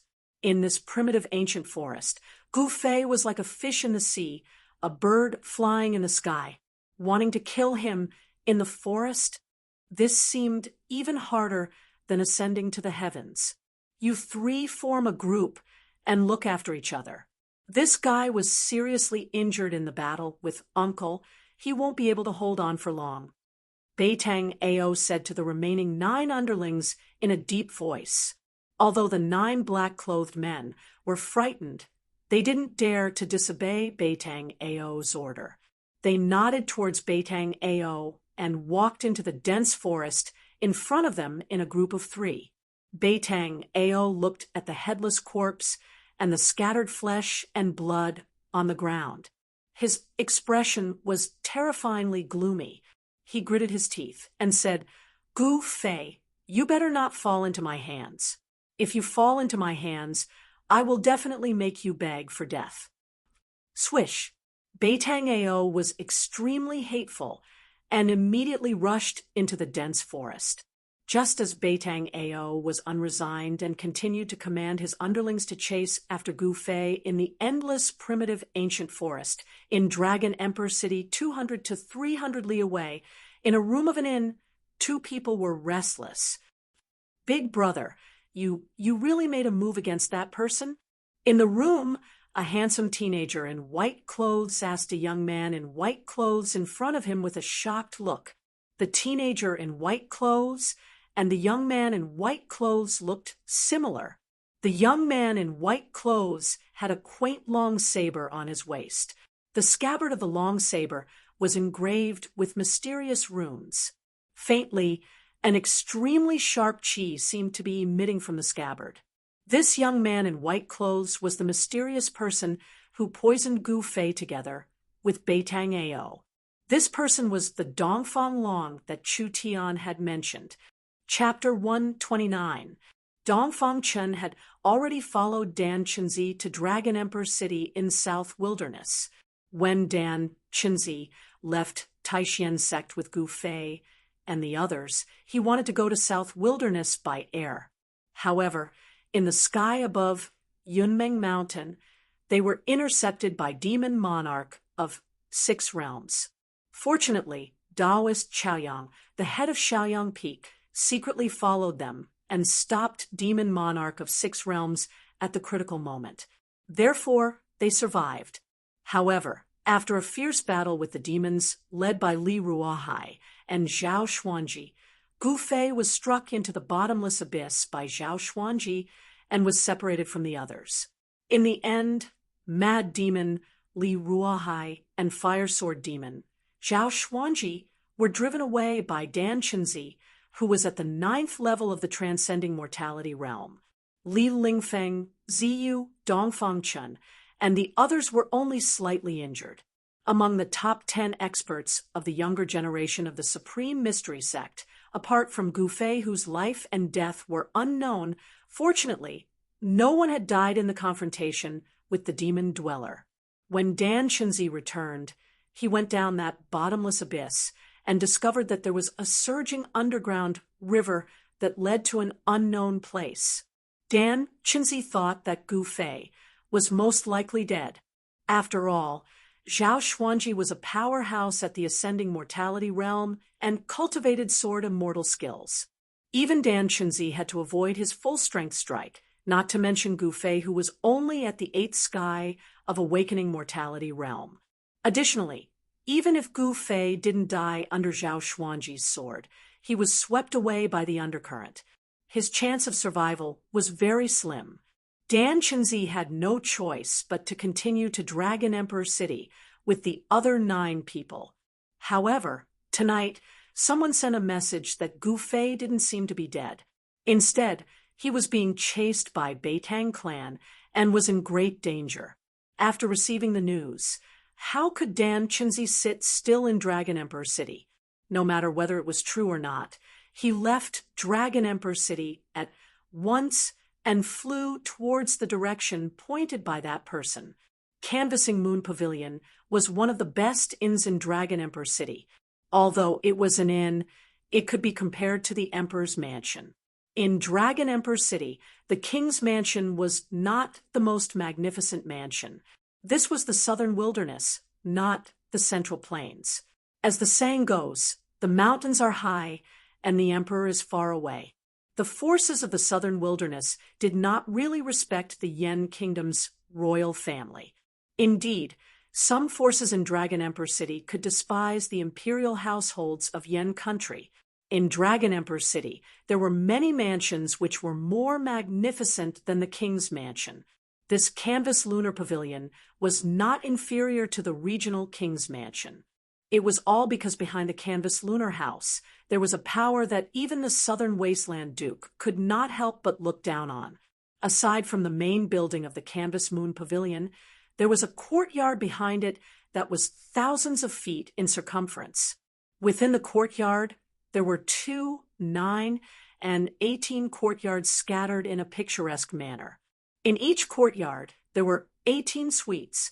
The person who built the canvas moon pavilion actually used the number 9 by 9. This was enough to show that the person didn't care about the human emperor at all. Between the courtyards, there were lakes and mountains. There was a lotus pond, so clear that the bottom could be seen. Weeping willows stood by the side of the pond, and the pond water was so clear that the bottom could be seen. Occasionally, birds would fly low over the surface of the pond, startling the koi in the pond and causing some ripples.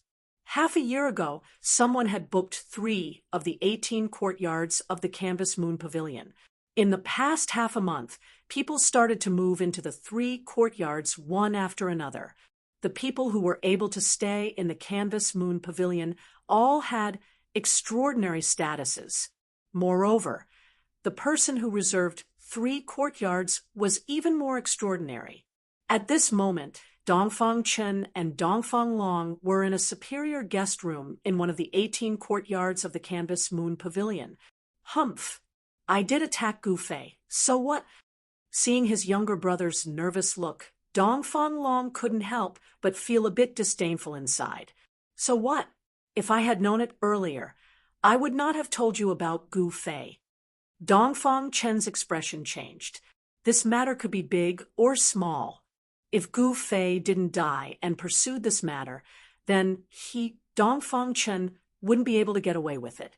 I say, little brother, what are you afraid of? That Gu Fei is just a 4th-generation disciple of the Supreme Mystery Sect. Moreover, he actually defeated you in the 9 Peaks competition. I am also helping you vent your anger. Dongfang Long said indifferently. Dongfang Chen couldn't help but smile bitterly and said, although Gu Fei is hateful, I want to defeat him fair and square. I don't want to use such a despicable method to deal with him. You're wrong. The idea of poisoning him was not mine, but Beitang Ao's doing. Dongfang Long laughed. Furthermore, haven't I already leaked the news of the Beitang family's pursuit of Gu Fei to that martial uncle of yours? An imperceptible cold light flashed across Dongfang Long's deep eyes. You, the Beitang family, and Gu Fei have long been enemies. If you do something unnecessary, are you not afraid of causing a dispute between the Beitang family and the Supreme Mystery Sect? When Dongfang Chen heard this, he immediately knew the intentions of his elder brother. He knew his elder brother very well. He was very shrewd, and when he did things, he only pursued the goal and would do anything. Isn't it good to make some enemies for your opponent? Moreover, does the Beitang family have the strength to compete with the supreme mystery sect? Dongfang Long looked at Dongfang Chen meaningfully and said with a faint smile, "You." Dongfang Chen couldn't help but be angry. A cultivation family that could be passed down in the cultivation world was not as simple as it seemed on the surface. If the Beitang family suddenly had one or two great cultivators of the controlling void realm, it would be enough for the supreme mystery sect to suffer. When the Dongfang brothers were talking in the room, in the endless primitive forest hundreds of miles away from Dragon Emperor City, Gu Fei had already killed the seventh subordinate of Beitang Ao. At this time, the eastern sky began to turn white.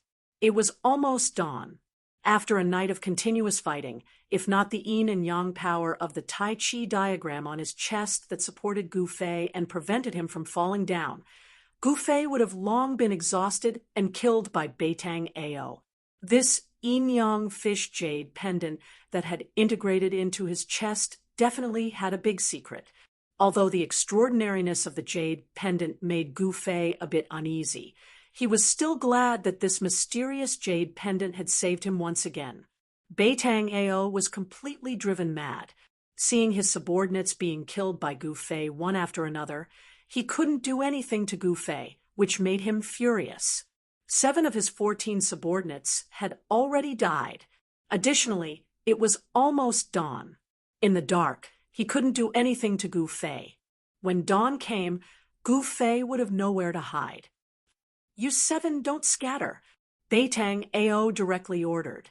He wanted to persist until dawn. In the dark environment, Gu Fei could take advantage of it. In the daytime, he wouldn't be so lucky. However, things often didn't develop according to people's ideas. No one could predict what would happen in the next moment.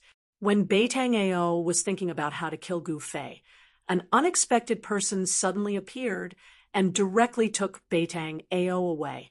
The 7 men in black were suddenly shocked and at a loss, because the person who took Beitang Ao away was his uncle, Beitang.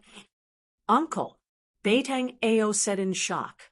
"Be quiet," Beitang said in a low voice. His expression was a bit flustered. He didn't care about the life and death of his 7 subordinates. He took Beitang Ao, and like a ghost, they passed through the jungle and quickly went far away. Right when Beitang brought Beitang Ao away and disappeared into the boundless primitive forest, a myriad of thread-like golden lights suddenly descended from the sky. The 7 black-clothed men who were at a loss of what to do in the forest were instantly penetrated by the golden threads, and they didn't even have the time to let out a blood-curdling scream before they instantly died miserably on the spot.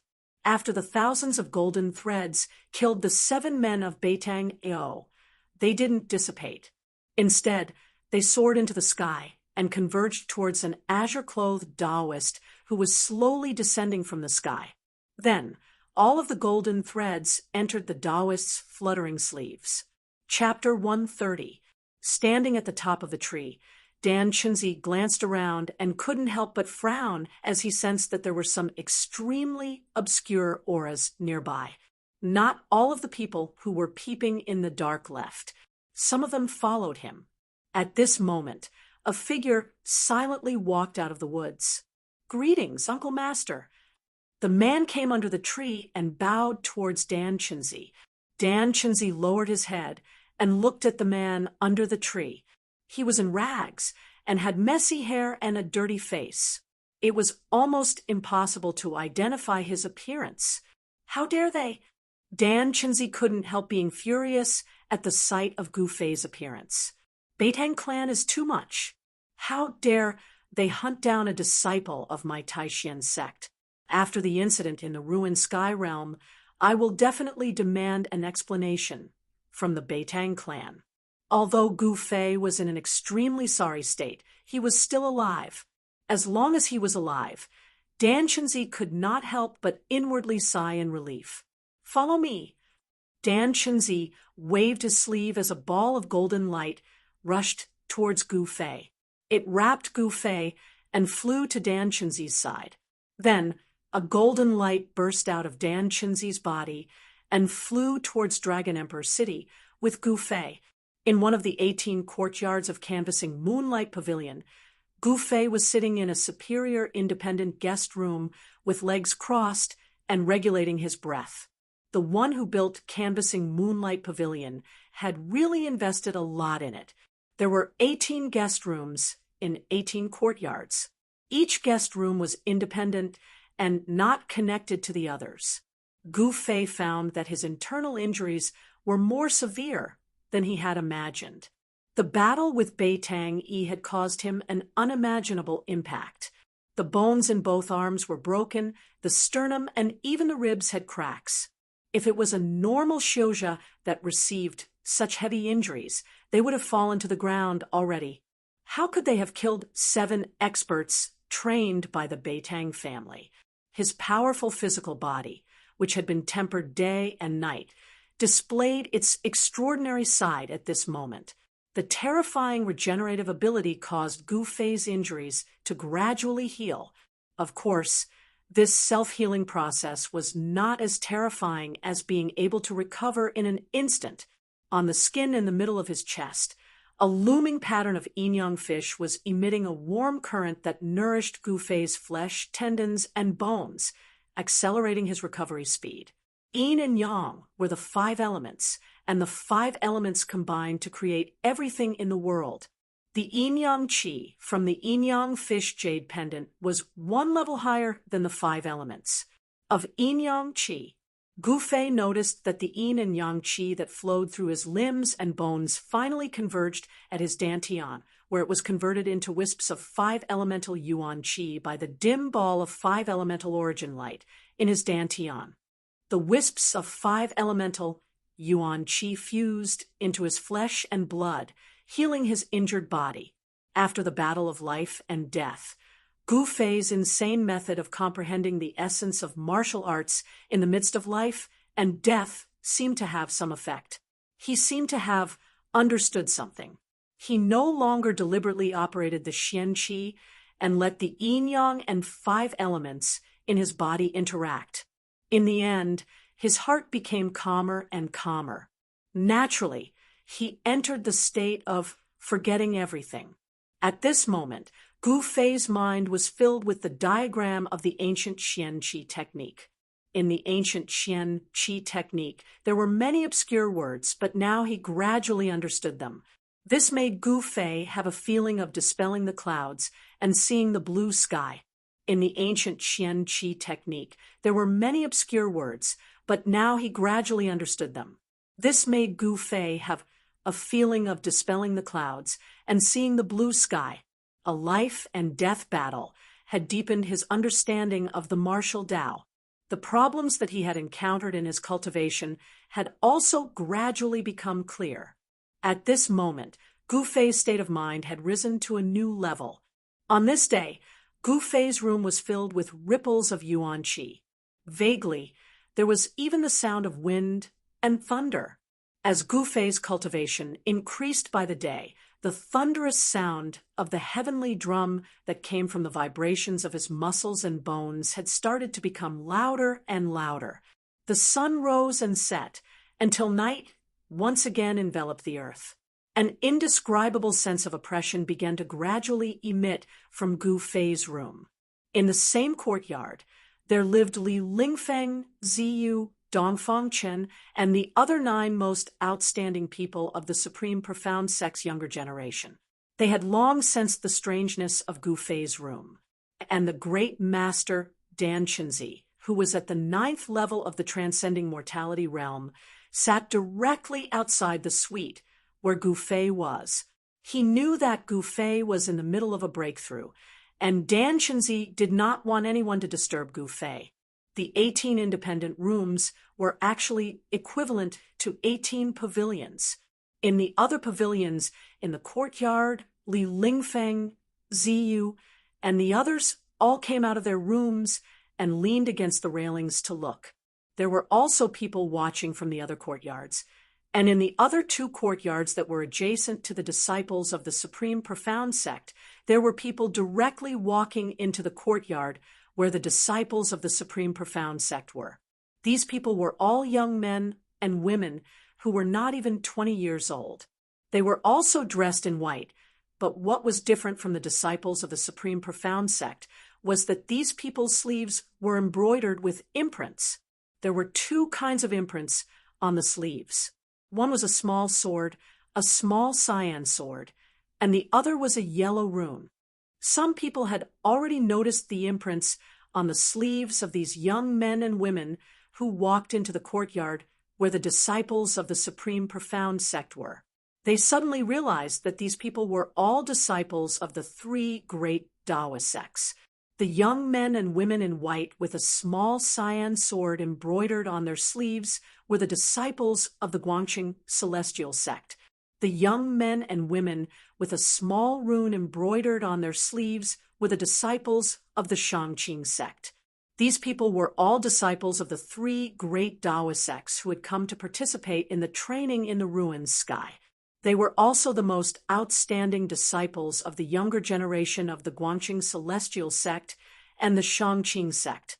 Only people from the three great Daoist sects would dare to walk into the courtyard where the disciples of the Supreme Profound Sect were at this time. The others, even though they had sensed the strange fluctuations coming from the courtyard where the disciples of the Supreme Profound Sect were not willing to enter the courtyard to avoid offending the disciples of the Supreme Profound Sect. These outstanding disciples of the Shangqing Sect and the Guangqing Celestial Sect all felt a great pressure when they walked into the courtyard where the disciples of the Supreme Profound Sect were. Everyone looked at the pavilion where Gu Fei was in amazement, especially the figure sitting cross-legged in front of the pavilion, which shocked the disciples of the other two great Daoist sects even more. Dan Chenzi was a strong cultivator who was only one step away from becoming a great cultivator, but he seemed to be protecting the person in the pavilion. Just who was the person in the pavilion? Why was Dan Chenzi paying so much attention to him? The curious people began to ask the disciples of the Supreme Profound Sect they knew. There were no lights in the pavilion. It was pitch black inside. Under the night sky, the terrifying ripples and the muffled sounds of thunder came from there. For some reason, everyone felt their hearts palpitate. The dark window seemed to be connected to the abyss of hell, and there seemed to be a terrifying demon hiding in the pavilion. Everyone could not help but feel a chill in their hearts. When the moon was in the middle of the sky, the terrifying fluctuations coming from the pavilion where Gu Fei was in became more and more intense, and the pressure on everyone became more and more intense. Finally, the pavilion could no longer withstand the increasingly strong impact of the Yuan Qi, and with a loud roar, it exploded. Chapter 131. Vast Yuan Qi surged out, and the pavilion exploded into pieces. Broken bricks and tiles scattered in all directions. Inside, a person was sitting cross-legged in the air. Rays of multicolored light surrounded his body, as if there was an invisible hand supporting him in the air, causing him to float above the ground. The multicolored light originated from within Gu Fei's body. It was like a raging multicolored divine flame was burning, refining the true body with the fire of Yuan Qi, reaching the extreme, and then sublimating at some unknown time. The yin-yang fish pattern formed by the yin-yang jade pendant in the middle of Gu Fei's chest had already completely quietened down. There was no longer any fluctuation of yin and yang energy emitted from it. The pavilion exploded into pieces, and the broken tiles and beams that exploded out were all intersected by Dan Chenzi, who was sitting cross-legged in front of the pavilion. Dan Chenzi only extended his right hand and lightly pressed forward. The scattered tiles and broken bricks that were flying in all directions instantly stopped. They were restrained by him, and then, like raindrops, they fell down. The eyes of Gu Fei, who was sitting cross-legged in the air, were tightly closed. His body was violently trembling. He felt as if he had broken some kind of shackle in his body and opened a treasure in his body. A surge of power, a surge of Yuan Qi that was much stronger than the peak of the 8th level of the Martial Saint realm, surged out from within his body. His flesh and blood were trembling, his bones and joints were making noises, and all the bones in his body were trembling. Every inch of his body that could be reached by Yuan Qi seemed to be undergoing a subtle change. Like broken porcelain, his sternum and ribs that were full of cracks were repairing at a speed visible to the naked eye, and new bones were growing from the wounds. The broken bones in his arm were also joined together by the surge of Yuan Qi. They grew and repaired in the multicolored light that was like waves of the sea. Gu Fei seemed to have been reborn from the ashes. His heavily injured body was rapidly healing. The battle of life and death last night had allowed him to take another step forward on the road of martial arts. He was undergoing a metamorphosis. This transformation could be said to be a transformation that paved the way for the final breakthrough to the transcending mortality stage. Gu Fei walked step by step on the road of martial arts and finally reached the end of the realm of self-awakening. He stood in front of the screen wall of another great realm. The thunderous sound of the sky drum had strengthened his bones and muscles. Faint thunderous sounds could still be heard coming from Gu Fei's body. Along with the frequency of the thunderous sounds, the natural energy around his body began to vibrate rhythmically. Visible ripples spread out from Gu Fei's body. In the nearby pavilions, the outstanding members of the younger generation from the 3 great Taoist sects couldn't help but exclaim in admiration. Among them, the eyes of the female cultivators shone brightly. However, not everyone was happy to see Gu Fei make a breakthrough in his cultivation. In a nearby pavilion, a white-robed youth and a white-robed youth looked coldly at the 5-colored figure floating in the air. "I really want to unsheath my saber and behead him," the white-robed young man said in a deep voice. His voice was so low that it was almost inaudible. It was obvious that he had some misgivings. "Don't act rashly," the handsome youth standing beside the white-robed youth said in a low voice. He looked at the figure in front of him with an extremely solemn expression. His eyes flickered as if he was thinking about something. "Humph, I'm just saying. With your martial uncle Dan, Chunzi protecting him, who in Dragon Emperor City dares to attack him." The youth looked at the other figure in the cyan robe in front of him. "Big brother, I hope you don't attack him anymore. Gu Fei is mine," Dongfang Chun said calmly. Dongfang Chun said calmly. Seeing that Gu Fei had made another breakthrough on the path of cultivation, the urge to surpass Gu Fei in his heart became even stronger. Dongfang long glanced at his younger brother with disdain and said, "You're really stubborn. If we let this person grow up, it will be a disaster for us, even for our Dongfang clan. Since we've already offended this person, we should cut the weeds and eliminate the roots. We should nip the disaster in the bud. That's the wise thing to do." Dongfang Chun remained silent. He didn't agree with his elder brother Dongfang Long's words. He didn't agree with his elder brother's words. Perhaps only Dongfang Chun himself knew that Gu Fei had already left an indelible shadow in his heart when he defeated him in front of the public in the 9 Peaks competition. If he couldn't surpass Gu Fei and defeat Gu Fei, he couldn't erase the shadow in his heart. He, Dongfang Chun, would lose the qualification to aspire to be the strongest. It would be very difficult for him to make great achievements in cultivation. At this moment, Gu Fei certainly didn't know what the Dongfang brothers were thinking about. His body was surging with incomparably powerful energy. Every inch of his skin contained extremely terrifying energy, flowing with brilliant light. His body was like a fine gold and immortal iron that had been tempered thousands of times. It contained endless essence of heaven and earth as it flickered. Suspending in the air, Zhang Tai sensed the essence of the 5 elements in his body, causing his blood, flesh, tendons, and bones to release powerful life essence one after another. The sound of muscles and bones gradually weakened. However, Gu Fei's chi field didn't weaken. Instead, it became more powerful. As the old saying went, great sounds were silent. In the end, the sound of muscles and bones could barely be heard. The abnormal movement in Canvas Moonlight Pavilion gradually aroused the attention of more and more cultivators. Many cultivators were shocked by the fact that someone could break through the cultivation barrier in Dragon Emperor City.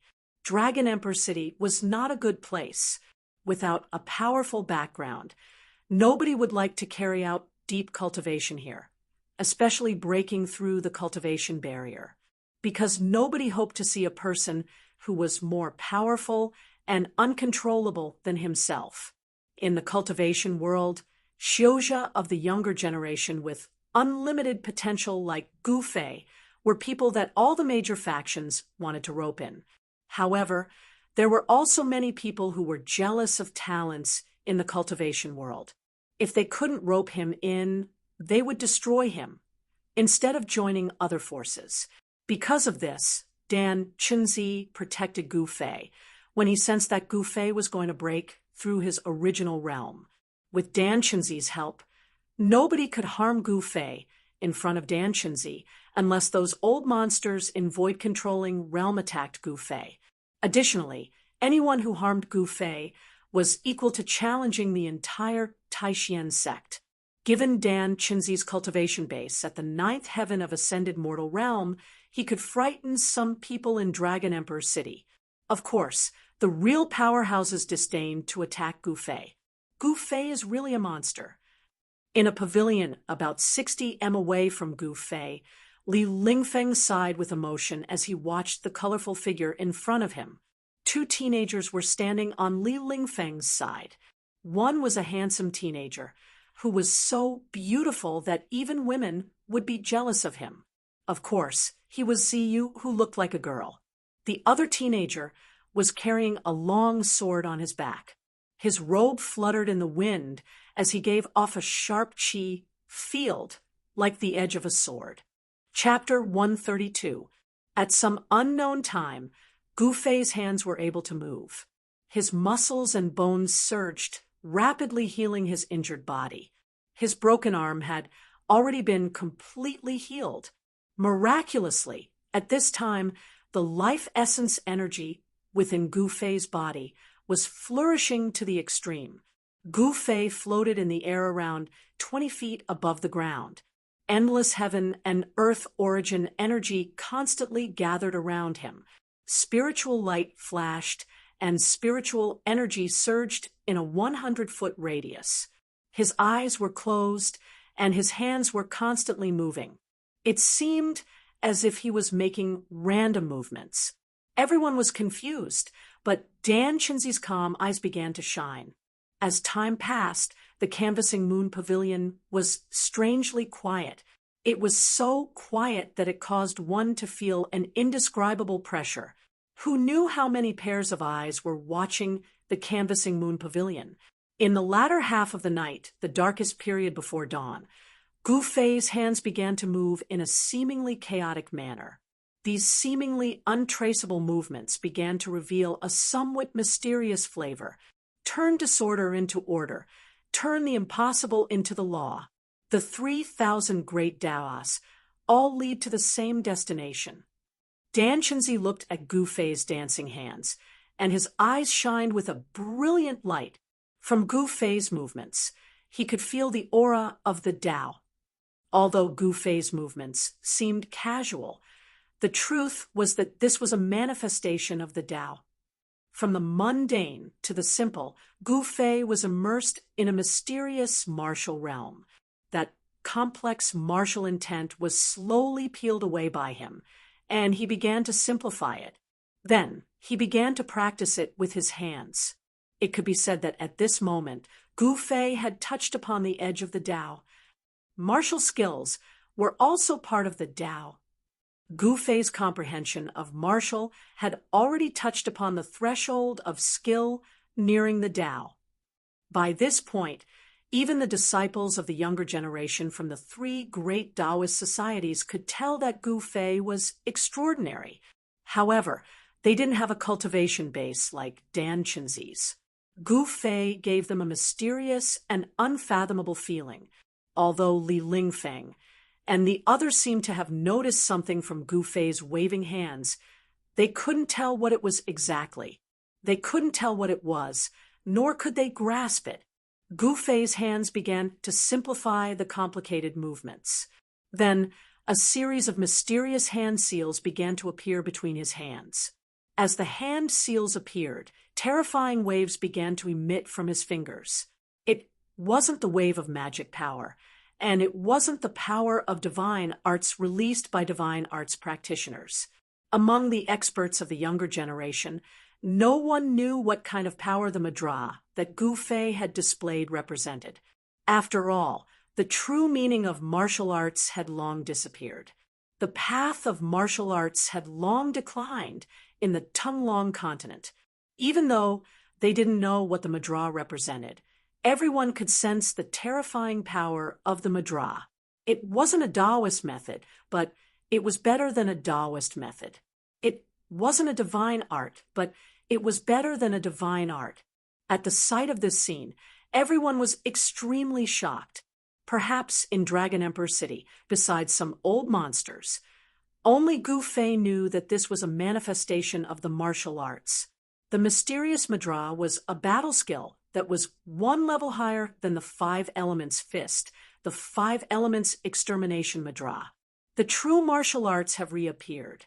Such words came out from Dragon Emperor City.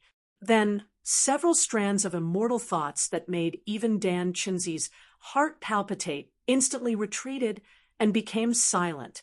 Dragon Emperor City is indeed a land of crouching tigers and hidden dragons. Dan Chenzi let out a sigh of relief. The masters of those strands of immortal thoughts were very terrifying. They were definitely old monsters in the void-controlling realm. Of course, even these old monsters didn't want to offend the Taishan sect. After all, the three major sects were closely connected. Offending the Taishan sect was equivalent to offending the three major sections. Not everyone could bear the terrible consequences of offending the three major sections.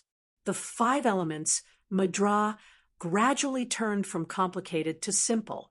Every time Gu Fei made a Madra, the essence of the world around him would vibrate. The Madra aroused the power of the world, and Gu Fei's body surged with dazzling qi. The power of the five elements surged out of the Madra.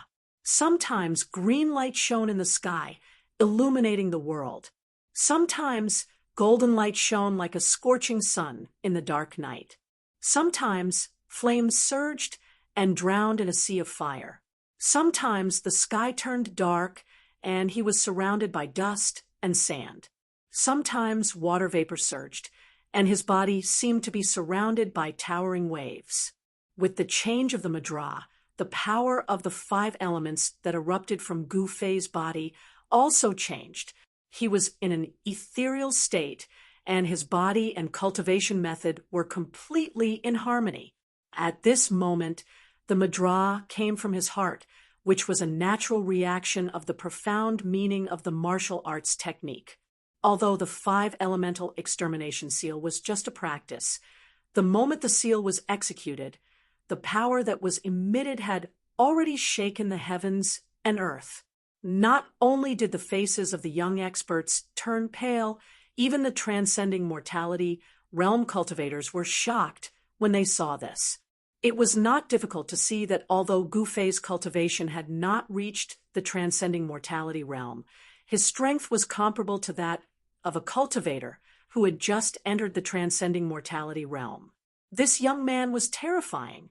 He might be able to break the common sense of the cultivation world and challenge cultivators of a higher realm.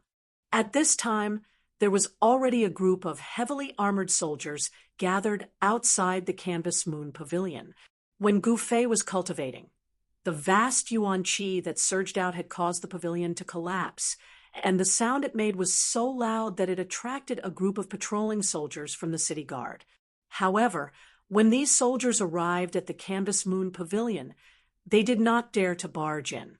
Instead, they waited for orders from above. The background of the Canvas Moon Pavilion was not simple. Even the Southern Wasteland Duke did not want to offend the Canvas Moon Pavilion. When the sky was about to brighten, Gu Fei woke up from the mysterious martial realm. He descended from the sky and landed on the base of the broken pavilion. The pavilion he was in had already disappeared, leaving only the base of the pavilion below. The moment the madras stopped, Gu Fei's body exploded with a dazzling five-colored light. A majestic force erupted from his body and swept out in all directions, causing the heavens and earth to tremble. It was as if an extremely strong wind had appeared out of nowhere. The nearby pavilions, under the wind, swayed. Although they did not collapse, cracks appeared on the walls of the pavilions. The young experts on the pavilions all had to use their xian qi to resist the terrifying essence that surged out from Gu Fei's body. At this moment, the qi of the five elements was everywhere in Gu Fei's body.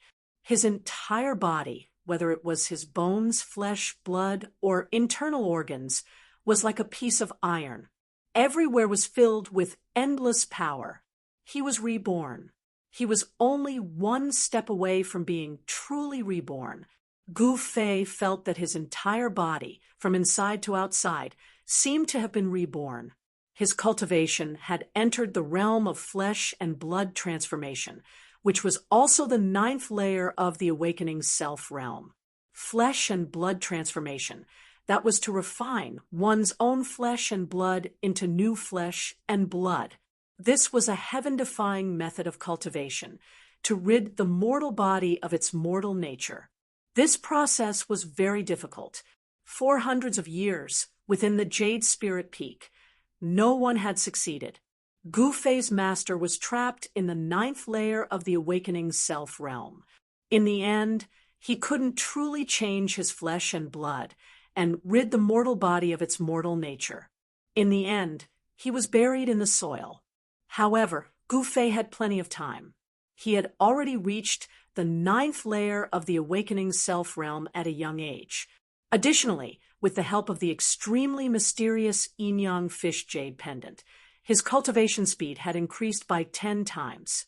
Therefore, his chances of breaking through to the shedding mortality realm were much higher than that of his master. Gu Fei opened his eyes. 2 substantial five-colored immortal lights shot out of his eyes. Sitting on the base of the pavilion with crossed legs, his long hair fluttering in the air, he raised his head and roared, his voice shaking the sky. However, the rolling sound waves couldn't spread out. After all, they were in Dragon Emperor City. Dan Chunzi didn't want to alarm more cultivators.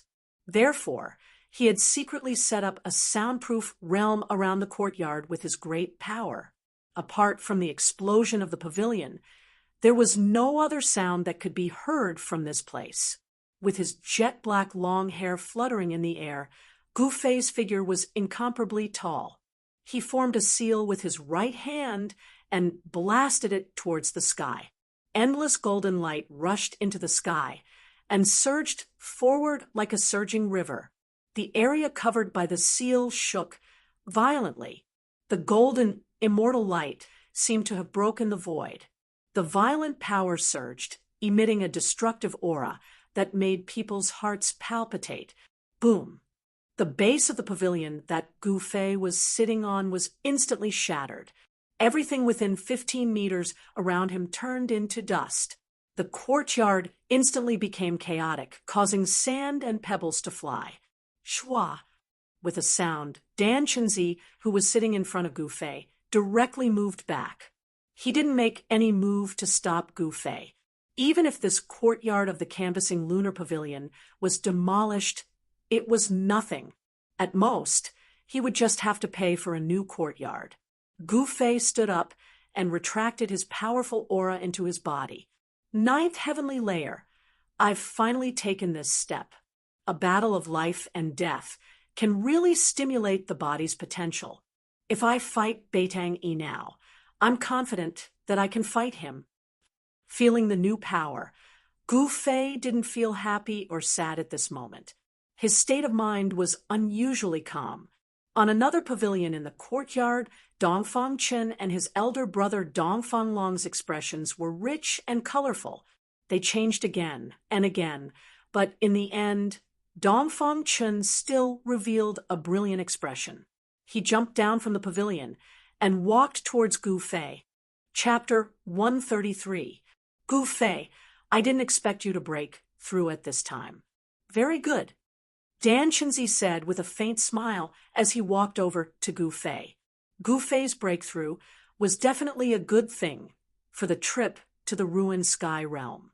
Thank you for protecting me, Uncle Master. Gu Fei bowed to Dan Chenzi. Although his mind had been immersed in the mysterious martial realm, he could still vaguely feel what was happening in the outside world. Ha ha! Dan Chenzi laughed, which was rare for him. He waved his hand and said, "Congratulations, the Green Spirit Peak has finally produced an amazing disciple. I remember that no one in the Green Spirit Peak has been able to cultivate to the 9th layer of awakening heaven before the age of 20. You are the first." Although Dan Chenzi looked middle-aged, he had actually been cultivating on Taishan Mountain for 200 or 300 years. Moreover, he was a disciple of the sect leader, so he definitely knew a lot of secrets. "Uncle Master, you flatter me." Gu Fei still looked indifferent, as if he was not very happy because of the improvement in his cultivation. Or perhaps it could be said that in front of Dan Chenzi, he was a little reserved and a little restrained. Swish, swish. At this time, there was a flash of figures, and 2 people suddenly appeared beside Dan Chenzi. "Ha ha, Brother Dan Chenzi, your Taishan sect is indeed full of talents." Among the 2 middle-aged Taoists who suddenly appeared, one of them holding a horsetail whisk and looking like an immortal, said with a smile. This Taoist was no stranger to Gu Fei.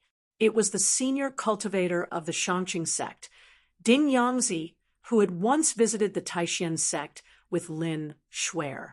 The other Taoist was empty-handed, but Gu Fei sensed a familiar aura from him. This Taoist's aura was very fierce. He stood there like a divine sword that had been unsheathed, making it difficult for people to look at him directly. A swordsman?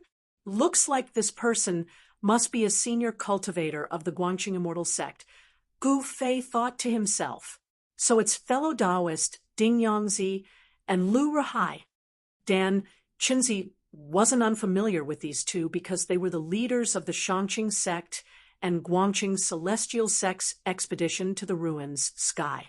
This little guy must be practicing orthodox martial arts. I didn't expect your Taishan sect to have this long-lost cultivation method.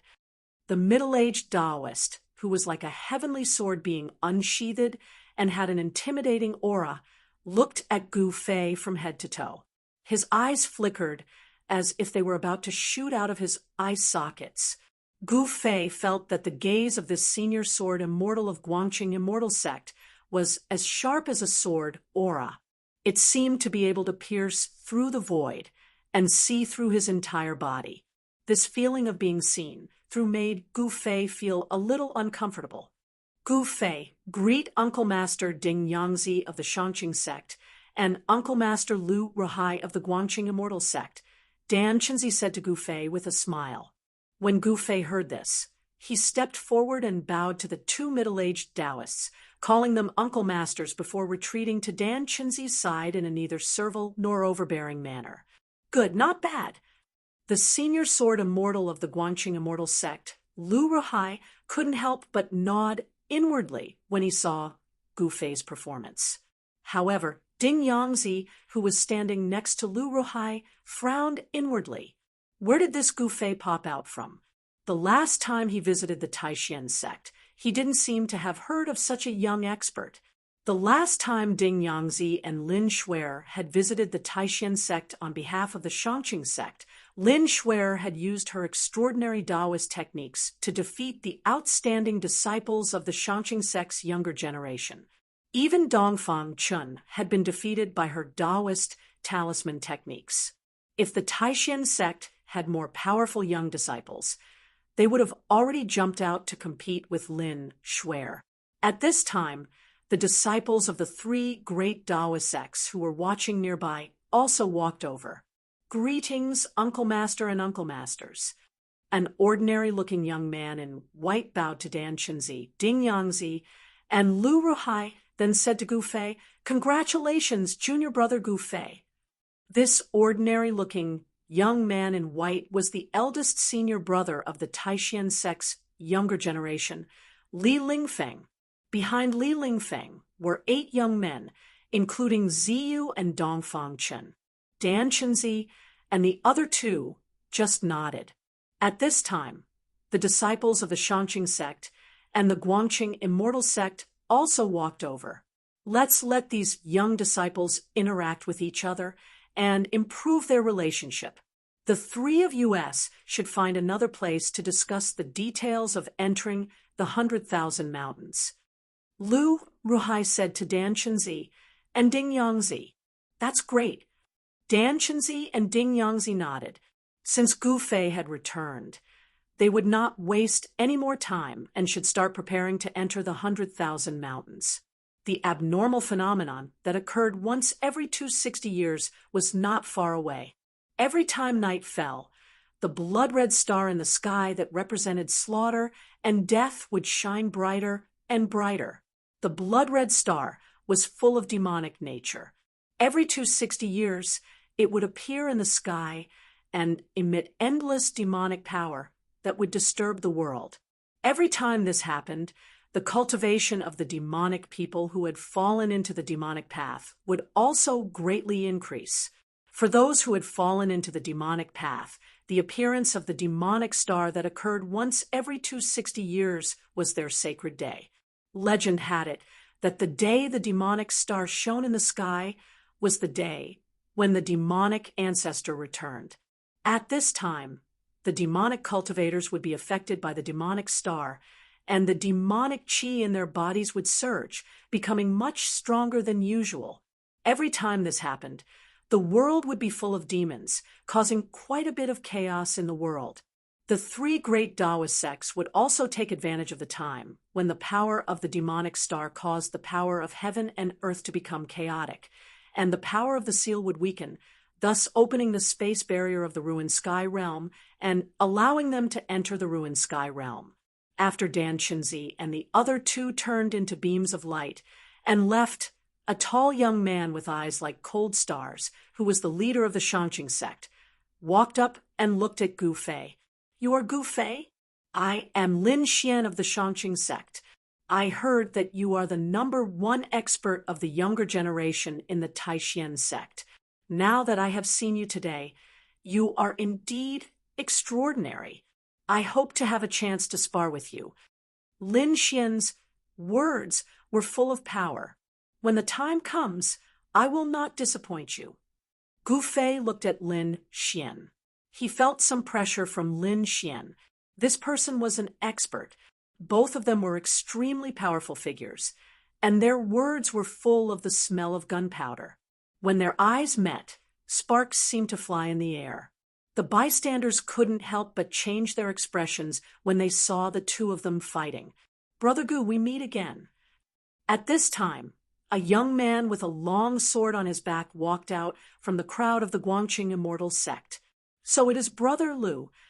When Gu Fei heard this, his attention immediately moved away from Lin Xian.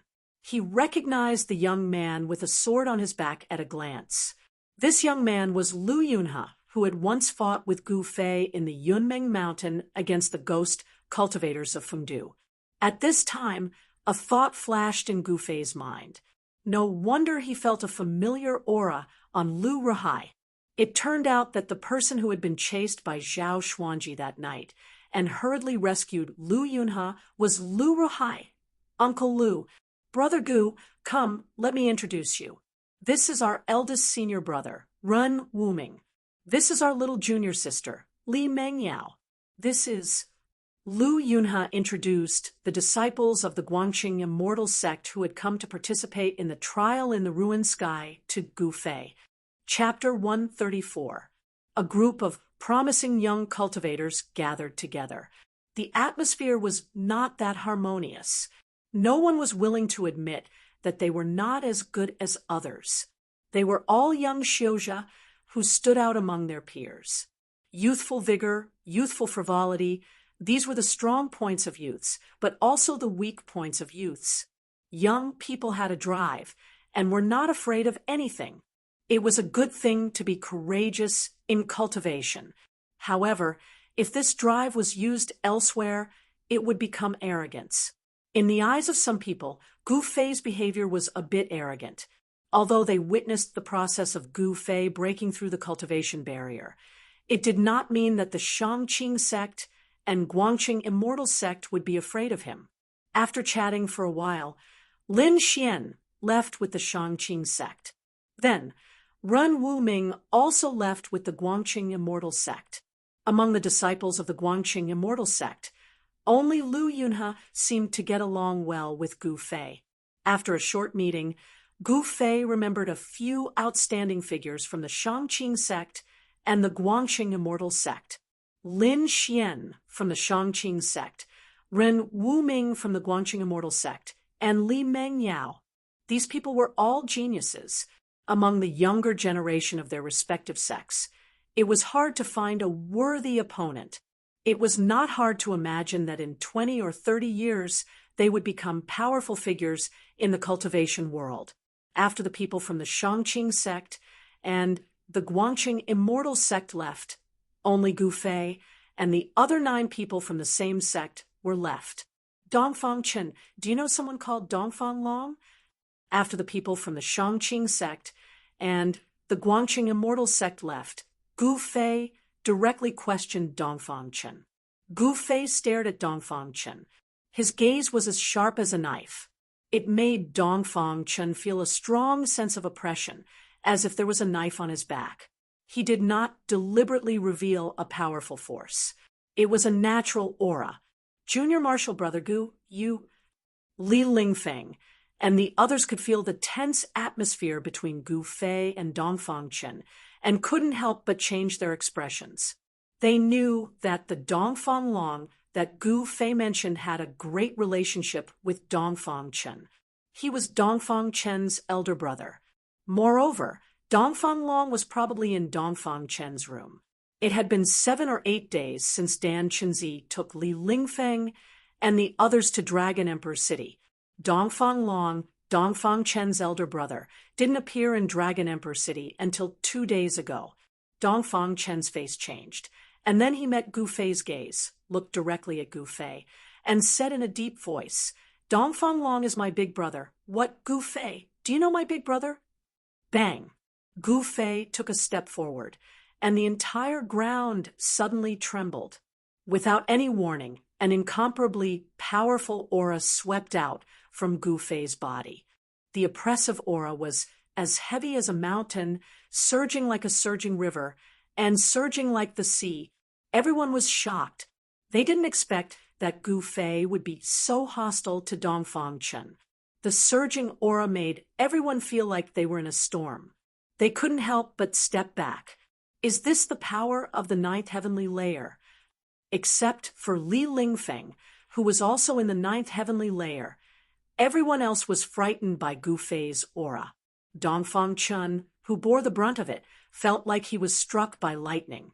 His body shook violently, and he retreated 7 or 8 steps in a row. Each step left a deep footprint on the ground.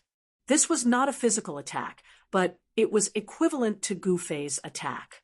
A great pressure directly acted on Dongfang Chen's heart, destroying his will. It was as if a 1,000-pound boulder was pressing on his chest, making him almost unable to breathe. Humph! Gu Fei sneered. He looked at Dongfang Chen with undisguised anger in his eyes. Anyone could see Gu Fei's anger towards Dongfang Chen. How could I not know your good big brother? Not only do I know him, I am also very familiar with him, Gu Fei said while gritting his teeth. When he thought that he almost died in the hands of Dongfang Long, his anger burned to the 9th heavenly layer. At this time, he already knew the ins and outs of the matter. Sure enough, as Chu Tian said, the people who wanted to borrow Chu Tian's hand to poison him with wine were Beitang Ao and Dongfang Long. They were really despicable and shameless, unforgivable. An incomparably tyrannical pressure enveloped Dongfang Chen, making him like a weak grass in a storm, as if he could be blown away at any time. Just when Dongfang Chen was about to fall back again, a hand was placed on Gu Fei's shoulder, and an incomparably dignified voice sounded in Gu Fei's ears. "Junior brother Gu, don't hurt the harmony between fellow disciples." Gu Fei couldn't help but be startled. The person who spoke was Li Lingfeng. Among the people present, only Li Lingfeng could still stabilize his body and put his hand on his shoulder. Gu Fei frowned. Then, the terrifying pressure that enveloped everyone immediately retreated like a tide. Everyone let out a sigh of relief. "Tell your big brother, I will find him to reminisce about the past," Gu Fei said in a deep voice, then turned around and walked straight to another pavilion. Killing fellow disciples was a taboo in the sect, and Gu Fei had some scruples. In the 18 courtyards of the Canvas Moon Pavilion, each courtyard had 18 independent pavilions, and each pavilion was equivalent to a set of superior rooms. And the people of the Supreme Profound Sect, including the leader Dan Chenzi, were only 11 people. In other words, in the courtyard, there were 7 pavilions that no one lived in. Gu Fei easily found a locked pavilion, then directly cut open the lock and walked in. Dongfang Chen gasped for breath. At this time, he realized that he didn't know when, but his clothes had been drenched in sweat. It was sticky and stuck to his body. It was very uncomfortable. "Gu Fei!" Dongfang Chen was furious. His fists were clenched, and the veins on his forehead were throbbing. He wanted to rush forward and fight Gu Fei to the death, but in the end, he still forcefully suppressed his anger. Gu Fei, who had already broken through to the 9th level of awakening, was simply undefeatable. Dongfang Chen, sadly, discovered that he didn't even seem to have the qualifications to fight Gu Fei to the death.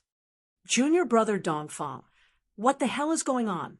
Li Lingfeng said to Dongfang Chen with a gloomy face. Dongfang Chen and Gu Fei, these two people were very strange. Ziyu Songruochen and the others also looked at Dongfang Chen in surprise. Just now, if it wasn't for big brother Li Lingfeng's timely words, looking at Gu Fei's posture, he might have directly attacked Dongfang Chen at any time. Dongfang Chen glanced at Li Lingfeng, then looked at the crowd, then let out a long sigh and helplessly said, "My big brother, maybe there is some misunderstanding with Gu Fei. I don't know the details." Of course, Dongfang Chen wouldn't say that his big brother conspired with others to poison Gu Fei with wine. Everyone looked at each other. How could things be so simple? There must be something fishy about this. Otherwise, Gu Fei wouldn't be so angry. Everyone dispersed, and Dongfang Chen also returned to his room with a bad expression. He closed the door and sat down at the table. Chapter 135. At noon, a figure in white silently rushed out of Dongfang Chen's room. It was a young man with a treasured saber on his waist. He was Dongfang. Dongfang Long coldly glanced at the pavilion Gu Fei was in and revealed an expression that was not a smile. Then he walked out of the courtyard and directly left the canvas lunar pavilion, drifting away. After a short while, a youth in white clothes arrived in front of a magnificent mansion in the central region of Dragon Emperor City. After looking around for a short while, the youth entered this extremely magnificent mansion. There were 4 soldiers dressed in winter iron armor standing on either side of the main gate of the mansion. However, they seemed to be unable to see the young man in white and allowed him to walk into the mansion. On the banners above the main doors of the mansion, there were 3 large golden words written in flamboyant calligraphy: Regional King's Mansion. No wonder this mansion was so magnificent and even had armored guards. It turned out that this was the Prefecture King's mansion of the Southern Desolate Prefecture King, Yang Yuandao. The young man in white was obviously a frequent visitor of the Prefecture King's mansion. The guards outside the gate recognized him. Therefore, no one stopped him and allowed him to enter the Prefecture King's mansion.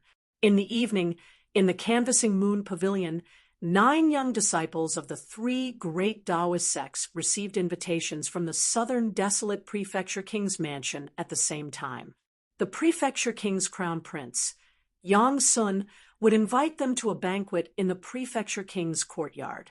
Among these 9 people, including Gu Fei, were the top 3 most outstanding disciples among the young disciples of the 3 major Taoist sects. Inside the pavilion, Gu Fei looked at the invitation in his hand and couldn't help but frown. He didn't know this Prefecture King's crown prince. Why did he invite him? He threw the invitation in his hand onto the table in front of him, then closed his eyes and sat cross-legged on his bed. Because of his breakthrough, he needed to familiarize himself with his new strength. He didn't care about the Prefecture King's crown prince. Prefecture King? So what if he was the emperor? The monarch of the secular world only had a great deterrent force to the common people. In the eyes of powerful cultivators, there was no difference between the monarch and the common people. Even these large empires with thousands of miles of territory had to pay tribute to some of the large sects within their borders. The state of Qi, where the Supreme Mystery Sect was located, had to pay tribute to the Supreme Mystery Sect every year. In the early evening, tens of thousands of households in Dragon Emperor City had lit up their lights. If someone watched Dragon Emperor City from afar, he would find that Dragon Emperor City was like a bright lamp in the endless primeval woods in the night. The pitch-dark, high city wall of Dragon Emperor City isolated the 2 different worlds. Outside the city wall, it was an endless wilderness covered with dense, primitive woods. Inside the city wall, it was a prosperous human world. Of course, there were also foreign cultivators in Dragon Emperor City. Although humans occupied the majority of the population, it was not the southern wilderness prefecture conferred by the royal households of Yen country, but the hundreds of clans in southern wilderness. Actually, it was more appropriate to call them the Southern Wasteland Barbarians. The Southern Wasteland Prefecture King's Palace was located in a courtyard in the west of the city. It occupied a vast area, and the layout was very particular. There were pavilions, terraces, small bridges, flowing rivers, strange rocks, fake mountains, and verdant trees. It was completely in the style of the Central Plains. After passing through the garden, there was a small lake at the back of the courtyard. Although it was a small lake, it had a circumference of several hundred mu. In the middle of the lake, there was a pavilion and a white jade bridge that spanned across the surface of the lake, connecting both sides. At this moment, melodious music drifted out from the pavilion in the middle of the lake. In the hall on the 2nd floor of the pavilion, the ground was covered with a thick golden silk carpet. There were 9 tables on both sides of the hall. Each distinguished guest had his own table and sat cross-legged. As the host, Yang Sun, the son of the Southern Wasteland Prefecture King, was sitting at the head of the hall. In the middle of the hall, there were glamorous singers singing and dancing. There were only a few people sitting on both sides of the hall. Most of the seats were empty. Those sitting on the seats were all young men with dignified chi and strong vitality. As they looked around, their eyes flickered with shrewd light. These young men were all in their early 20s. Obviously, they were the outstanding figures of the young generation in southern wilderness. Report: Hujan of the White Tiger clan has arrived. At this moment, a vigorous voice drifted from outside the pavilion. Invite him in. Yang Sun stood up. The other young men in the hall also stood up. The White Tiger clan of the southern wilderness was one of the 4 great Saint clans. That Hujan could be said to be the most outstanding character in the White Tiger clan. Among those of the same age as him, it was rare for him to meet a worthy opponent. He was an extremely powerful character. Why did Yang Sun invite him as well? The few young men mumbled in low voices. One could tell that they were very wary of this Hujan. Ha ha, old brother Yang. A resonant voice rang out from outside the pavilion as a tall and sturdy figure walked in. The entire pavilion, and even the air above the lake, was reverberating with the voice of this person. Those singers who were in the midst of dancing were all frightened by this sudden voice. They subconsciously halted their movements. MHM? What's going on? Where are the people from the 3 great Dawa sects? The person who came was a young man with a stocky build, thick eyebrows, and a pair of tiger eyes. His gaze was like that of a ferocious beast. This young man also appeared to be in his early 20s. However, he had a head of white hair that casually flowed behind his back. His entire body exuded an oppressive aura. The eyes of that young man were as sharp as blades. He swept his gaze around the great hall as his countenance turned somewhat unsightly.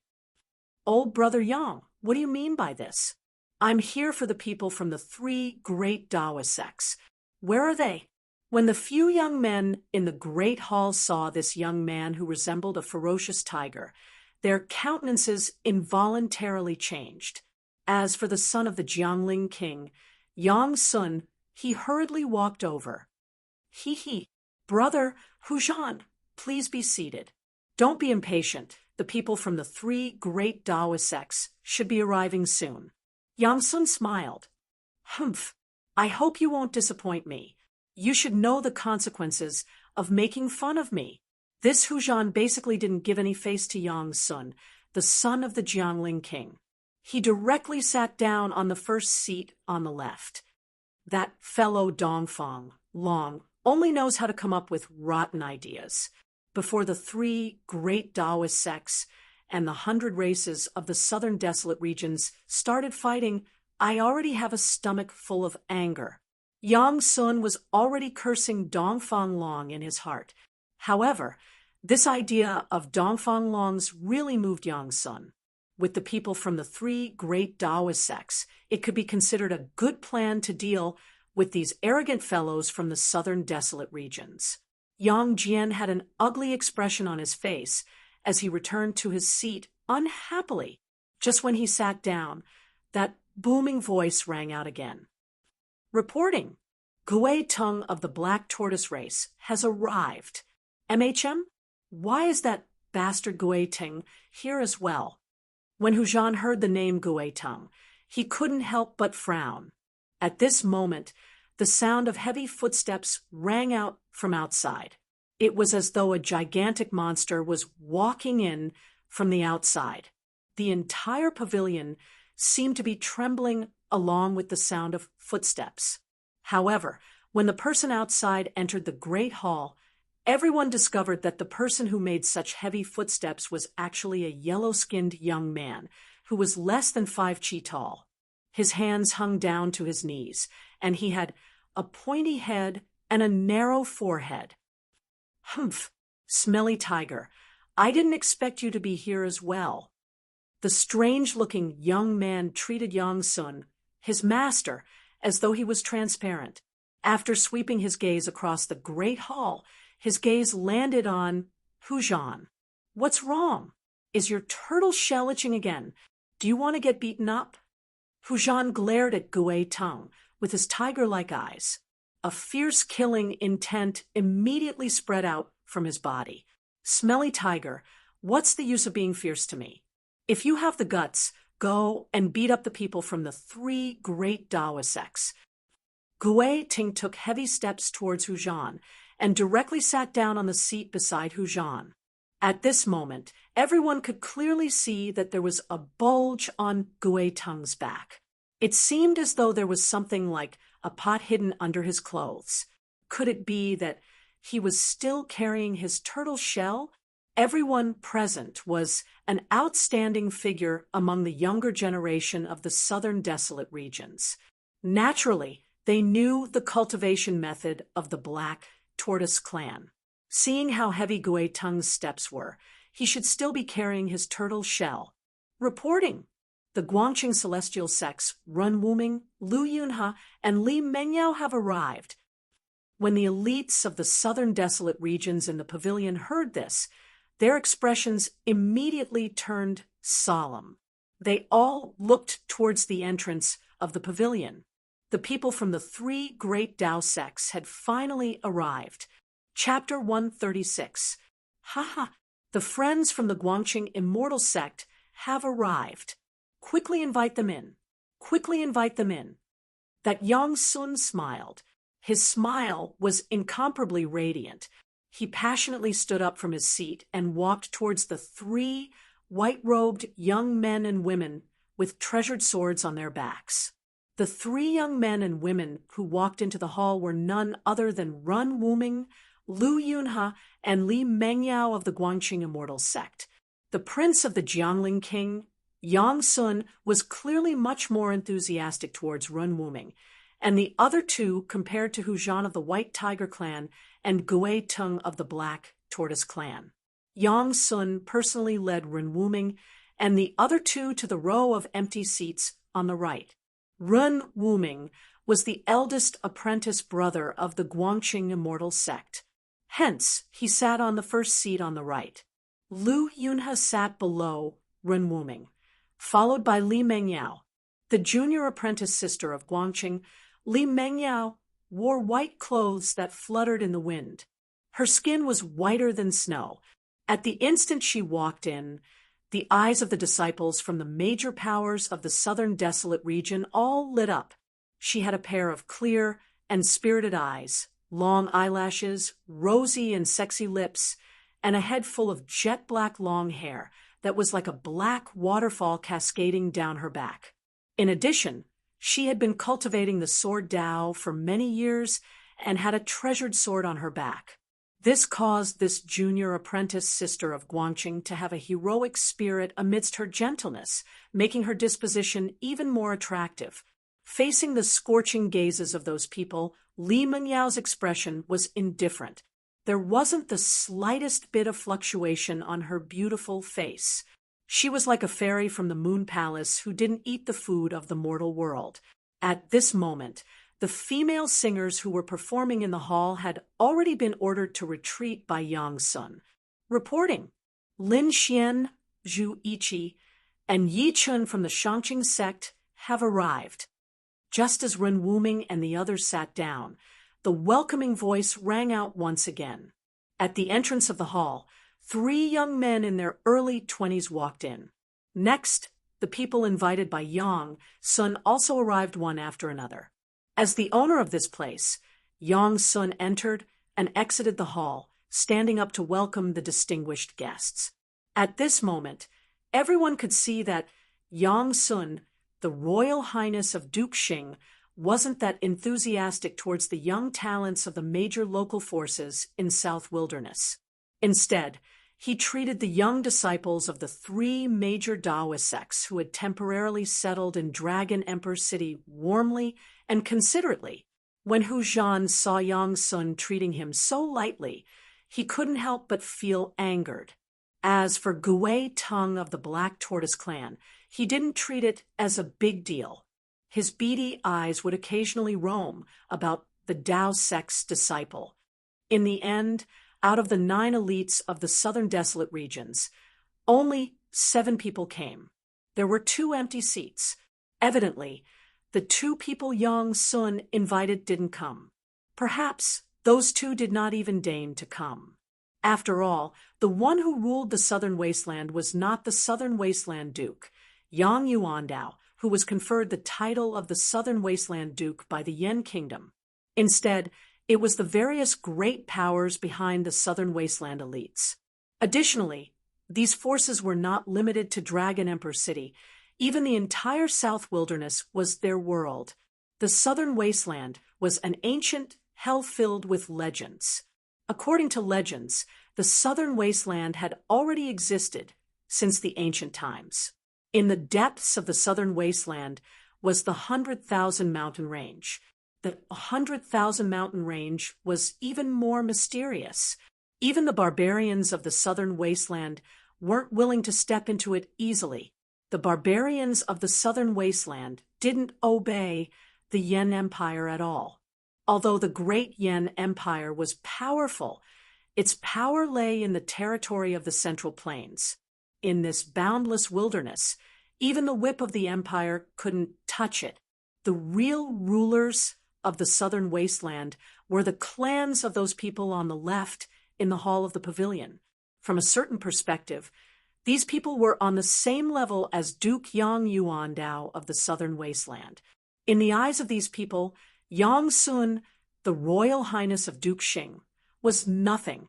If it was in normal times, these elites of the southern wasteland would simply ignore Yang Sun's invitation.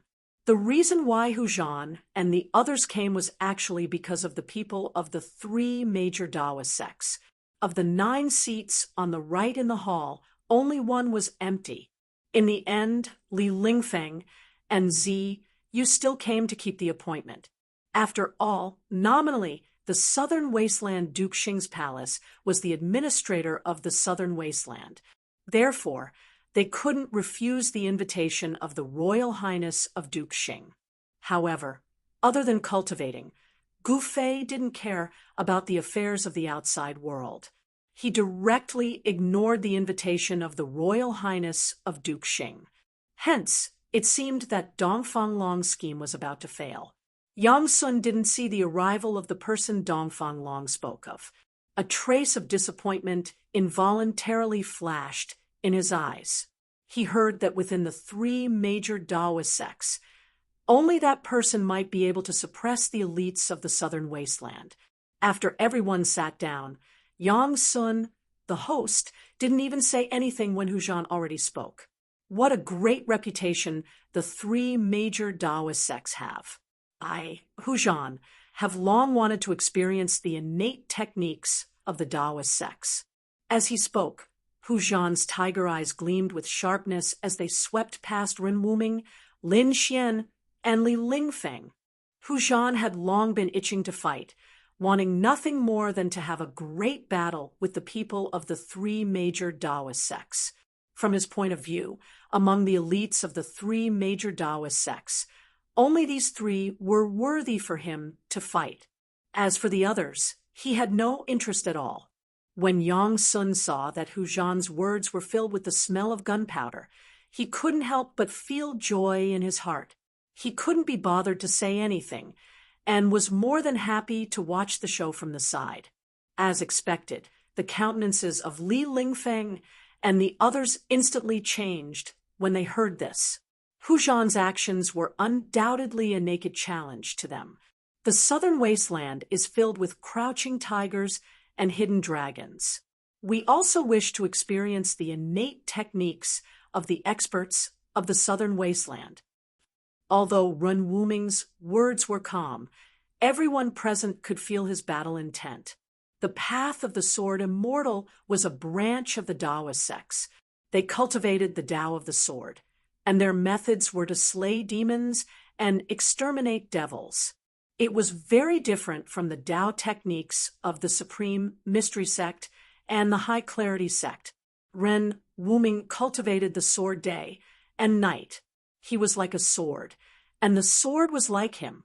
Not only was the aura from his body like an unsheathed divine sword, incomparably sharp, but his temperament was also extremely sharp unwilling to show weakness.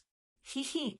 I invited everyone here because I wanted to create an opportunity for the elites of the southern wasteland to spar with the outstanding successors of the three great Daoist sects. If you all wish to spar here, I have no objections. Yang Sun didn't forget to add fuel to the fire from the side. None of the people present were fools. They naturally knew that Yang Jian's invitation was definitely not that simple. However, regardless of whether it was the elites of the southern wasteland or the outstanding successors of the three great Daoist sects, although they knew that this might be a trap, they still came. This was because the elites of the southern wasteland were very interested in the successors of the three great Daoist sects who came from the Central Plains. As for Li Lingfeng, Run Wuming, and the others, they also wanted to spar with the outstanding characters of the southern wasteland. Very well. My name is Hu Zhan. From today onwards, my name will be imprinted in your heart. Even if you want to forget it, you won't be able to. Hu Zhan stood up, and a terrifying force erupted from his majestic body. The table in front of him instantly shattered, turning into sawdust. Gui Tung, who was next to Hu Zhan, dodged to the side like a startled rabbit the moment Hu Zhan stood up. At this moment, his footsteps were even lighter than a leopard's, landing on the ground without a sound. Compared to the heavy footsteps he had when he came, it was the complete opposite. I am Run Wuming of the Guangqing Celestial Sect. If you have any skills, bring it on. Run Wuming also stood up, and an incomparably sharp sword qi spread out from his body. Whoosh, whoosh. Transparent and invisible sword qi seemed to surround his body, and in the void there was a slight sound of something breaking through the air. Chapter 137. A dangerous aura instantly enveloped Run Wuming. In the next instant, Hu Zhan, who was as ferocious as a tiger, directly leaped up. Tiger stripes appeared on his body as his right palm directly slammed towards Run Wuming. There were no excessive words, no apprehension. Even if the southern desolate prefecture king's crown, Prince Yang Sun, was present, and this was the side courtyard of the prefecture king's manor. Hu Zhan acted when he wanted to, completely treating Yang Sun as transparent. His white hair fluttered wildly, ferocious, wild, and full of bestiality. This was the portrayal of this expert from the white tiger race. Hu Zhan, who looked like a ferocious tiger, had a ferocious glint in his eyes. When he struck out with his right hand, tiger stripes instantly appeared on his entire palm. A sharp tiger claw shot out from his hand, and the sound of wind instantly rose within the hall.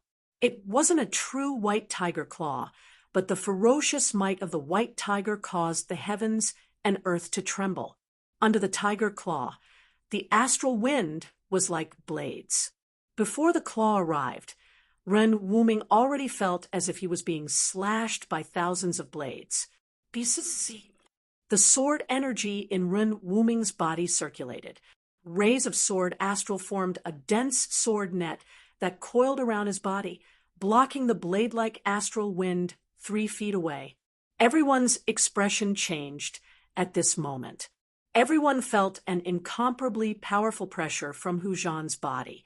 The tiger claw that rushed out from Hu Zhan's right claw had already become as large as a small mountain, directly slamming down towards Run Wuming's head. Under the envelopment of the tiger claw, Run Wuming felt endless pressure, as if a huge mountain was pressing down on him. The huge tiger claw emitted a terrifying fluctuation that caused people's hearts to palpitate, sealing an area and shaking the heavens and earth. Ren Wuming couldn't help but be shocked. This Hu Zhan was even more terrifying than he had imagined. He didn't dare to be negligent. His shoulder moved. Clang! With a loud sound, a bolt of light shot out from his back and turned into a dazzling sword light that slashed forward. The metal wind blew, and the sword qi crisscrossed. Under the impact of the cold sword qi, The temperature in the great hall plummeted. Everyone felt a chill invading their bodies. Boom! The huge beast claw and the devastating sword light collided in an instant. Unparalleled sword chi exploded with a loud rumble, and the power of the claw overflowed in all directions. The ground around Run Wuming was completely crushed by the energy storm that swept out. The people from the three great Taoist sects immediately retreated. Boom! Suddenly, a big hole appeared in the pavilion in the lake. Amidst the billowing dust, the sword light that Ren Wuming had sent out was directly slapped away by the tiger claw. The huge claw shadow also dissipated. Ren Wuming was sent flying out of the pavilion. He stepped on the surface of the lake and stood on the waves. Although he was forced to retreat by the powerful Hu Zhan, he did not panic. Instead, his battle intent surged. The Guangqing Immortal Sex sword manipulation art is only SOSO. Hu Zhan was extremely arrogant. His loud voice resounded on the lake. He took a step forward and directly rushed out of the huge hole, arriving on the surface of the lake. In the great hall, the countenance of Yang Sun, who was seated high up, was extremely unsightly to behold. So, what if a pavilion was destroyed? But what he was angry about was Hu Zhan's arrogance. Hu Zhan's arrogance. After all, this was his Yang Sun's place. If only I had overwhelming strength. Yang Sun was filled with hatred. The feeling of being disregarded by others was extremely uncomfortable. He felt very sullen. You guys can fight. Fight to your heart's content. It's best if there are casualties on one side, forming an irreconcilable grudge. The crown prince of the Jiangling king, Yang Sun, had always been angry with the southern desolate barbarian race who looked down on the Jiangling king manor. He wanted nothing more than to make a few powerful enemies for the southern desolate barbarian race. Hence, when Dongfang Long told him about this brilliant plan, he immediately agreed. Dongfang Long wanted to borrow the hands of the southern desolate barbarian race to deal with Gu Fei, while Yang Sun wanted to borrow the power of the three great Taoist sects to suppress the southern desolate barbarian race. The two of them could be considered to have hit it off and worked together to push this matter forward. Swish, swish, swish. Silhouettes flashed on the surface of the lake. The elite disciples of the three great Taoist sects and the elites of the southern desolate barbarian race all appeared on the surface of the lake. Everyone stood on the clear water, staring at Hu Zhan and Run Wuming from afar. Under the hazy moonlight, the image of a white tiger was faintly discernible on Hu Zhan's body, emitting an unparalleled, ferocious might. Beside Ren Wuming, a lightning-like sword light danced around him, emitting an unparalleled sword chi. Humph! You dare to look down on my Guangqing Immortal Sect? I truly want to see what capabilities you have. Ren Wuming's countenance changed. His eyes stared at Hu Zhan's face, the divine light in his eyes as sharp as swords. I want you to lose wholeheartedly. Hu Zhan laughed hideously and directly punched towards Run Wuming.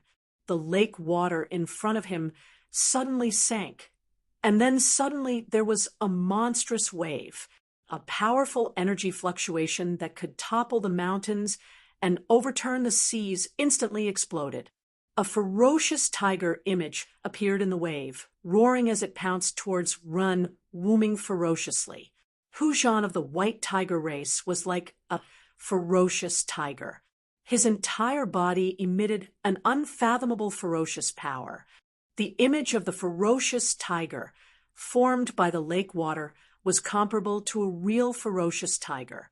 Under that pounce, the entire lake trembled.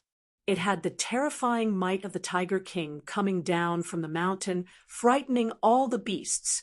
It was ferocious, overbearing, and indomitable. Flying Star Sword. Ren Wuming shouted loudly. His hand formed a sword sign and pointed forward. Wang! A crisp sound of the sword, like the cry of a crane from the 9 heavens, soared into the sky.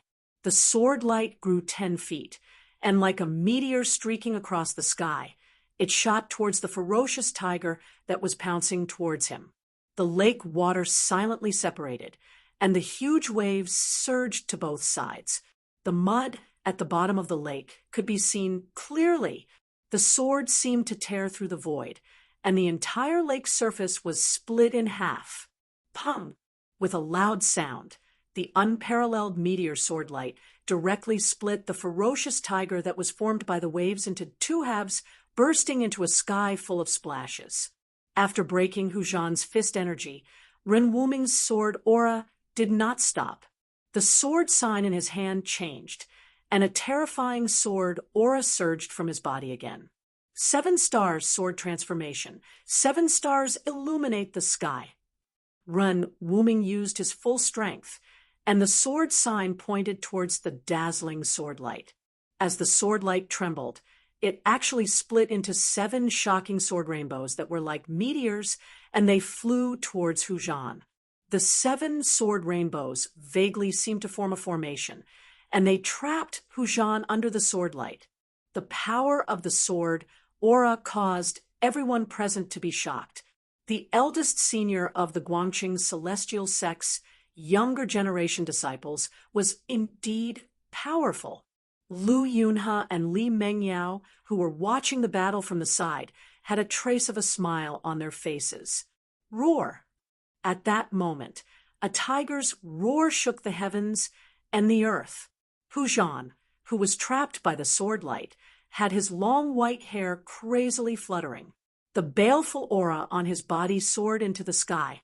Tiger stripes appeared on his body, and the bright white light intertwined with each other. After that, a huge image of a white tiger was condensed on the surface of his body. An extremely ferocious aura swept out. At that moment, Hujan's strength reached an extreme.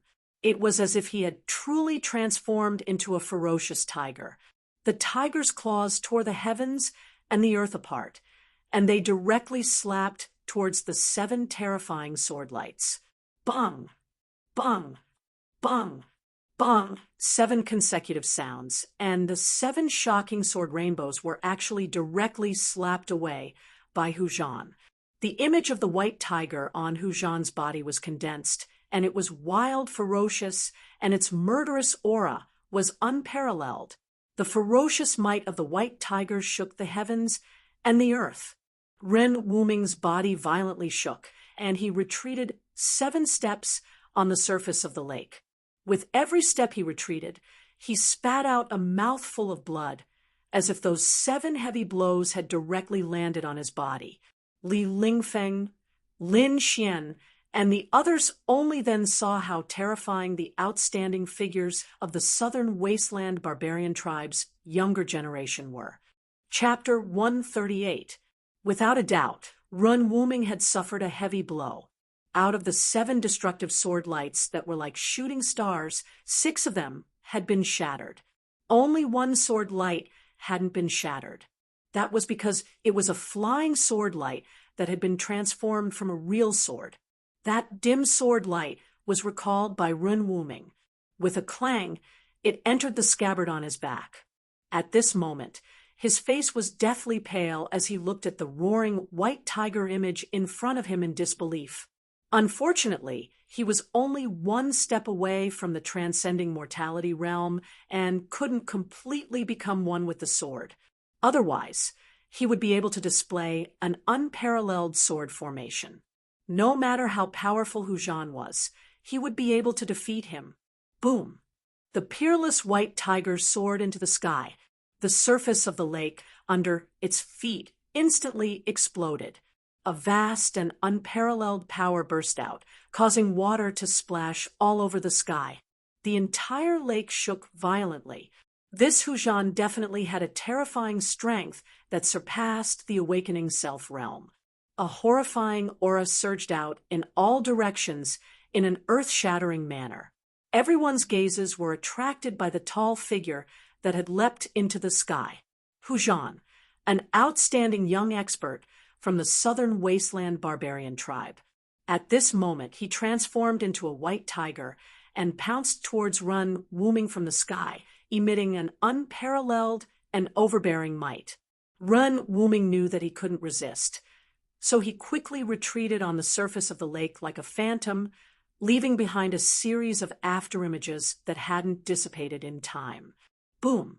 The tall figure swept downwards like a ferocious tiger pouncing on its prey. The place where Run Wuming originally stood was instantly shattered. A water pillar soared high into the sky, and the entire lake shook a few times. The huge waves slammed onto the pavilion in the lake, directly sweeping the pavilion and the white jade bridge away, shattering it into pieces. The white tiger image on Hujan's body seemed as if it was about to materialize. The tiger's stripes emitted a bright light. The unparalleled ferocious tiger swept everything with unstoppable force. This was the sign of the white tiger bloodline awakening in Hujan's body.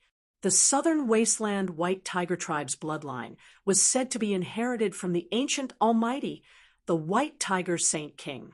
The people of this tribe regarded themselves as the descendants of the white tiger, and the totem they worshipped was the white tiger. Hujan ferociously turned around, and his thick and long tiger tail fiercely lashed out. The whole tail emitted a bright white light and swept towards Run Wuming's waist like a divine whip. The white light that shot out from the tiger's tail was several tens of feet long. It rapidly streaked across the void, emitting a sharp whistling sound that made people's scalps numb.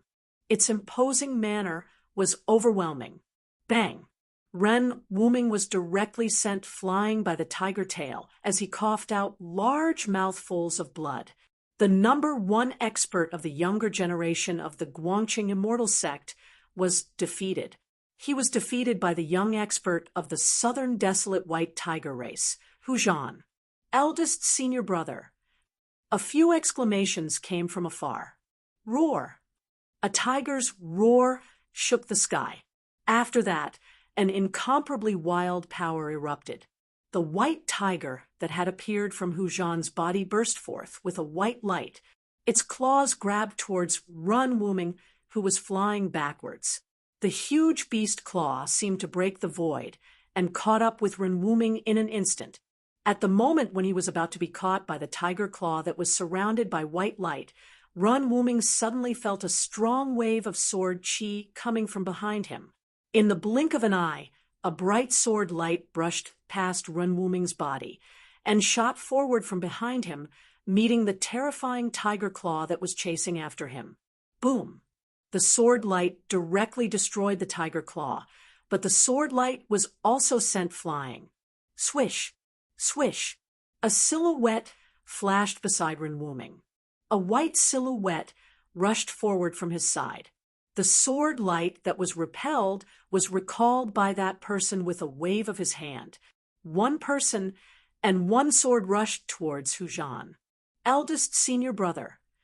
A clear voice resounded beside his ear. Ren Wuming was supported by a person, and they quickly slid across the surface of the lake. In an instant, the two of them stepped onto the land on the shore. Little junior sister quickly asked junior brother Yun he to back off. He is not Hujan's opponent. Ren Wuming said to Li Mengyao, who was beside him anxiously. Under the urgent situation, he almost spat out a mouthful of blood, and his face was flushed. The sword immortal Dao of Guangqing's celestial sect was to spend his entire life as a sword. He would train his sword energy internally and cultivate his sword externally. He would use the sword energy within his body to temper his sword all day and night, causing the sword to have a spirit and become one with the sword. Ren Wuming's flying sword was closely related to him. Their chi meridians were connected. That Hujan broke Ren Wuming's flying sword technique. The tyrannical power didn't directly hit Ren Wuming's body, but it still made Ren Wuming suffer a great impact. Ren Wuming wanted Li Mengyao to call Lu Yunhe down, but it was already too late. When Li Mengyao supported Ren Wuming who was on the verge of falling back to the shore. The outcome of the battle in the lake had already been decided. The might of the white tiger wasn't something that Lu Yunhe could withstand. After a few rounds, his flying sword was caught by Hu Zhan, and he was also hit by Hu Zhan until he spat out blood and retreated. Humph! Guangqing's celestial sect doesn't deserve its reputation. Hu Zhan grabbed Lu Yunhe's flying sword with one hand and stood in the middle of the lake with his head raised. His white hair fluttered in the wind, and the ferocious white tiger that had appeared on his body had already disappeared. However, that extremely fierce might did not disappear. When Ren Wuming heard that, he spat out a mouthful of blood. He was so angry that he spat out a mouthful of blood. His face turned as pale as paper, and his body trembled slightly. Hu Zhan ignored the sharpness of the flying sword and directly grabbed Lu Yunhe's flying sword. With the sharpness of the flying sword that could cut through hair and iron like mud, it actually couldn't cut through his palm. It was really shocking. The flying sword in Hu Zhan's hand was like a spiritual snake struggling in his hand, wanting to fly into the sky. However, it was firmly held in his hand. When Li Lingfeng, Lin Xian, and the others saw that Ren Wuming was actually defeated, they were all indescribably shocked. One should know that Ren Wuming's cultivation was about the same as theirs. If he was defeated, then Hu Zhan threw the flying sword in his hand towards Lu Yunhe. The disciples of Guangqing celestial sect always had their swords with them. Although this Hu Zhan was big and rough, he also had a delicate side. If he really snatched Lu Yunhe's flying sword and didn't return it, then the White Tiger race would really become enemies with Guangqing celestial sect. Actually, Hu Zhan still had some scruples in the end. Lu Yunhe hurriedly formed a sword seal and put the flying sword back into the sword sheath. Both of you come at me together. Hu Zhan's tiger eyes flickered with endless ferocity as he glanced at Li Lingfeng and Lin Xian. His face revealed a trace of disdain, and he revealed his arrogance. He actually wants to challenge both of us at the same time. Li Lingfeng and Lin Xian looked at each other, and they were both shocked. The three great Taoist sects were like brothers. Ren Wuming's defeat had already caused them to lose face. If they lost to Hu Zhan as well, then the reputation of the three great Taoist sects would also be damaged. The outstanding descendants of the younger generation of the three great Taoist sects were no match for the young talents of the southern wasteland. This was something that Li Lingfeng and the others absolutely could not accept. Junior Ziyu, quickly go and invite Gu Fei, Li Lingfeng said to Ziyu, who was beside him, in a low voice. Then he stepped forward and walked towards Hu Zhan. Ziyu immediately flew onto the shore and quickly left. The number one expert of the younger generation of the Supreme Mystery Sect was Gu Fei. When Lin Xian saw Li Lingfeng coming forward, his body also moved. He was about to go forward and join forces with Li Lingfeng to fight Hu Zhan. After all, they could not afford to lose now.